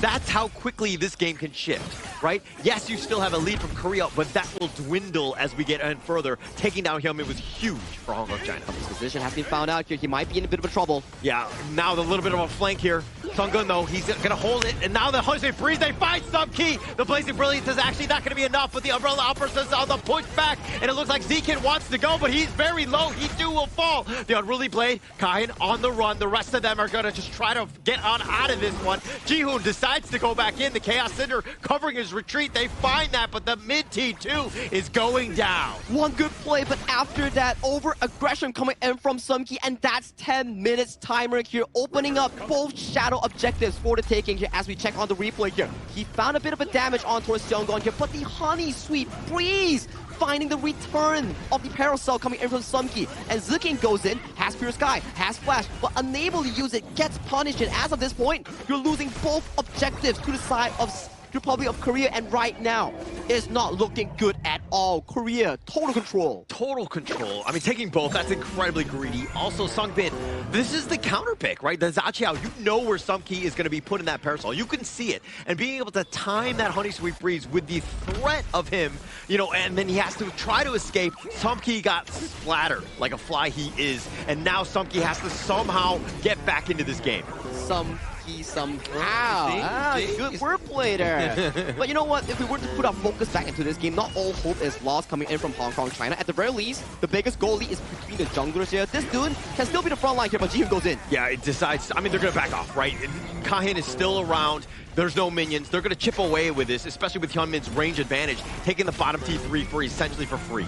Yeah, this is going to be a bit of a choke coming in for the side of Hong Kong China here. 8,000 gold deficit here. All 3 towers notably to go down. The big Overlord is still marching towards the top side here. If Republic of Korea finds a good engage, this might just be the game-winning push coming in for the red team. Yeah, and I mean, not even 12 minutes into the game, but the way the Korea are moving around, they've zoned them away. They've taken the top T3, the Raging Sea on top. The Umbrella offers in return. They find Hawa. Kawan just trying to stay alive, but he too will fall. Korea is too strong. 3 members down, and now they want to go for the race as they push them all the way back into the fountain. The crystal is wide open, and Korea are going to take game number 2, and they will sweep the series. An amazing game coming from the side of Republic of Korea, managing to secure a 2-0. And it seems like, Sagi, Holler was right. He is right. He's the prophet himself, and he made the prediction work. And that was a clean game 2 coming in from Republic of Korea, where they found the game-winning moment here, punishing Sumki for being overly zealous and aggressive for that play. I want to say I told you so, but you know, You already did take the higher road on this one, even though I didn't. But yeah, look, Republic of Korea, when they're on, this is what they're like. Yeah. They're incredibly strong, they're efficient, and of course they're able to close out games as quickly as they could. I mean, Republic of Korea were on another level. I think this time it's probably going to be, I'm going to blame it towards the draft, I think, Sagi, because it seems almost as if there's not much June could have done just now. Correct. He could only really play it, go somewhere, maybe win slash for one time, and then that's about it. And he cannot contribute in any other way.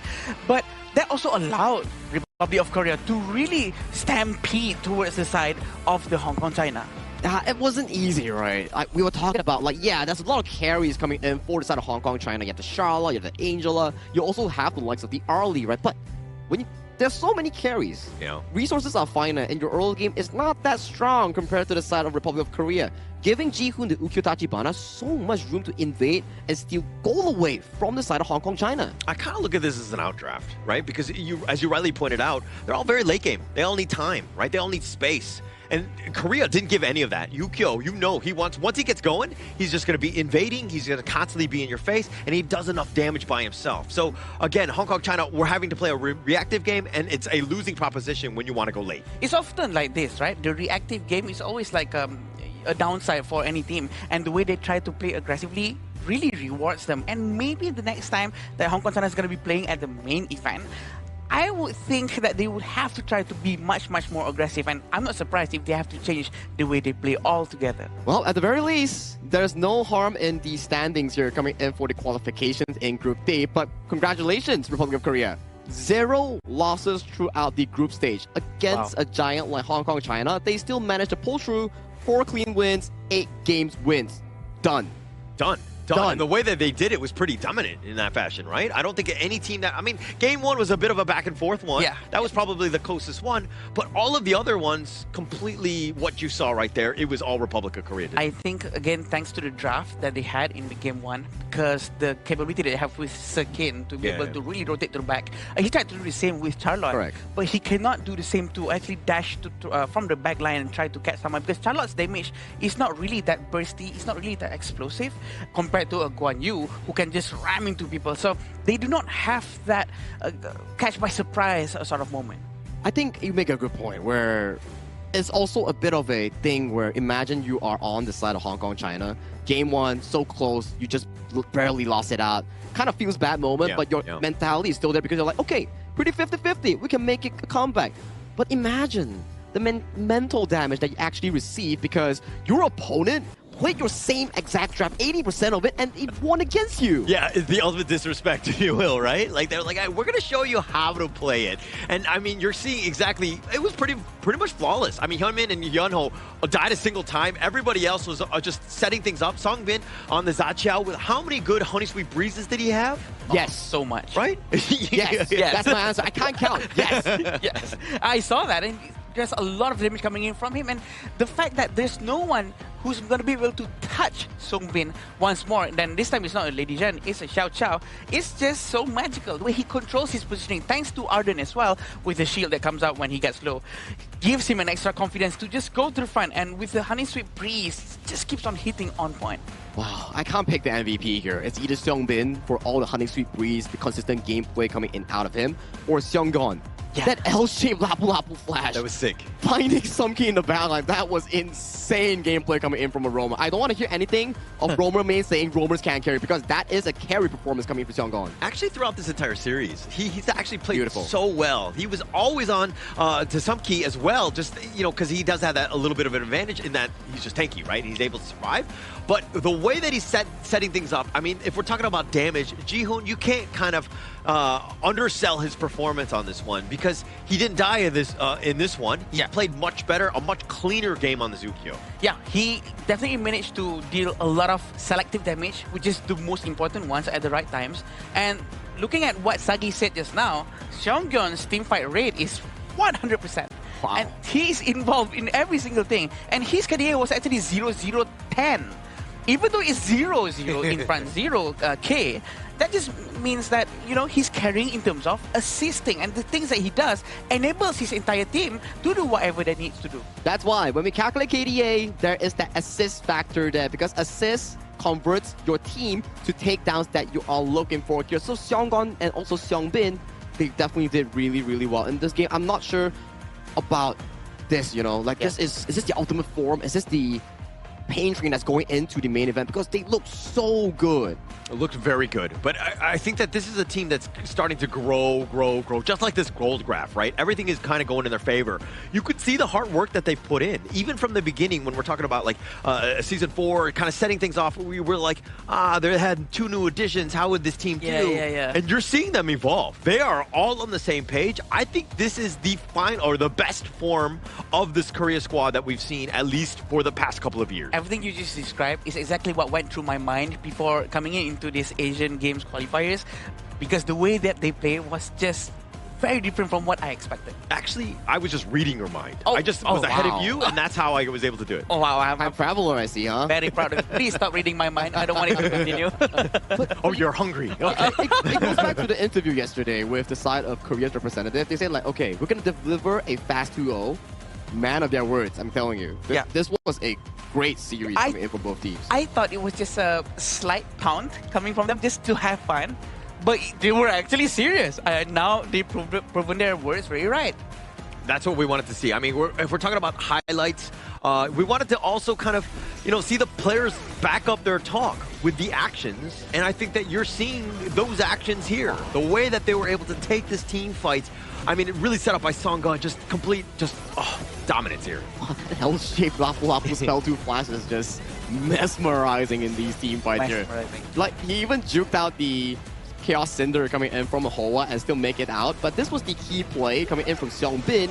Their reaction play on the prediction, on the return one, beautiful. Beautiful indeed. And how many times do we have to watch? Kahing was actually trying to use Umbrella Outburst defensively instead of offensively, what we're used to watching them. And this is to the point where the pressure is so high coming in from the side of Korea that they had to change the way they play, which is very refreshing for us all to see. And as we go in, I mean, they're just like pushing them all the way back in the fountain. Yeah. It's just complete control, right? Yeah. Like able to take over this game and do it in the dominant fashion that they did. But it's going to be the MVP, and it looks like roam lives do matter. The Lapu just 0-0-10. What an amazing game by Sungun. I mean, the only difference between a roamer and a jungler is that roamer doesn't need to farm the jungle, and they don't do that much damage when it comes to setup, though. Roamer, so really, really important overall, man. So don't, people at home, don't say roamers can't carry. If you don't think so, check out Seonggon. This is your man right here. It is actually most likely one of the hardest role to have, because your job task is a lot. You have to open the vision for your team. You have to consistently try to find opportunity for your team. If not, your team will start to blame you, regardless of what you do. Yeah, actually, that's the number one thing. That's why I switched roles. I hated being blamed for everybody's ineptitude, I would say, in my rank games. But so are you the one blaming the new roamer now? Oh, yeah. Oh, yeah, God. You became the person you didn't want to be. Of course. I have become the villain in this story. You probably have to try to change your circle of friends, because it seems like that's not a good circle to be with. All jokes aside, my reporting rate has not changed between the different roles that I play. If I lose, be prepared to be reported. Okay, you know what? Be careful. I'll leave you to it. Yeah, be careful, please. At the very least, if you're friends with Holler, if you're friends in-game, you can't report your friends. So that's something you need to take off of. Maybe let's say you're playing with friends, unfriend him first, then the next game he feeds, you can report him. That's Don't what teach that. I unfriend. Don't teach that to him. You're not supposed to teach that. That's very But that's true, though. We sometimes do that. But that's definitely a very nice match for us all to watch now between Republic of Korea and Hong Kong, China. They presented to us one of the best matches we've seen so far in the entire Asian Games qualifier. It took us a while to get there, It took a right? while. But they're there, and we knew that these two teams, like, who was going to be the top, right?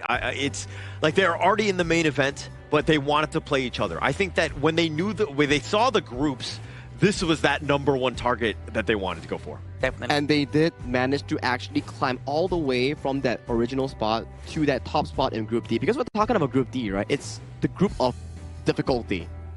Okay. There's so much on the line. Like, everyone is so strong in this group itself, especially the top three. And right now, you finalize the standings here with Republic of Korea being first place, Hong Kong, China second, and finally, Singapore will be heading into the last chance stage as the third place representative of Group D. Yes, that's what happened just now. Yeah, I think that with those three teams, though, we would relatively put them in the top three. Like, there weren't too many surprises in Group D. Like, we kind of knew.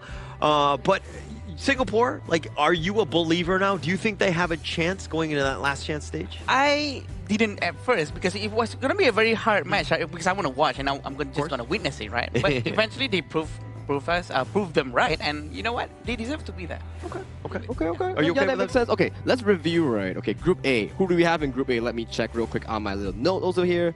Philippines and Indonesia. Ooh, another one later on. That's going to be spicy. But we'll save it later after the interview to talk about it. And then third placer will be Uzbekistan. Coming from Group B, Myanmar, Jordan, and Kyrgyzstan.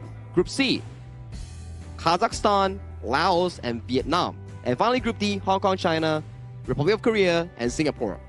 I would say that none of these teams got there by pure luck. Everyone was through skills, hard grit, and effort.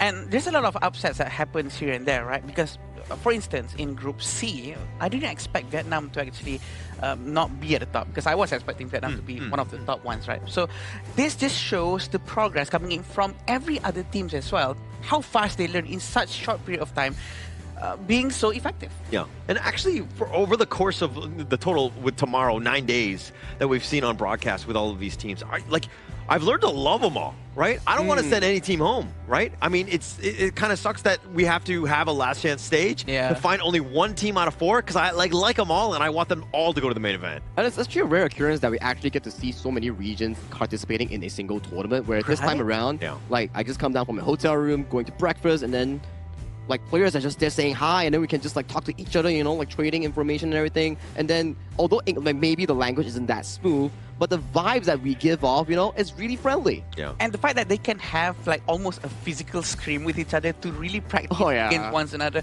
I think that's what the real cultural exchange is happening in the game itself, and not just on the tournament. And the interview right now is definitely ready, coming in between the Mara and also the winner, which is Republic of Korea. Let's hop right towards it, because we need to know what has happened in that series. Team Republic of Korea always giving us a great match. Seonggun, 축하합니다. Congratulations. That was so great. Even in game number 1, there were moments that both teams didn't want to give up control of the map. But in the end, Team Republic of Korea came out on top. This was the closest match that we've seen so far for Team Republic of Korea. How challenging was this for your team? Or would you say that this was not challenging for you at all? 이번 경기 진짜 굉장히 접전이었는데요. 그래서 이번 경기는 얼마나 힘든 경기였나요? 이번 경기가 조 1, 2위를 가르는 경기이기도 하고, 상대팀이 뱀픽부터 되게 철저히 준비를 많이 해와서 인게임에서도 그렇고 게임 외적으로도 되게 험난한 경기라고 생각합니다. So from the band pick stage, we can see that the opponent really are prepared, and then in game also it's very tough for us. So throughout the game, we really gave all of our best. A lot of people thought that this match might go all the way to game 3. They felt that you finally found your match. Now, in this matchup, how important was it for Team Korea to remain undefeated? And when did you realize that you were going to dominate Hong Kong, China?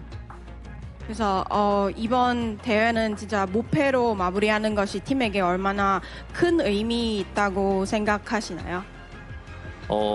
이번이 이제 저희가 예선에서 무패를 달성한 게 이제 저희가 본선에 갔을 때도 얼마나 다른 쟁쟁한 국가들과 경쟁했을 때 저희가 얼마나 경쟁력이 있는지 보여주는 경기였어서 네, 이번에 되게 중요한 매치였는데 이겨서 되게 기분이 좋습니다. It is a really important mission for us, and then this is only the qualifier stage, and then it was able to give us a clear image on how we are going to face more challenges during the real game in Japan. So that's why I think it helps us to prepare more for the future game. In game number 2, it was a very convincing, dominant win. Now, for sure, Team Republic of Korea, they're all watching you, they're cheering for you. What would you like to say to everybody? 응원하는 팬한테 부탁하면 한국 팬한테 한마디 부탁합니다. 예선전 응원해주셔서 감사하고 지금 성적 그대로 유지해서 본선 때도 되게 좋은 경기력 펼칠 수 있게 열심히 준비하겠습니다. 감사합니다. So thank you for supporting us towards the tournament, and then we will continue to support, continue to bring more good games to you guys. Once again, congratulations and 감사합니다. Thank you. Team Republic of Korea dominating the group and finishing at number 1. We'll talk about that a little bit more with our casters. Lead the gorge. As Seonggon says, the mission is not over. The real one comes in the form of the Asian Games main event. Yeah, I think that they will feel very confident. I think that this is a great win for them.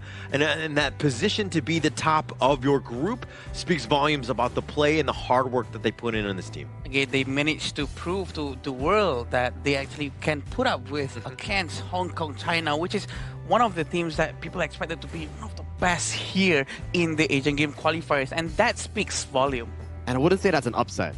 That was an expected outcome coming in for both teams to win out each other in that fashion, because game 1, arguably one of the closest games that we actually had in the Asian Games qualifiers between two teams. Yes, maybe some games we had tempers, some games we have like the long games, but that was a absolute banger.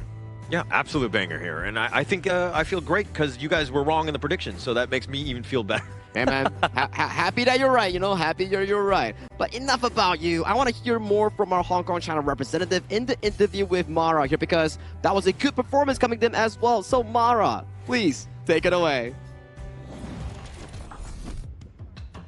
Here we are with Team Hong Kong China. A lot of people viewed your region as one of the toughest. They consider you as this undefeated giant. How tough was that matchup against Team Republic of Korea?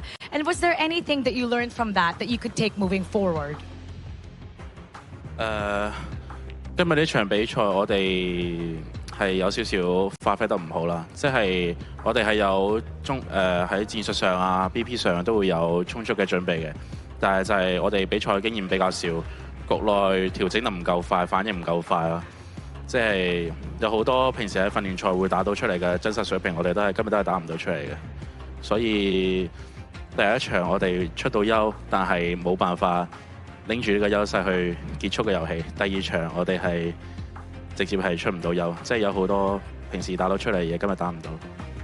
So even that we had prepared a lot for this game, but today during the first game, even that we hold the first advantage, but we were unable to end the game quickly, and during the second game we just can't get our momentum up, so that's why we didn't actually bring our best to today's game. And then during the training or like preparation game, we were able to do a lot of practice and to keep our skills improved, but during this game we really didn't get to do the best. That's why we would like to be more prepared, how to say, like to be more fast reacting during the game, and then that's how we would like to improve. We still consider you as one of the greatest regions right now in this qualifiers, and we're looking forward to your journey in the Asian Games. Let's invite everybody watching to keep supporting you, and what would you like your supporters to know? 去到9月份嘅亞運呢，即係去到正賽之後會有更加多強勁嘅隊伍啦。即係到時我相信比賽會好精彩，同埋個競爭都會好激烈嘅。而我哋中國香港隊會喺餘下嘅時間拎出82分嘅精神去準備呢一次亞運，爭取我哋可以拎到獎牌。希望大家可以繼續支持。So during the game in September in Japan, we will give our 200% of our effort to bring more interesting and competitive games to you guys. So please continue to support us, and then we make sure we'll get a medal. That 200% that you're promising is definitely something that excites all esports fans. We're excited for your journey in the Asian Games. Once again, thank you so much. And now we'll head back to our casters.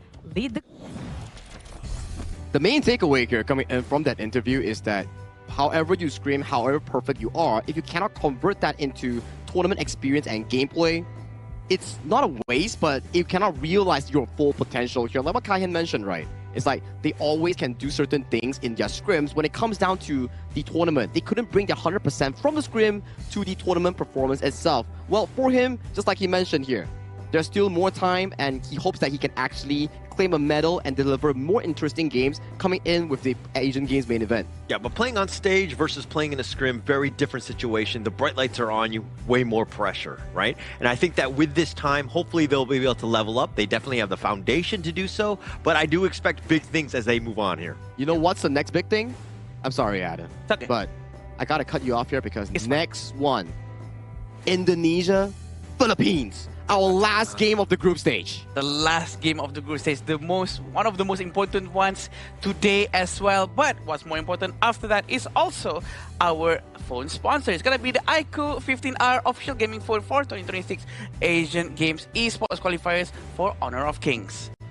So ladies and gentlemen, if you want to see Philippines and Indonesia, our final game of the group stage, 2 regions yet to be defeated coming in from Group A, duke it out, you must come and watch the next series, because this is not just only a BO3. It's a grudge match. It's a battle between brothers. Yeah, definitely between the two, right? And I think that there's going to be a lot of fireworks on this one. I mean, we might see a Game 3. We're going to have to find out coming up here. All right. Enough of that talk. Let's go to a short break before we bring you the final showdown between Philippines and Indonesia in the Asian Games qualifiers. See you later.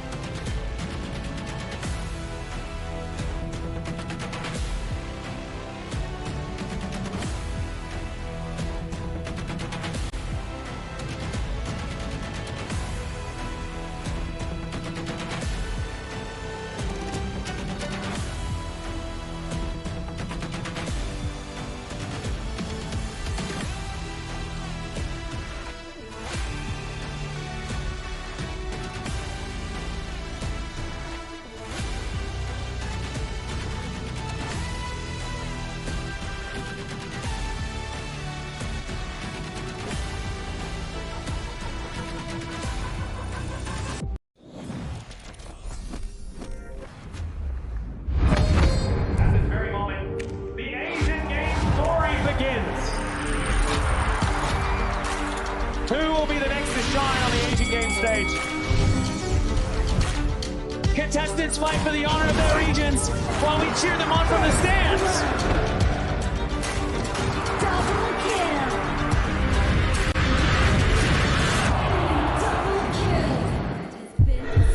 This is a challenge, but it is also an opportunity. The tide is turned.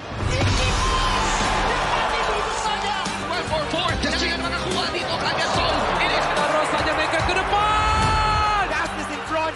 They're going to use it. Golden tight. Slows down Tatsumi. Victory. And we pulled it off together. We share the same voice, the same radiance. This moment of brilliance belongs to all of us. Together, we shine.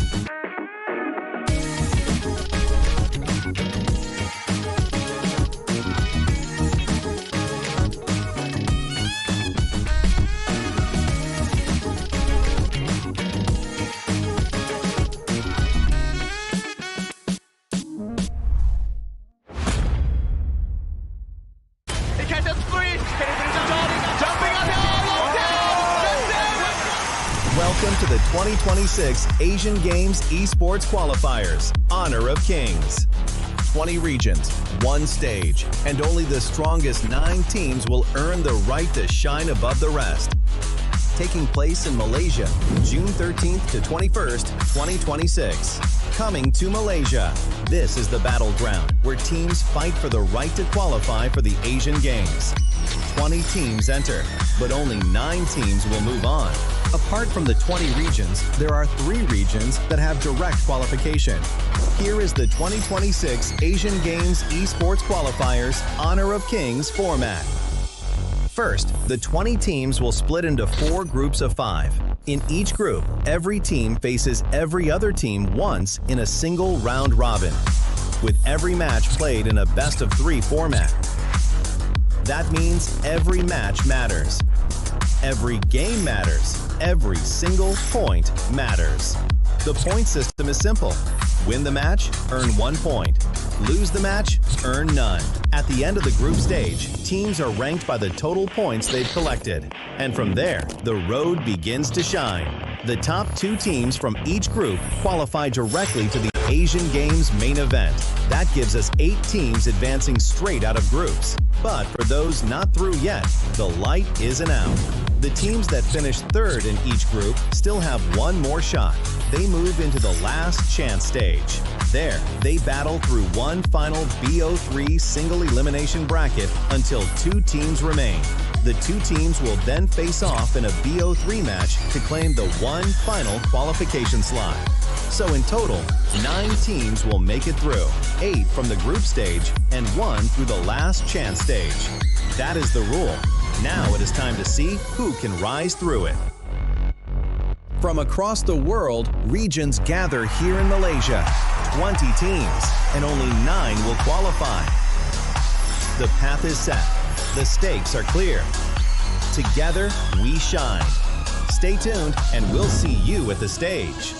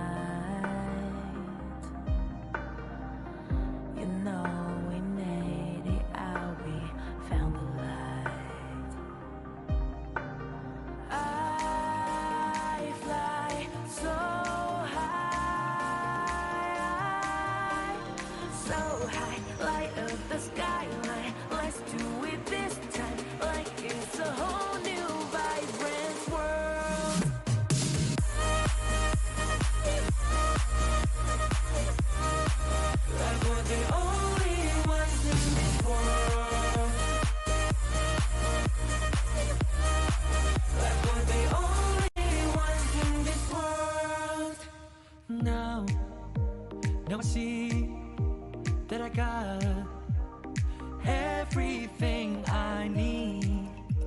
It's alright, I'm on fire, I'm alive, 'cause now I fly so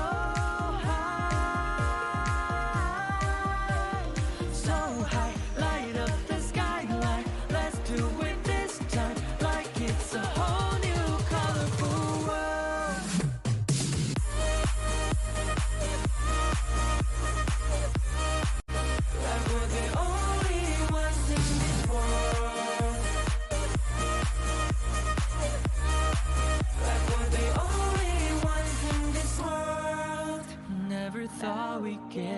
this far, burning like the stars. How we get this far, like we're the only ones in this world.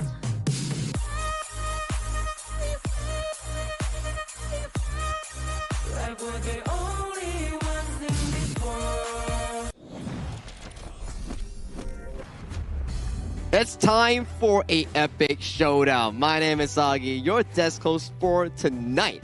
And the epic showdown I'm referring to is Indonesia going up against Philippines in day 8 of our Asian Games qualifiers here, our second last day of this prestigious qualifiers here. And I'm not alone, I'm once again united as one with Holler and also Adam Spartanko. Welcome back for this banger. Yeah, this one's going to be a banger. Actually, we've been waiting for this since the beginning, right? When the draws were happening, all of those games that we watched, because somehow Indonesia and the Philippines got stuck into the same group, yet on the regional stage, and now it's regional pride, there's bragging rights, there's a lot at stake in this one, especially for Group A. There's been a long-term rivalry between these two regions for sure, and everyone really wants to see where are they at right now, who is the better one. And this is going to be very fun because both of them have their own region and their own league. So this is going to be very interesting for us to see how they have been growing, the growth, the progress of each of these regions. And talking about progress, there's also a new update coming in for the Super Flow Brawl mode on June 17. So if you ever are interested in a more laid-back mode after your stressful rank games, do check out the new Super Flow Brawl mode right now. It's a lot of fun. It definitely is way more casual, and it takes it away. It's not a big deal if you win or lose. You're getting still rewarded at the end of the day. I've enjoyed the Super Flow Ball myself. Yeah, not as casual as what's going to happen next, though, between Indonesia and Philippines. Everyone is going to be watching this one for sure. Everyone's going to try to learn what are the pros and cons of each team's meta that they're going to try to bring out into this next match. Okay, if just now between Hong Kong, China, and also Republic of Korea is more towards calculated, slow gameplays, I think Indonesia and also Philippines playstyle is more bombastic, more fights, calculated, mechanics between these two squads. I think we've seen them be a little bit more aggressive just because they're the level of competition that they've kind of run into. I think that overall they're very balanced. But I kind of want to talk about the team composition, right? It looks like the Indonesian squad, this is an all-star squad team. Like there are players across all of the different teams in the IKL. The other side, you're looking at it's just literally one team, right? And we saw success from that from the Republic of Korea with Nongshim Red Force, but now you have Blacklist International essentially representing the Philippines. Like, which is the best approach here? Yeah, there's no best or good or bad in here. I feel like we try here, but I think sometimes maybe trying to get some the best of players from each different teams might be the best approach because you're getting the creme de la creme. But what do you think, Sagi? Well, it's not about I think, it's about what they do, because your answer can be given depending on the winner of this series here. So it's Indonesia going up against Philippines, and let's welcome this match with them right now with this teaser video on the stage.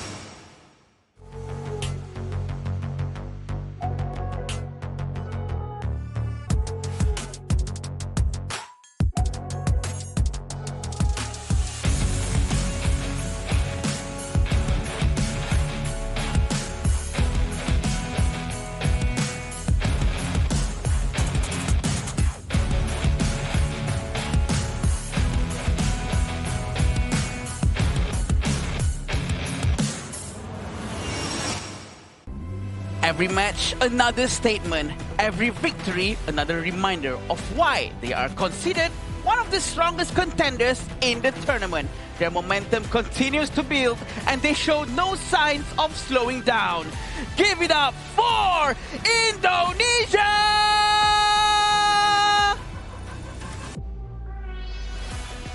Records have fallen. Opponents have tried and failed to stop them.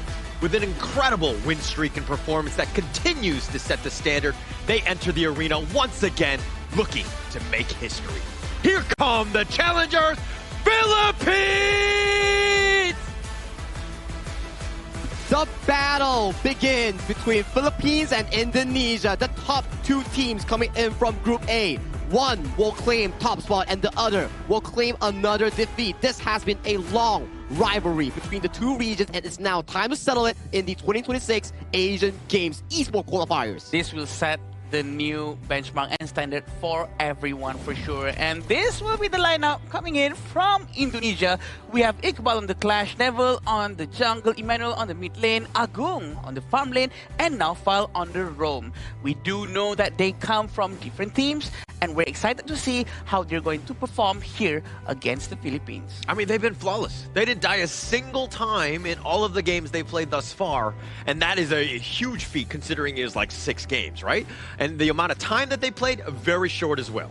And their opponents right here, Philippines, they are no short slouch as well, because coming in for this hyped matchup, it has been debuted since the first day, and this is Sybil, Philippines lineup. Yeah, Chammy, Justine, Dragon, Golden, Charles. And actually, you're probably looking, Dragon and Golden, that's actually their real names, right? Correct. Yeah, and they're twins as well. So these are two that have just kind of brought that all across to their IGNs here. Yeah, with the twin chemistry coming in with the same team, all 5 of them, a lot of bonding that has happened before, and pretty sure it's going to be giving them a lot of advantage as well throughout the entire match. And it's a clash between two philosophies, right? Like you guys were talking about just now.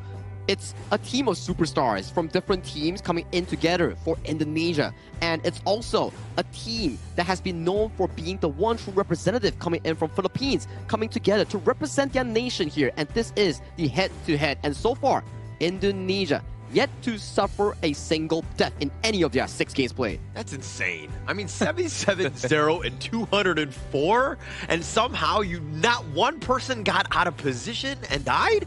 That is insane. Plus, the hero pool has actually been quite high. But the way that they're balling, I mean, this first strike, right, 100%. That's insane too. And the most important thing is for both sides of the team, they never lost a single game, and they are about to, because it is impossible for any of them to actually not lose in this one, because it's going to be a very fun match and a very tough one to watch. Only one team makes it out unscathed here. Like, okay, maybe we get a 2-1, a 2-0. Okay, it goes back to our discussion once again.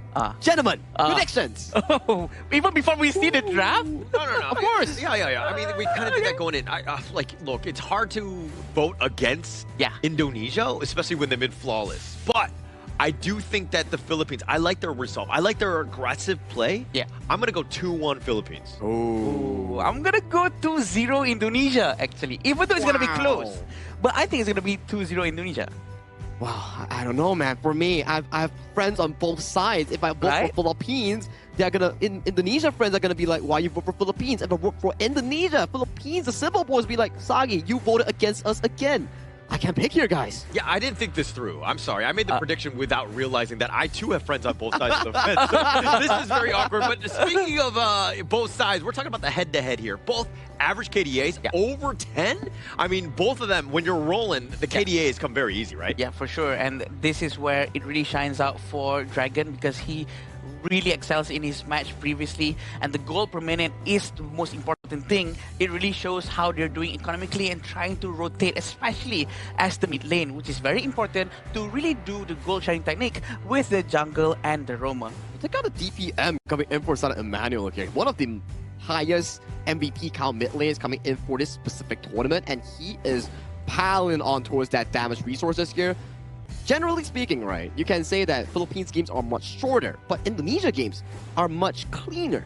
Yeah, actually very true, right? I think it's because when you're looking at Emmanuel, he's like the shot caller, he's making the plays, and he's setting himself up. Plus, obviously they haven't died, and the way that he's able to do it from that front point with his like Ganon Mo, his Garuda, he's just been able to just completely dominate anybody that comes up against him. And to answer about the question that Holler gave us just now about which team probably has a better edge, because Philippines has come from one team, and Indonesia actually has come from multiple different teams. Actually, I spoke to Glenn yesterday. I asked him about this, and he said that what they did was 2 weeks prior to Asian Games, they actually went to a same gaming house and they trained. But after coming here, what they did is every single morning, regardless of what time their game is, all of them have to wake up very early, around 7 to 8 p.m. a.m.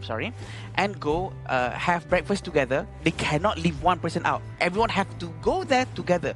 Secondly, all of them will always go to the swimming pool, which is at the hotel, and they will try to, mingle around and go to the gym, and all of them move together regardless if they're going to swim or not. So I think that's going to be contributing a lot to their chemistry. It's like bonding, right? It's like how you always mention, you gotta go to the cinema, for those bonding sessions here. And they did it in a different way. And I always see them at the breakfast, like they're always there and they're really early up and available here. But gentlemen, let's head towards the pick and bans here coming in for the first game between the two faithful rivals. As Indonesia picks on towards the blue side, they ban away the Dharma and also the Chano here. For Philippines, they go towards the red side. That's the Guan Yu locked away. And what are we seeing on this remaining ban? I mean, we're going to have to see what they want. The Yukio has been just, tops, right? It's done very well.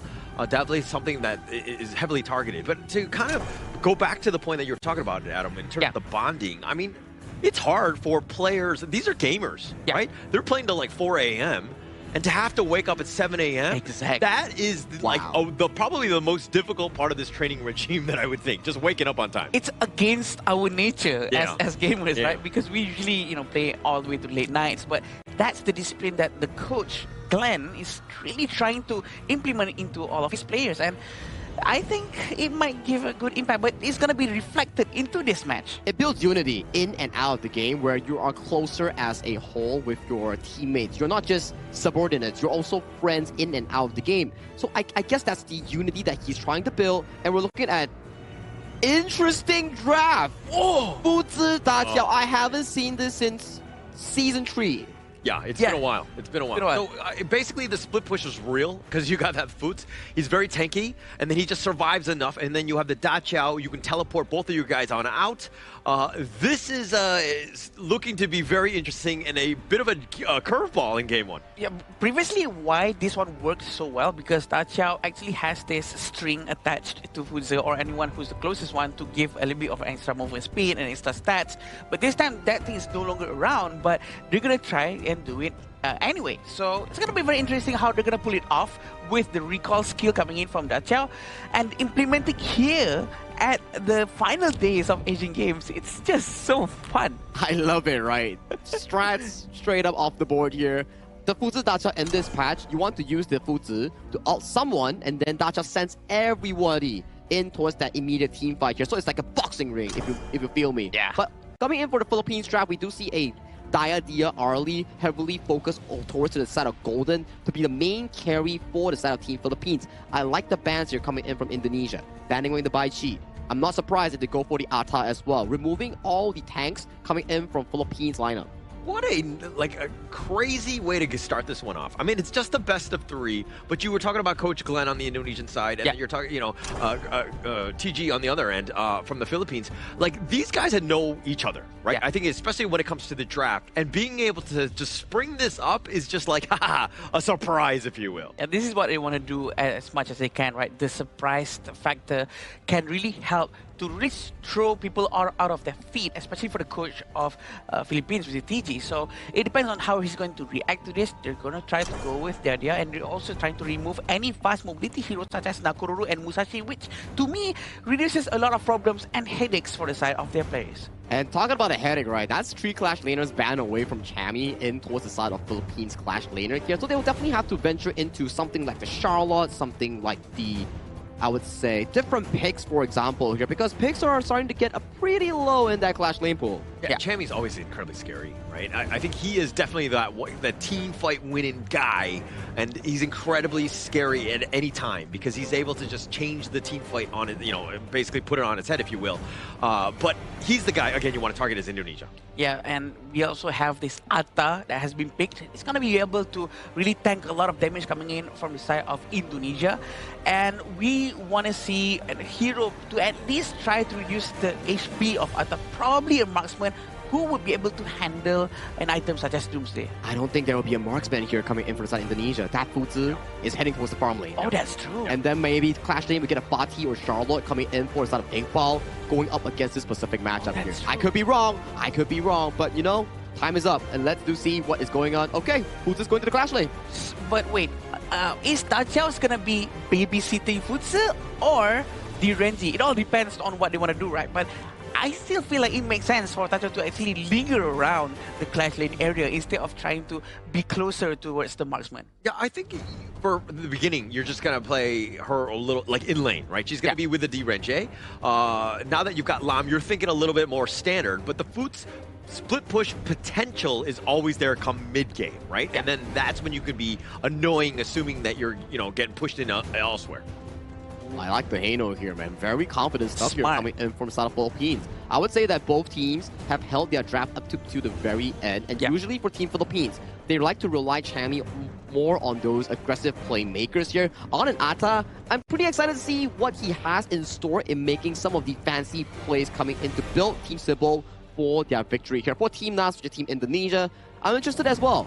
What is the game plan on this Fuzi Dacia? Like you mentioned here, Adam. Is it supposed to be split push centric, or is it going to be hard engage and jumping in for the fight? And we don't really get much on the Lam here, and this is one of our third or fourth showcasing coming in from Neville. I cannot imagine for it to be a very team fight centric. I cannot imagine that. I think it's gonna be purely split pushing, but here we go for our first game between this match of Indonesia and the Philippines. Yeah, and going into this game, I mean, like Neville getting his Lam last pick, really setting the, you know, changing things up, because Golden, Charles, Dragon to a degree are very vulnerable if he's able to get to that backline. And you know Neville, he's one of the top junglers from Indonesia. Yeah. And he's going to find farm. And you're going to see just how efficient they are. And again, funneling that into him. And at the same time, I think it's pretty smart for them to actually take Hano, because Hano is a very good hero to try to bring back up a tower that has been brought down. So at least, I think this could buy a lot of time, or at least try to recover back the tower that has been destroyed, potentially, by Iqbal, because he's using Fuzi and having Dajiao. Yeah, that's one way to counter it, right? But you have to kind of work around that. You have to be within the vicinity at a specific time. So a lot of things need to happen for you to get that perfect, again, heal, right? But it plays to the, you know, the strengths of the Philippine squad, where they're looking to go a little bit late. They don't need to rush things out. Yeah, I believe so too. They're going to try to rotate towards the bottom. Charles and Golden still waiting for the chance to dive right in the right moment.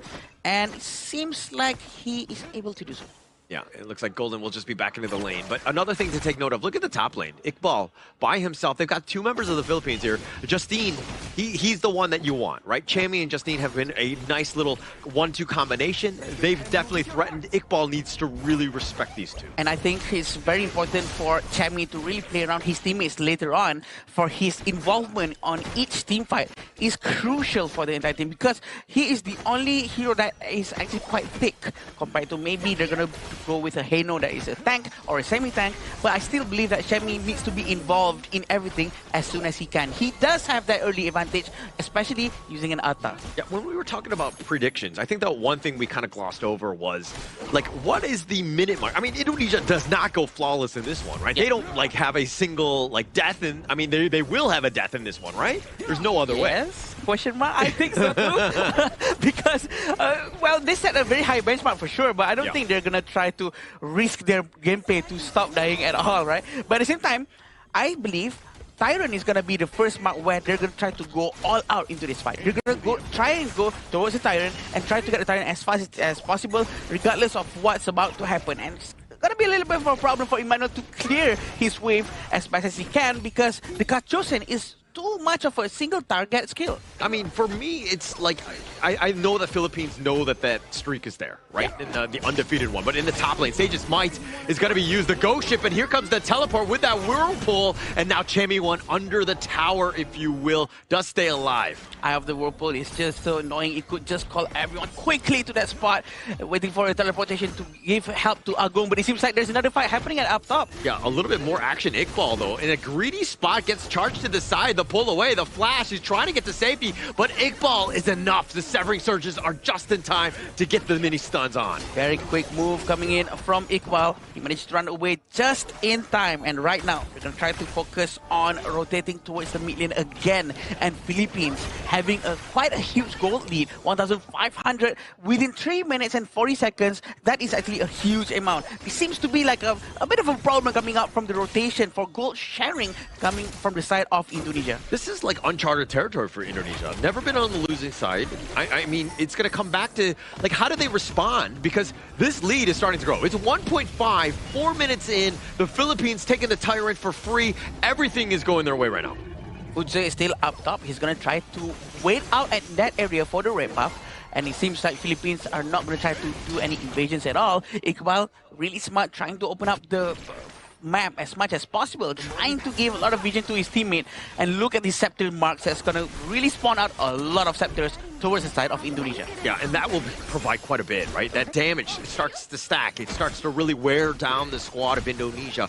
Now, the Whirlpool. This is that attempt. This is what the Dachau will bring to you. A lot of mobility in a hurry. Looks like they're taking the bottom T1, but Dragon is there. He might want to use the Fate Rewind, and he will out-heal all of it. Oh, look at the amount of rejuvenation coming towards the tower.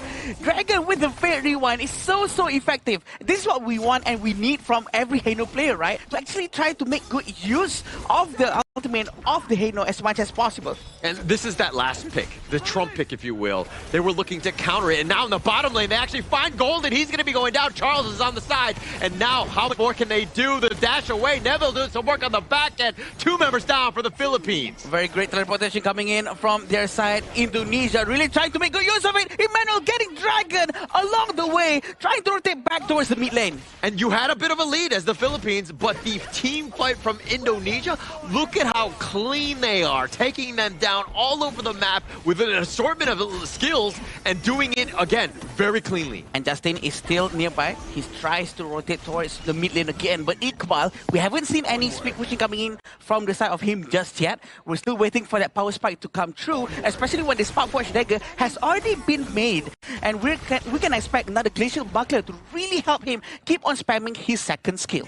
Yeah, but one thing to take note of, Neville is actually about 300 gold behind Justine, even though, you know, he's kind of lost some of those towers. The objectives are definitely shifting in favor of Indonesia, but the kills as well. So, again, Indonesia, the way that they're able to potentially close out and control this map is going to be a problem, is that Neville finds Justine, they dash away from one another. Neville gonna try to maybe run away just a little bit more because he's a little bit overextended and his teammates are quite far away. But that's the beauty of the Dachau, right? He can just use the Eye of the Whirlpool anytime to call his entire teammate to move towards the bottom lane if the Roamer feels like they're gonna get caught out from far away. Yeah, that's so clean. If they're able to do this and to really upset Philippines, it really comes back to this Dachau Pyok. Like, is everybody going to be there on time?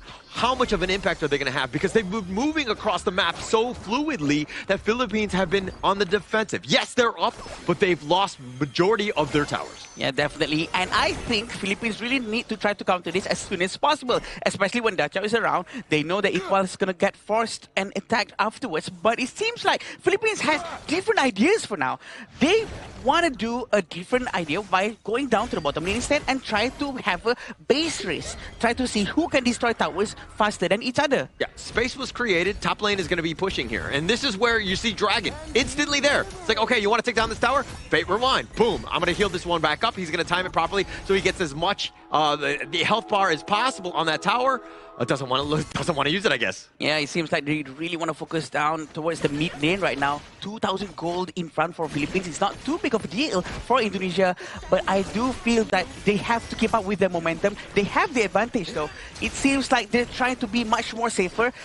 I don't want it to be too same with the Hong Kong-China situation just now, because if they're trying to make it too safe and trying to really respect their opponent, it might backfire towards them, Holler. Yeah, and look at how the Philippines, like Indonesia was rotating all the way to the south side. The Philippines were kind of counter-moving, and they're like, okay, this is annoying. Let's deal with the Overlord. That's going to push out all 3 lanes. That's going to give us the space. And now this is the Iqbal, Nafal combination that we've been talking about. The Foots, Dachau. This is going to be super annoying to deal with as the split push begins. And the most important thing is the rest of the team, the other 3, the Renjit, Lam, and also Mai, have to stick together to try to at least clear lanes as safely as possible. But it seems like they really want to try to group up towards the Tyrant, trying to get the Tyrant as fast as possible. And it seems like Chammy cannot do anything about that. They're trying to chase here. Yeah, but Nafal, he's probably going to be left for dead. I don't think he gets on out. But it was a sacrifice, and it was a worthy one because the Tyrant was taken. Indonesia with just enough to get out Iqbal. Oh, he gets spot. Oh, Dragon. It looks like he was AFK at the wheel. Yeah, he did not realize that something was happening. Probably opening up some items to buy and sell, probably. But we can see on how the tier 2 tower is going to get destroyed very, very soon. And they're not going to be able to do much about this to defend because their heroes right now don't really have that tankiness to really deal with the damage coming in from Philippines. Yeah, so the Philippines, the counter, I mean, you want to be kind of pushing things down as quickly as possible. You want to take out those towers because the split push could be an issue, but you don't want those lanes so far up where that split push becomes like very difficult to rotate from. Yeah, right now, they really want to try to focus down towards the bottom lane, still standing Iqbal, and Philippines still deciding to really group up together because the fear of having a Dachau very near you. That's it, Naufal is quite nearby, and he suddenly opens an Eye of the Whirlpool. They need to be able to react as soon as possible to whatever is going to come towards their way. Look at how quickly he takes on the wave, and this is why the Foots pick is brilliant here. I mean, it's a combination with Dachau. It's well known. But the way that he's able to do it, now somebody has to rotate. Look at Dragon, already making his way there. Philippines have to constantly respond. They're like you plug one hole, another hole appears. Iqbal is quite nearby as well. He's going to be locking someone, but something's happening. Yeah, a little bit of a charge here. Neville, the ghost ship, is on the wrong side. They actually find it, and Chammy goes down. They're going to focus on Charles. The flash forward, the corporal punishment. They find Golden as well. Indonesia hitting on all cylinders. A very good flash and pull, and they're going to try to destroy the mid lane tower for sure.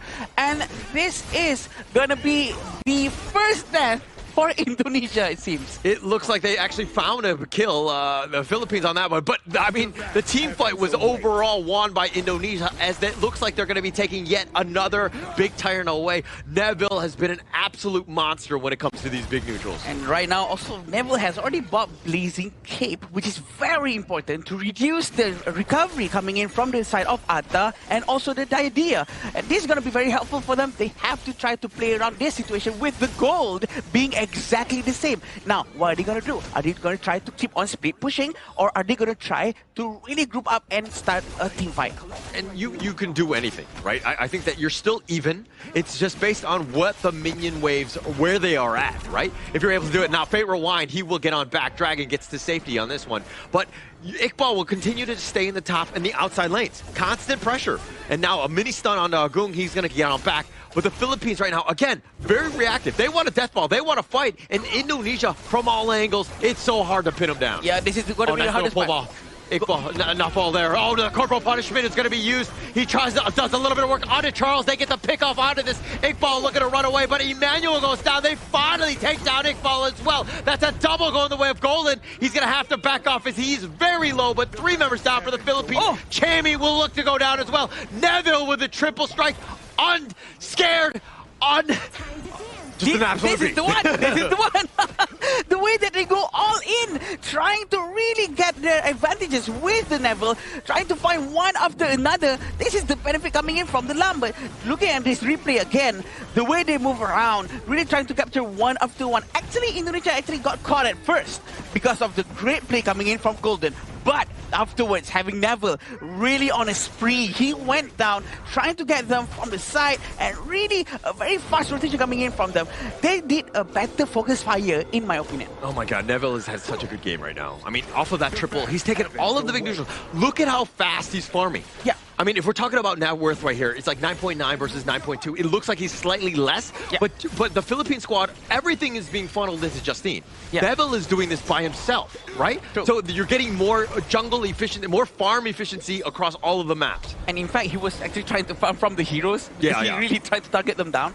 And which is very interesting, right? Because we do know that Neville really can benefit more from the itemizations. The conversions from the physical attack into his skill sets are much, much more powerful. So this makes him a very dangerous glass cannon for him to actually go in and try to really make good use of the recovery from the passive of Lam. So that's the beauty of this kind of synergy coming in from the Indonesian side. Yeah, and also, it's just space created for Neville, right? You're taking the outside lanes, you've taken the top T3, Neville is just happily farming, he's 4-0-2, making such an impact in this one, but Philippines, they've been grouped up, they've been forced to react, they have zero answers for the mobility of Neville here. They're trying to really focus down towards the tier 2 tower at the bottom with 2,000 gold lead. This is not big, by the way, this is very small, but where is Iqbal? That is the question, because Philippines really have to be focusing on not getting split push without them being aware of the position of Iqbal.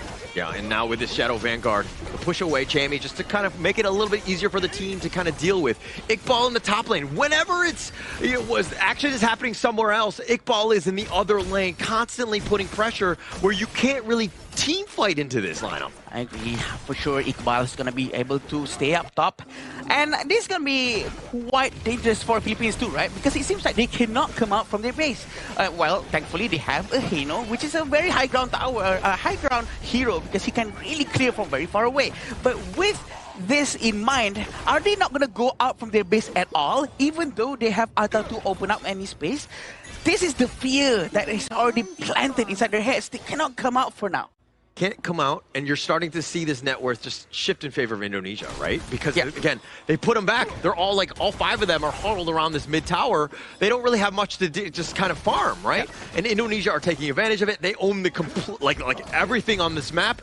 I mean, Agung right there with his almost 70,000 damage as well. I mean, this Indonesia team is really hitting their stride. And of course, coming in from the side of the draft, taking Direnji to go against Ata is just so good, so that Ata can really get melted down very quickly. I think this is good work coming in from them, and let's see how Philippines is going to try to handle this. Yeah, Chammy just set things up. A little bit of a charge, but Iqbal is like, oh, that didn't do any damage onto me. But they need all 5 of them to really take down Iqbal, which is a worry because he's always in the top lane by himself. True, and who's the right person for them to actually send to go up against Iqbal? It's probably going to be Dragon, because Dragon has Fate Rewind, but something's about to happen here.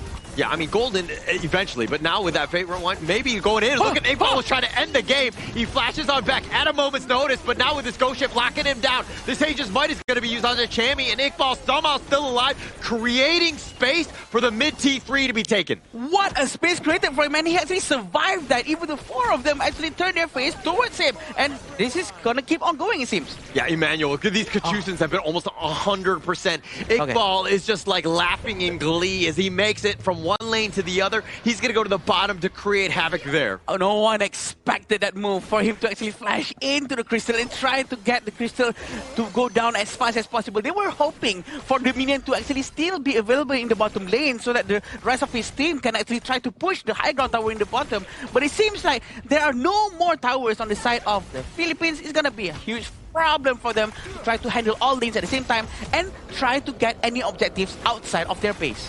I know that the net worth lead is only like 4K in favor of Indonesia, but it feels much bigger because they've taken all of, the map control is all there. They're basically like forcing Philippines to counter move to what they are throwing at them. Yeah. And the Philippines are slow. This lineup is not able to keep on pace. Yeah, definitely a very good play coming in from Iqbal and also Naufal. Naufal always ready, but something's happening. Oh, a little bit of action here. They're trying to go for the backside. They find Charles in a bad spot. He was trying to go for the bitter farewell. The top lane is pushing in. Look at Iqbal looking to potentially end. Justine is a little bit low. They land down the stages, Mike. They have Justine locked down. Chammy is down as well. And now, how can Dragon hold on? He's all by himself. The Fate Rewind is only buying a little bit of time, and it looks like Indonesia are gonna take game number 1. Off to a good start and continuing their undefeated streak. So what, that 0 death timer actually got broken apart, but they still find that great game 1. Iqbal was a total menace on that Futsu, finding those split pushes. disturbing the equilibrium coming in for this game, and that 10-minute play coming in from Iqbal, finding the early in the backline. Game changer. Such a menace for sure. The way that Iqbal plays is just so good. And also the way the team actually revolves around him. Is he going in yet? If he goes in, we're going to go in as well from this side to actually put another pressure on this. So they cannot all actually try to really focus down towards Iqbal when Iqbal was trying to do a split push up top. And they were sort of split. And this is why also Iqbal actually manages to survive on his own up in the top lane. That was a perfectly executed game. I mean, it started with the draft and what exactly they needed to do to end this one, right?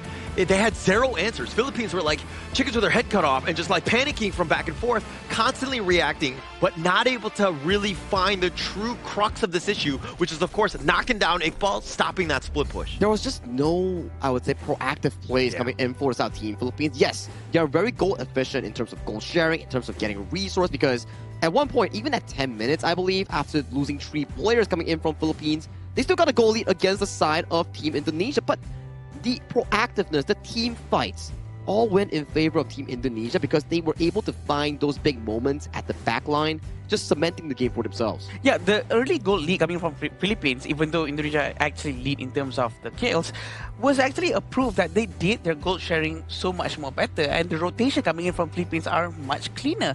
And it's just that when it comes down to a proper fight, with the side pressure coming in from the Futsal, which is very annoying by the way, just too much pressure for them to handle, and it's very hard for them to actually put their resources. How much do we put here? Who are we going to send there? It's totally chaos. So they were losing towers, and you're kind of like, okay, we're okay with losing 1, and then it ended up being 9, right? Yeah. It was just as quickly as it would happen, where everything like just came apart, right? They were not able to kind of take any sort of fight, and by the time they had any inkling to fight, you could see that like Charles was trying to make some sort of play, he would get caught out, and then you can't fight 5 versus 4. And it goes back towards the draft that we want to talk about this real quick, right? It's the 1-2 pickup of the Futsal Dajiao. Yeah. It immediately messed up Philippines' game plan in the second phase of the bans. They're like, okay, do we ban the farm laners here? Because this looks like a Futsal farm lane. And then they started banning all the clash lane, the jungle pickups here going on towards Neville. And then when the second phase came in, the Geo was still available, right? Could counter into the early laning phase, and then the Futsal, every time the early is overly aggressive, immediately outflash. So there was little room coming in from Golden and Charles to actually play this specific matchup that they actually drafted for themselves. The psychological warfare that went on inside the minds of the coach, trying to figure out, is this Futsal's gonna go this lane or that lane, is just absurd, and it's just giving a lot of headaches for sure for the coach of the Philippines. The fact that they wouldn't know what to properly ban, that's the question mark that everyone has, and they actually pulled it off very nicely, even though Futsal actually went to the clash lane without any help from the Dajiao from the beginning. Yeah, and you're kind of looking at that draft, and usually the Futs Dajiao is like a last pick, like a trump card, right? It just changes everything up. But they showed it so early, where again, it was more of like the draft of, you know, Gerald, TG in this case, was trying to be like, okay, where does it go? Correct. How do we ban it? How do we play against it? And like you could see just how it was like messing with their minds, if you will. And they played it very standard, but you had that option of that split push, and that just created even more havoc because they were ready. A very big draft win here overall coming in from Indonesia. As you can see and compare between the farm laners here, Agung and also Golden coming in from both different teams. Damage number says a lot because there's just not enough room for Golden to do damage if he goes too deep.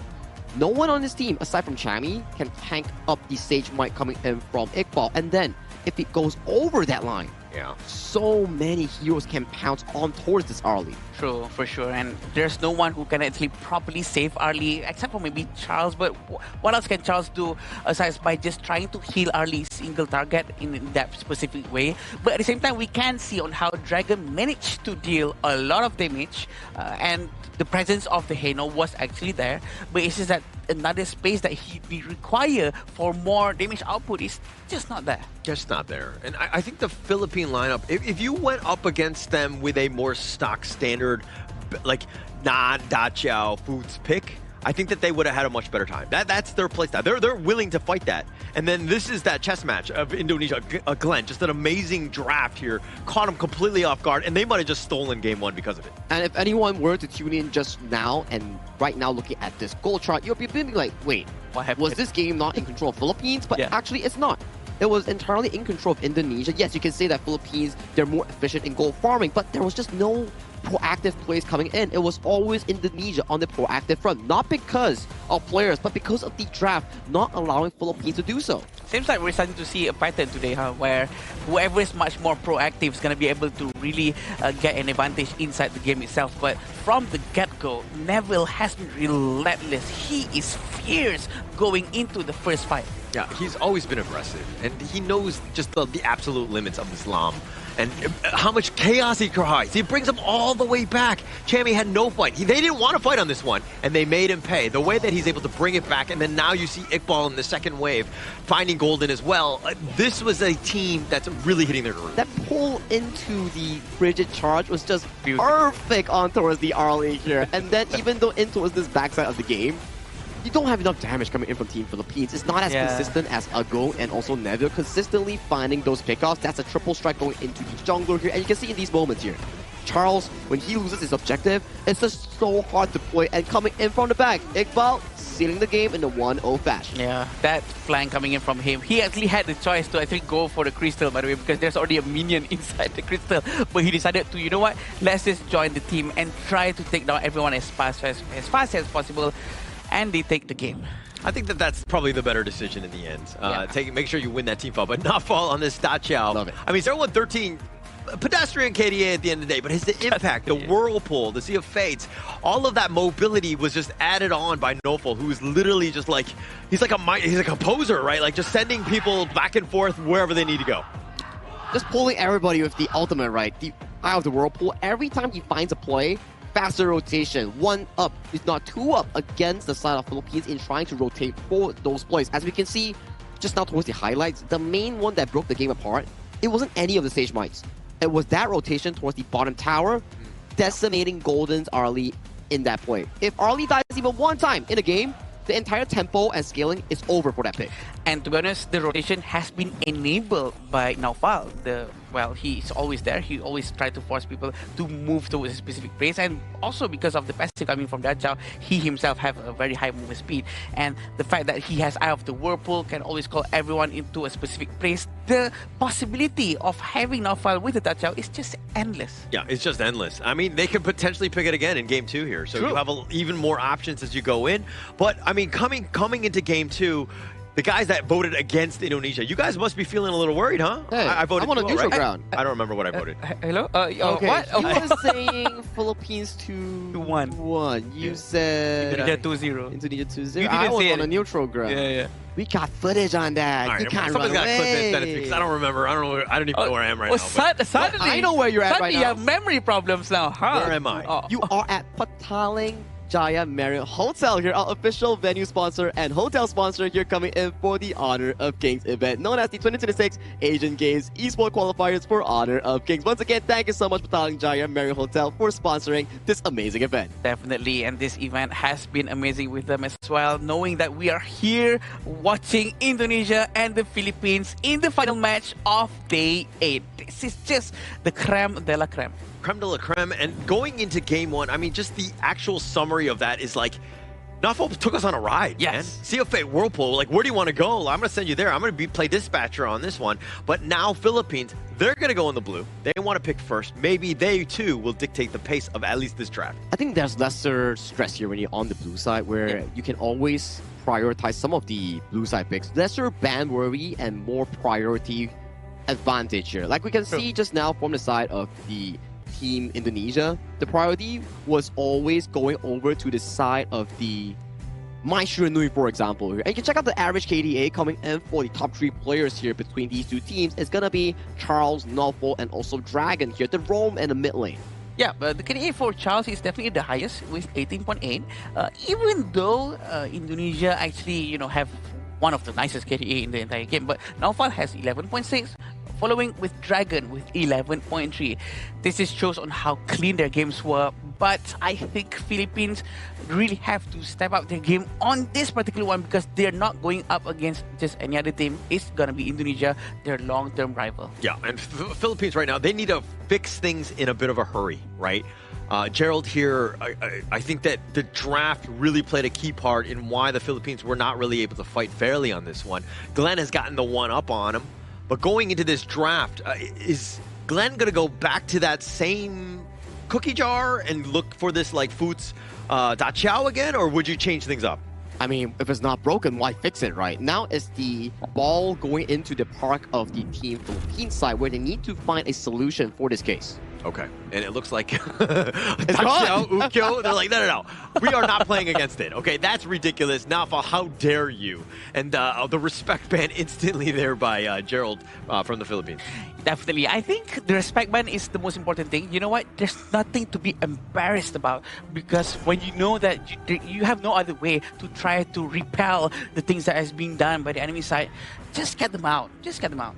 Just get them out, right? If you can't handle it right now in this specific moment, just ignore it. Just ban it away. Save yourself some issues here. Right now, there's the Guan Yu available. There is the likes of the other picks available here. Guan Yu locked in. Here's for Chami here, but there's counters available, right? There's the Ata. There's so many of these strong picks just up and available currently for these two teams. Dolia, one of it as well. Do we get to see the Dolia Yuhuan? What are we cooking here coming in from Team Indonesia? I mean, the Ata, you are rightly pointed out. The Arlie as well. If it ain't broke, why fix it? I mean, that hero is just an absolute monster in terms of the farm lane. So you're setting things up with both of these heroes, especially against the Guan Yu. But this is definitely looking good for the Philippines for now, because they have the Guan Yu, which is one of the heroes that has an insane amount of crowd control and rotation speed, because he can really flank quite easily. Now, how do Indonesia find something else that could equalize that kind of ground, which is exactly what happened with Republic of Korea and also Hong Kong, China. But right now, they're going with Erin and Xiao Xiao, a very good farm lane with a very good scaling speed. Also, with the Xiao Xiao, with the Honey Breeze, he's going to be able to deal a lot of burst damage towards the side of Indonesia. I like the one to pick up here coming in from Team Philippines, considering the fact that these are the decent counters in towards the Arlie that will be piled up by Agong coming in from Indonesia, whereby Erin, decent lane counter. Xiao Xiao, good team fight counter here, and that this is going to be a flex pick that's going to be locked up here coming in for this Yu Huan that will be going either between Emmanuel or Nofal here, which may force Team Philippines to lock away the Dolia. Just more mind games, right? Especially come the first phase. It's like, so if this really affects you, you only have 2 bans in the second phase. Gerald has to think, where is that going to go? And now, actually, they can play based on your bans, based on your picks of where that ends up being. Yeah, that really seems to be the pattern coming in from the coach of the Indonesia side. But a very smart ban from the Philippines, because I was expecting Dolia to actually be picked by the Indonesian team as well. A very good ban over there. But right now, waiting for Indonesia to see what they're going to take out with. I think another Rome would be a good pick as well. Maybe like a Liampo or a Zhang Fei. Yeah, one of that have to be removed away, right? And Indonesia is setting a trap here for Philippines. If they ban something like a tank roamer here and Philippines bans one more, they can pick the one that's left over here. So if you are on the Philippine side, you can't afford another tank roam ban here. If you ban it, Indonesia's going to immediately pick it up. Yeah. And I mean, at the same time, they're kind of like, the Yuan is going to be mid, right? They're going to see this from Emmanuel. But the bans that have kind of come in with the Lapu Lapu and the Dolia, like you're really restricting what is potentially available here. There's not too many left, if you will. Yeah, there we go. Banning on the Musashi here. Good removal of that specific pick. So last 2 roamer on towards the clash, on towards the tank roll can still be shared between 2 teams. Depends on whether or not Indonesia wants to reveal the mid flex or the jungle flex, because so far you can flex both. You want Ata go against the Guan Yu, you can do that. You want the Yuan to go mid or roam, you can do that as well. Yeah, definitely a lot of possibilities from the side of Indonesia, but I'm a bit worried for them right now, because it seems like they don't really have the pick-off capability just yet. They do have the movement tempo from the Yuan though, but is that enough? Is that as strong as what a Guan Yu and a Xiao Xiao can do? The immense amount of crowd control, and their answer, it seems to be gonna be Nakoruru.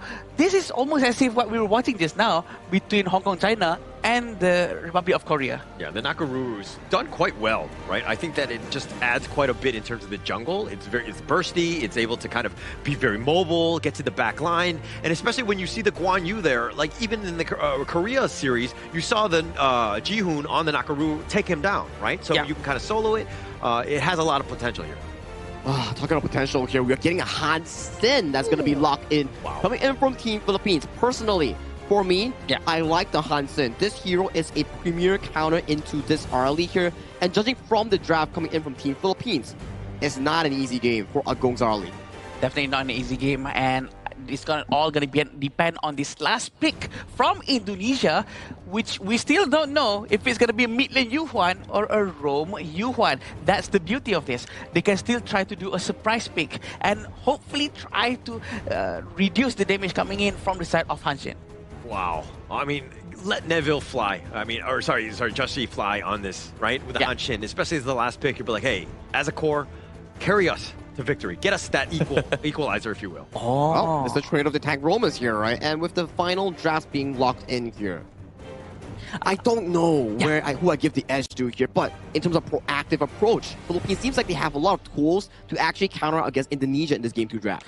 I have an answer for you. I think if I would have to choose, Philippines has the better draft here because the burst damage from Magic side for Indonesia is lacking. That's what I see because they're only going with Yuhuan, and I don't see any other way for them to actually try to output a magical damage from them. So hoping on Nakoruru only and Arlie, I don't think it's enough.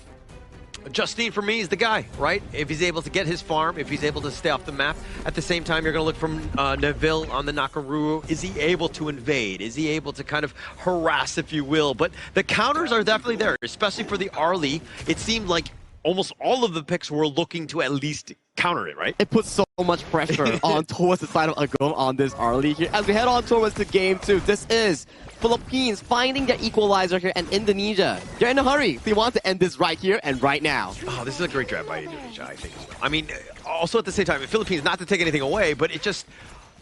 Indonesia, the mind games and the team fights, and kind of counter-picking also what the Philippines are potentially able to do, especially with this Guan Yu, you have your own way. I mean, the Ghost Ship is definitely going to be like, do they win the team fight or not?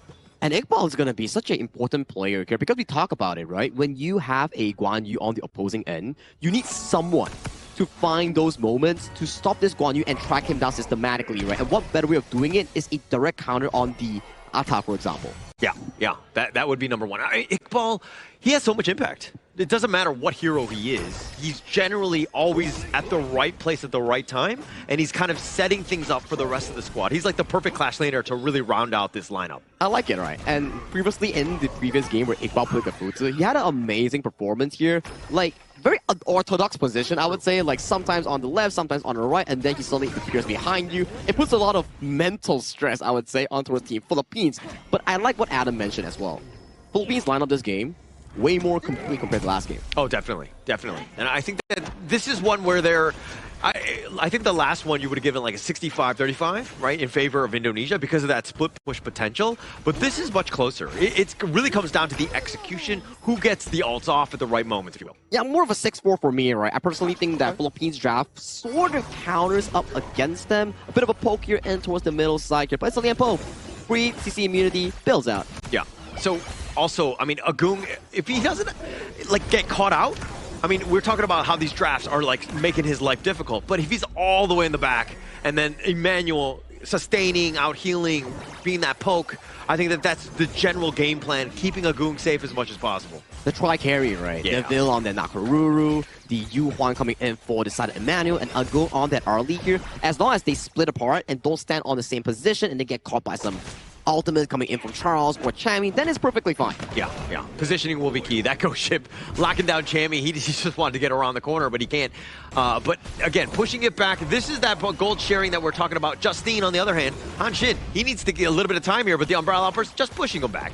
Yeah, a bit of a miss here. Wanted to go for the full-out poke here and looking for the potential play, but a bit of a whiff here coming in for the side of Charles here. A bit of a jungle invasion from the side of Iqbal. They don't get it though, but Chammy leaping in, looking for a potential play. Oh, but the side Justine, never scared, always aggressive, and always threatening. Iqbal looking to go in himself, finding Chammy. He's on a bad spot. The Ghost Ship locking most of this down. Chammy just trying to push him to the side. He gets onto the side. He waits for that Ghost Ship to completely get out. The Tremor Smash is only onto one, and Nafal not able to get enough control for them to get some sort of pick off. Just a bit of a poke and prod coming in from both sides here. Just a bit of, trading spells left and right. Chammy had to use the sprint. Iqbal had to use the flash. So these few spells, key ones, won't be available coming in for this upcoming Tyrant fight in this bottom lane. And so far, Agung has been having a really good time against Golden in that 1v1 matchup. Yeah, I think you'll be happy with that. Yeah. Going up against Golden. This is also one where you're like, hey, you know, is this the lane matchup that we're looking for? Are we going to leave him alone all by himself, or do we send Golden some help? Right now, Charles is looking more for this 4-minute Tyrant here. I think it's okay, right? Yeah. And we do see the priority on both junglers. It's like, okay, let's take It's going to be on the 2. Unending Sorrow, Emmanuel dodging most of this one as he looks to get on back. The Burst Ram is going to be keeping him back to safety. Iqbal looking, threatening, halfway into the Tyrant. The Stampede is on point. Neville gets the Tyrant. Nice little Trevor smash. The control is real. Chami goes down. That's going to be first strike, but Nofil trading his life away. They've got 2 members as they find Justine and Golden. Team fight galore once again, handed over to the side of Indonesia, and with Justine falling, this is a free Azure Golem going into the pockets of Team Indonesia here at mid lane tower. Might not be for long. Not might be for long. Iqbal on the chase, but on the backside, Agung is showing up. He gets the final pick off, and Dragon is not able to run away. It's a suffocating feeling that Philippines is actually feeling right now. Indonesia is outplaying them. Agung. Yeah, but Chami was going aggressive, and this is my problem, is that if you're down, now things are worried. You're like, okay, we need to just, you know, team fight, or does Philippines actually just want to press the brakes a bit and just like, hey, let's calm down, let's play our game? The team fight, like you mentioned, right? These are the moments where Tyrant is always a flip. If you win it, cool. If you lose it, your jungle gets invaded, your mid tower gets shrunk down, and you lose so much resource in your team, and you don't reflect it towards the side of Justine versus the side of Neville. Yeah. It reflects over to the side of the farm laner here. He's the Agung early, leading about 1.3k over the side of Golden.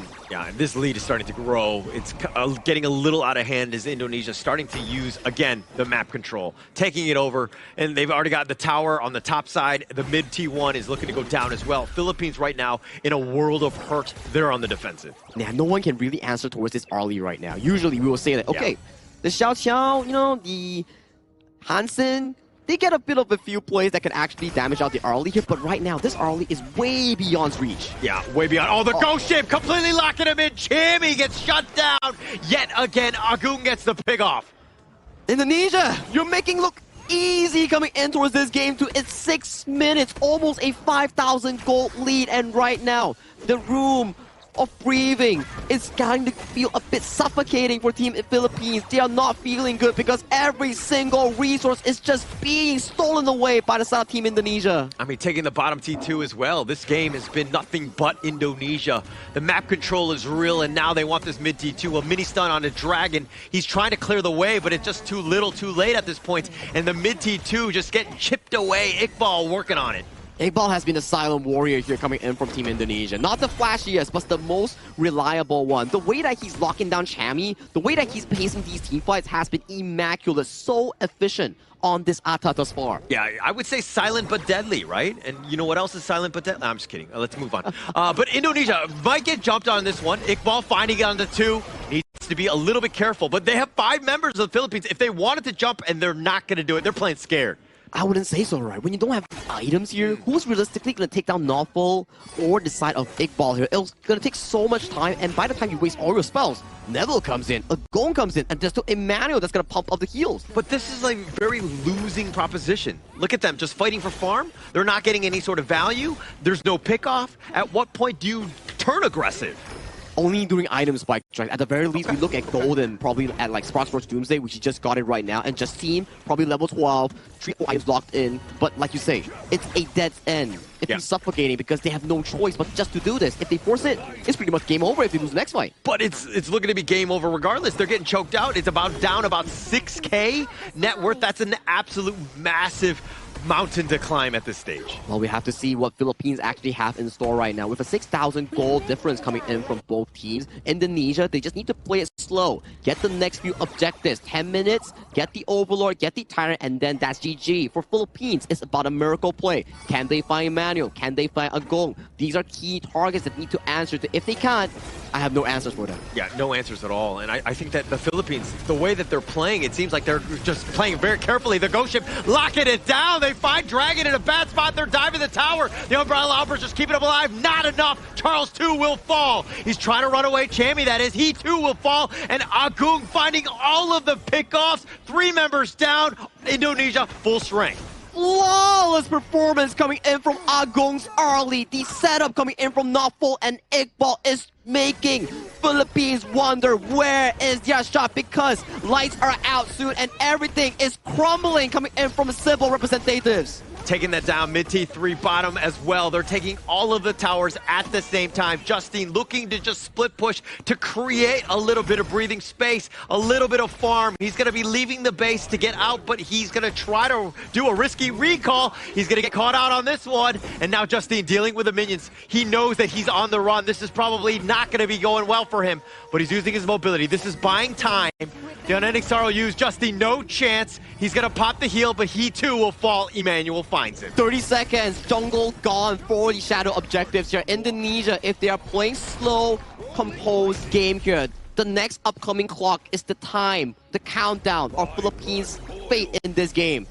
They're running out of time here, Holler. I have no way of them to actually make a comeback here. It takes a colossal mistake coming in from Indonesia. Not once, but twice for them to actually equalize that goal lead. All right, but you're telling me there's a chance, right? All they need to do is win 2 team fights back-to-back. It will be incredibly tough as they've been zoned away. Top T3 gonna be going down as well. And now with the faces tied wide open, they find a Vil. The Umbrella Outburst, what else can they get? It looks like they find a goal on, try to go on no fall, but they're not able to do it. It looks like the Ghost Ship is gonna be used as well, but Iqbal finding his work. They find Emmanuel as on that point. They've got 3 members down from Indonesia, and they were continuing to chase, but they are not able to find the last 2. Down in an almost 10,000 goal deficit, Philippines rely on Chami's engage. They found the comeback moment, and let's check out the instant replay here real quick.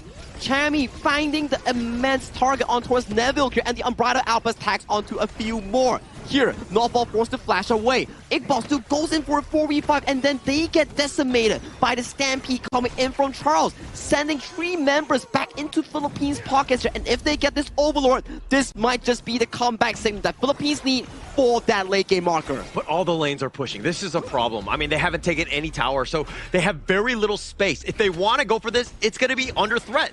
Indonesia already at full strength. This would be an impossible task. Maybe they get a steal. Maybe, right? Maybe is a strong word. Maybe means you actually might have a chance here. Take a look at Chami's position. He wants to go. The Umbrella Outburst is not enough. Emmanuel will take that, but here comes the Razor Cavalry doing a little bit of work himself, and Chami will fall. The Stampede just trying to slow the onslaught that's coming at him. He too will fall. They find 3 members of the Philippines off a triple strike from Neville. There's still a bottom way. Make that a quadra strike as the last remaining member. Dragon is escaping. They're trying to beat the Penta strike, but Iqbal takes it down as the game is coming to an ace. Minions marching down, and Holler. I expected a 3-game tight series, but I did not expect a one-sided win coming in from Team Indonesia. Indonesia completely dominant in that one. Just a completely controlled, great game. Perfectly executed. Came from draft, came from the execution, everything was in favor of Indonesia today. Beautiful game coming in from them, as well as Philippines too, because they almost made a comeback just now from that one team fight coming in inside their base area. Shake hand, boys, fist bump right now. This is what they want. This is the sportsmanship that we have up on the stage. The long-term rivalry has been settled once more. And the question you guys have been asking, right? 5 superstars or 1 super team? This is your answer here. 5 superstars. It's looking that way, right? The way that they were able to just cleanly take that game, everybody was just on next level. Even from the draft. I mean, shout out to Glenn as well, who is also on a different team, right? So combining their forces, if you will, becoming the Voltron that you're seeing here, this is an incredibly tough lineup for any squad to really look to take down. The Philippines had 0 answers. Yeah, very smart coming from the side of Indonesia for sure, the way they rotate so well. And I have to say, on how Iqbal, every time he tries to make a play, and the follow-up coming in from Agung was just spot on. The way he goes in, he just used Maple Dance and just clear everyone out, try to deal as much damage as possible, turns back to his Parasola, and really use that advantage towards his team. And the execution from Indonesia team is just flawless. I was looking at Agung, and that draft was coming, and everything was like trying to make Arlie's life difficult. But Agung was like, that Michael Jordan meme is like, I took that personally, right? Because he was like, no, I'm not losing this game. I've still got it. He definitely got it right. Flawless gameplay on towards the early in the very end. He was unscathed. He found every single team fight and he played it perfectly. I have no other words because that was an amazing series for me itself. There were comeback moments coming in from the side of the Cebu Philippines team. Too little too late for me. Yeah, I wanted to say that out of all heroes inside Honor of Kings, the heroes that really have the comeback capability is always Zhangfei, Dharma, and Guan Yu. And they had two of them just now, and they almost made it work. But when they tried to really go out and try to deal all the damage and try to go towards the objective, they got caught up again because of the traps that has been made, set by the Indonesian just now, with the Iqbal going in and again Agong sweeping everyone away. Yeah, Indonesia, though, knew that those were the win conditions. They never grouped up. They always took the fight that they wanted. They would find somebody, they would isolate, take them down. So you never had a big team fight, and they revolve around some of those big ults. I'm really amazed, for a team that only had 2 to 3 weeks of prep time coming in towards this event. Right. So disciplined, so much improvement, and they show that 5 Indonesian players can beat 5 Philippines players, and they managed to do so because in many of these tournaments that we've seen thus far, Philippines has always won up Indonesia, and this time around, the story has flipped. Yeah, I wouldn't be surprised if, maybe other region might do the same, try to get the best of the best from each team, maybe like a dream team, if you will. And this will be the itemization coming in from the side of both Philippines and Indonesia. It's not much something that is maybe too odd, but we can see that Chami actually go with the Pretty Charge first, and then the Dragon Rage try to reduce the amount of damage coming in towards him because Agong was just relentless. He doesn't care about anyone who's in front of him. Yeah, I mean, his 507 is not as good as 607, but it's still good enough where it was able to kind of just control and take over this game. And that's what you want from this early. They were picking it early because they were like, hey, Agong, carry for us, take us to victory. And shout out to Coach Glenn. I gotta say, without the draft coming in from Coach Glenn, this wouldn't be as easy as it is coming in from Indonesia. All their hard work, all their commitment built towards this victory today. And you can say, Sagi, there's no stakes at hand. But hey, regional pride. That's the stakes at hand. Regional pride is for sure then. We can say that maybe all the time spent together, eating together, going to the swimming pool together and the gym together probably paid off because we will always question, right? Can they have this team bonding sped up on a turbo boost as fast as possible to really catch up to the level of the cohesion of any other team who has played together for so long? And he has proven it right. And with this kind of team comp that he also provided to his players, also thanks to how much he already know his players, right? He really gets to know them for quite a while, and it's just so how efficient it was. There were a lot of questions going in. Like, again, just taking all-stars, picking a team, all of that. And I think that, and Indonesia has not done relatively well against the Philippines throughout the international events. But showing up today, this is the roster. Like, this is it. Like, these are the guys that we feel like, hey, the best of the best. What a great team. Draft, execution, everything that you're wanting for Indonesia. For today, Indonesian fans can fly the flag properly and proudly. Fly high, right? As we say, all these sort of moments is where you celebrate as Indonesia fans, but for Philippines fans, it's no time to sulk because yes, this is still the qualifiers here. More time to actually prepare going into the official Asian Games main event. So there's still time for this loss because losses, if you take it correctly, those are lessons itself. Yeah, definitely lessons, and pretty sure that they have still a lot more things to look forward to, such as the main event that's going to be happening very soon. So don't worry, don't fret. There's a lot of things that can be done from the Philippine side for sure, because every team have proven that they were able to progress so quick, adapt and improvise based on what they've gone through here. So what about the next couple of months? Pretty sure a lot of things can be done to turn things around. Yeah, overall KDA by Indonesia throughout the Asia Games qualifier, 105-7-283. Philippines was the only team to take down Indonesia. I mean, at least 7 times. That's infinitely better than the other squads. So they should be proud about that. But again, going back to the drawing board, finding a way to just to solve this Indonesian squad is going to be a tough one. Well, look at that 4th minute mark. The moment it hits, Tyrant spawns. Indonesia just step on the battlefield. Wow. And that's it.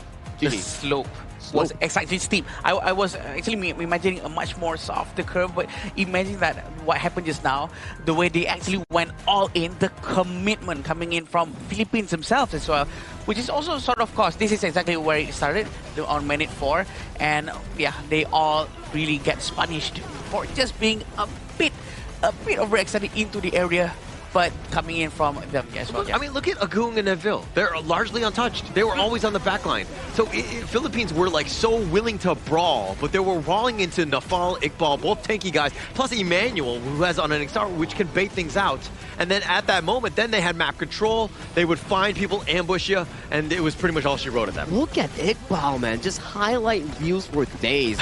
First ghost ship, locking up Chami. Second one, spell one flash towards the back line, and then locking up Dragon here, giving Agum so much room to play in these team fights. This is the dream scenario if you are a farm main. Don't worry, just press your auto attacks. Anything else, leave it to the big boys. Yeah, big scenario for sure. And 9,000 gold at this point. This is where they're pivoting, which is supposed to be where Philippines will start to try to make a huge comeback thanks to the jump phase ultimate. And there's sort of a bit of a pull and push from this situation, but Chami was more or less untouched, trying to really go into the center of the backline, and Agung was all over Chami though after this. But the comeback started when you had no towers left, right? And yeah, that is, you didn't take the mid T1. It's so tough, right? Even if you got the team ace, like pushing it all the way through, it would have taken you forever because again, they just get slowed down. And then you were fighting around the Shadow Tyrant, probably stuck around a little too long. Neville getting the Quadra Strike there.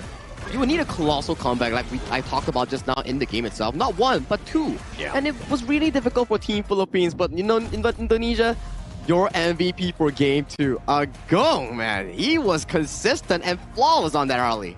Oh boy, how rare do we see farm lanes actually getting MVP with a 34.8% damage. Agung really sets the new benchmark here, as well as Iqbal's presence really enabling Arlie to actually do his things, and Agung was very free hitting. Arlie is really his hero. Yeah, throwing L's to everybody, right? I think that's the way you want to play as Agung. And just staying alive. 0 deaths, that's so difficult on Arlie. Very mechanically difficult hero to play, but the way he was able to, again, stay alive, his positioning, absolutely insane here. To add on towards that, it's a specialized team composition coming in from Team Philippines that they want to counter out against this Arlie. Hansen for the Arlie, Aaron, lane matchup, mid lane, the Xiao Xiao, all these are main counters against the Arlie, and still for Agung, he came out flawless and had a perfect game on the Parasolar Arlie. Yeah, even the Guan Yu as well is supposedly to try to catch Arlie at the Parasolar, waiting in the area.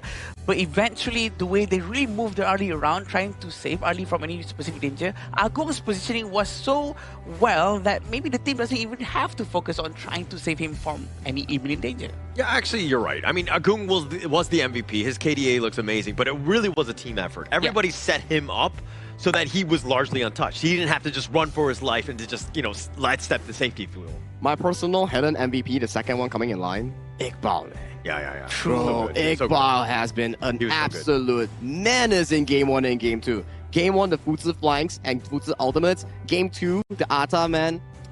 Beautiful from Iqbal. I agree. He's a beast inside the match as well. And I would like to remind everyone about, don't forget to spectate to claim the commemorative badge on the 21st of June. It can be used in the Grand Venture. More great rewards awaits you. So don't forget to go into the game, update, and get all of these cool stuff. A lot of rewards queuing up for you guys, especially Holler. Holler, when he hears the word free, he's just happy. Free? Wait, where?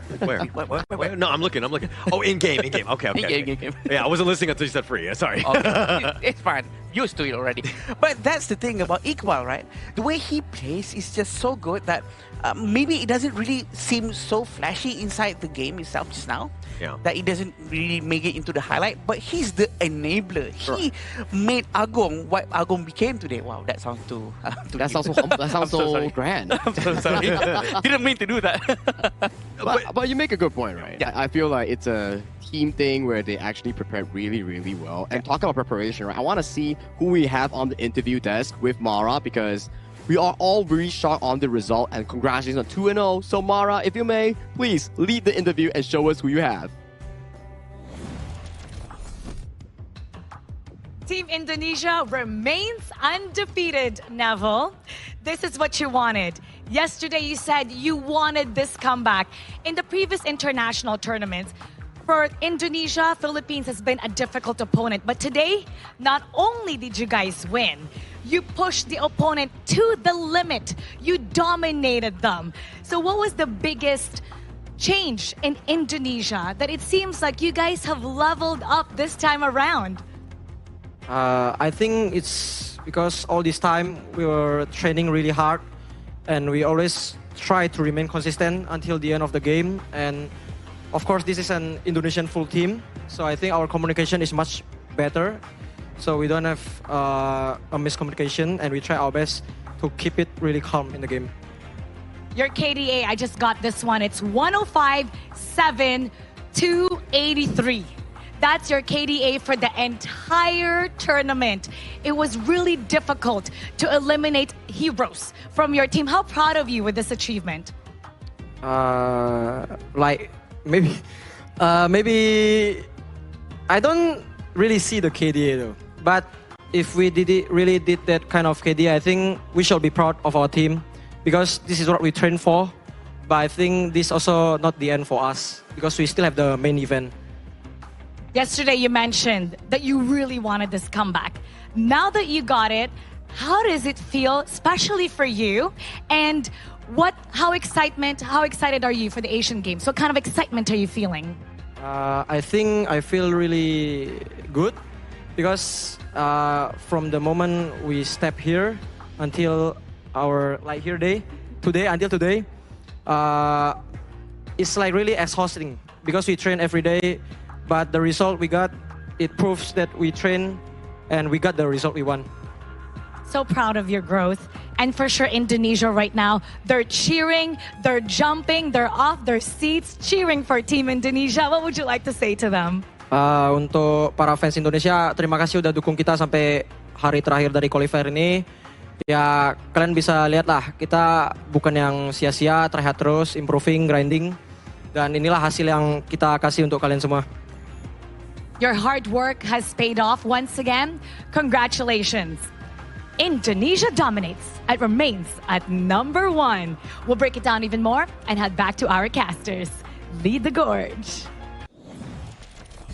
Just want to cover a bit on the last sentence that he actually said, right? They're not playing around. They're not messing around. Yeah. They actually train day and night so that this win is not only for themselves. It's for Indonesian fans. Wow. And they also said that he's doing it to make sure that their time is not wasted. Yeah. To make sure that the country really knows that they're really trying their very best to do whatever that they can. So that's just a very deep word coming in from them. But you know what? That's how it is, Asian Games. When you bring the name of your region, right?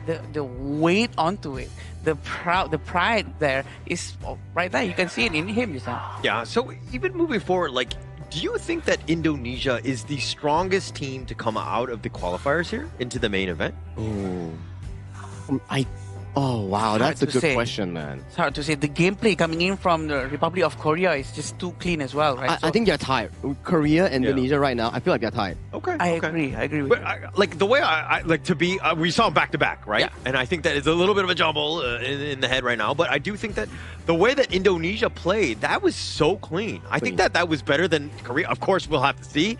But we're theorizing right now. But I don't know if any team could have beaten Indonesia here. It's hard to say. Good. It's hard to say. I think maybe the closest one that could actually provide a challenge towards the side of the Indonesian squad, maybe Hong Kong, China, or Republic of Korea. But Philippines today, they were just not in their realm of challenge here to actually put a close fight against Indonesia. Let's check out updated standings here on who exactly made it to the main event. So for a bit of a summary here, Indonesia beat Philippines, currently top spot of Group A, but both Indonesia and Philippines will be making it to the main event, with Uzbekistan going to the last chance qualifiers here, last chance stage. And for Group B, Myanmar, Nepal, welcome to the main event. Kyrgyzstan, same as well, last chance stage. Group C, Laos, Kazakhstan, and to everyone's surprise, Vietnam is third place. Everybody thought during the group draw, Vietnam was going to dominate Group C, but it came out to be Laos and Kazakhstan. And finally, coming in for Group D, Singapore managed to clinch back-to-back victories in the past few days, and they invited themselves to the last chance stage representing Group D. And for Group D as well, the same storyline prevails with Group A. The group giants facing off, but Korea comes up clutch with the 2-0. Yeah, this is exactly what's going to happen tomorrow as well. If you look at the number 3 for every group, they are going to be meeting against each other, and hopefully to see who's going to be able to grab that 9th spot for this last chance stage. Yeah, and Uzbekistan versus Kyrgyzstan. That to me is the kind of like the matchup to watch, right? They were very impressive, but the 9th and final slot, that's the only team that we still need to figure out, and it's going to take us tomorrow to do so. And these are your qualified teams, right? Like we have Indonesia, Philippines from Group A, Myanmar, Laos coming in from Group B, Kazakhstan, and also the side of Nepal coming in as well. And then Hong Kong and also Korea. All these teams are your representatives coming in from Asia, going into the Asian Games main event. And the final little slot with the Honor of Kings logo, that's going to be coming with this last chance stage hauler. Yeah, and as we go into this one, Uzbekistan versus Kyrgyzstan at the top of the one, and then we're going to see Vietnam versus Singapore. Who comes out of that? And then again, one final best of 3 to see only one team move on to the main. Oh, this is very interesting. Apparently, it's A versus B and then C versus B. Yes, I was actually questioning myself, who's going to fight against who? But this is how it's going to be happening, right? So, Singapore going up against Vietnam, that is so close to each other, including Kyrgyzstan and Uzbekistan. If you ask me right now who's going to be able to win tomorrow's matches, I don't know. I wouldn't know until we see it again. It comes down to form, right? Yeah. Like whoever wakes up good, has a good breakfast, has the flow state in mind. You know, they're locked in, then maybe that win will be coming into the specific games itself. So this is the updated schedule for the final day of our 2026 Asian Games eSport qualifiers for Honor of Kings. Starting off the day, we have Uzbekistan taking off Kyrgyzstan in a BO3. Winner heads to the finals. And Vietnam takes on Singapore. Winner goes to the finals. And then they duke it out for the final 9th slot going into the final Asian Games event. Well, I'm excited to see the games tomorrow. I'm not excited to send any of these teams home, right? I think they all played valiantly where they, you know, if we could just add 3 more slots to the main event, let's do it, because I think that they have the privilege to kind of move on here. Yeah, now that you've said it, right, there's actually going to be 3 more teams that's going to be sent home. I mean, the fact that they're not going to get a ticket to the main event is going to be quite painful. But this is where it comes to. The 9th spot, which is the most important one right now, because at the very least for number 1 and number 2, they've already made it to the main event. They've already got their tickets. This is going to be heavy one tomorrow. Well, let's light it up a bit, right? Because tomorrow is for tomorrow here. And if you're interested in another free stuff, log in to get 1,000 limited tokens and a free new Flowboard outfit right here, right now. Because who doesn't like free stuff? Limited time tokens, you can probably use it in the consignment market or do daily stuff. And there was also the updated limited time token skins as well. So do check them out. Wow, updated limited time token skin. And where else can we see the HD tokens? Is going to be at the iQOO 15R, the official gaming phone for 2026 Asian Games eSport events Honor of Kings qualifier with 120 FPS with a very good cooling into the phone. That's the exact device that's being used by all of our athletes that's playing up on the stage. Is that iQOO phone for free? Nah, not for you, but maybe for the players. Holder, calm down, Holder. I mean, why not? All he wants is the word free. Everything is about free, but I think we've had some 8 days, right? Yeah. They're going through the groups. I think that all of the teams just fought valiantly. I think that there were some great games to kind of finish this one off. It couldn't have been a better event here as we get into the last day tomorrow. Yep, congratulations to all 8 teams who have secured their slot from Group A all the way to Group D. And we congratulate you and wish you all the best into the main event of the Asian Games. But the mission is not over. We will have to wait until the finale for tomorrow to find out who deserves the 9th spot. See you tomorrow. Ever changing, some chameleon, blood, sweat, and tears.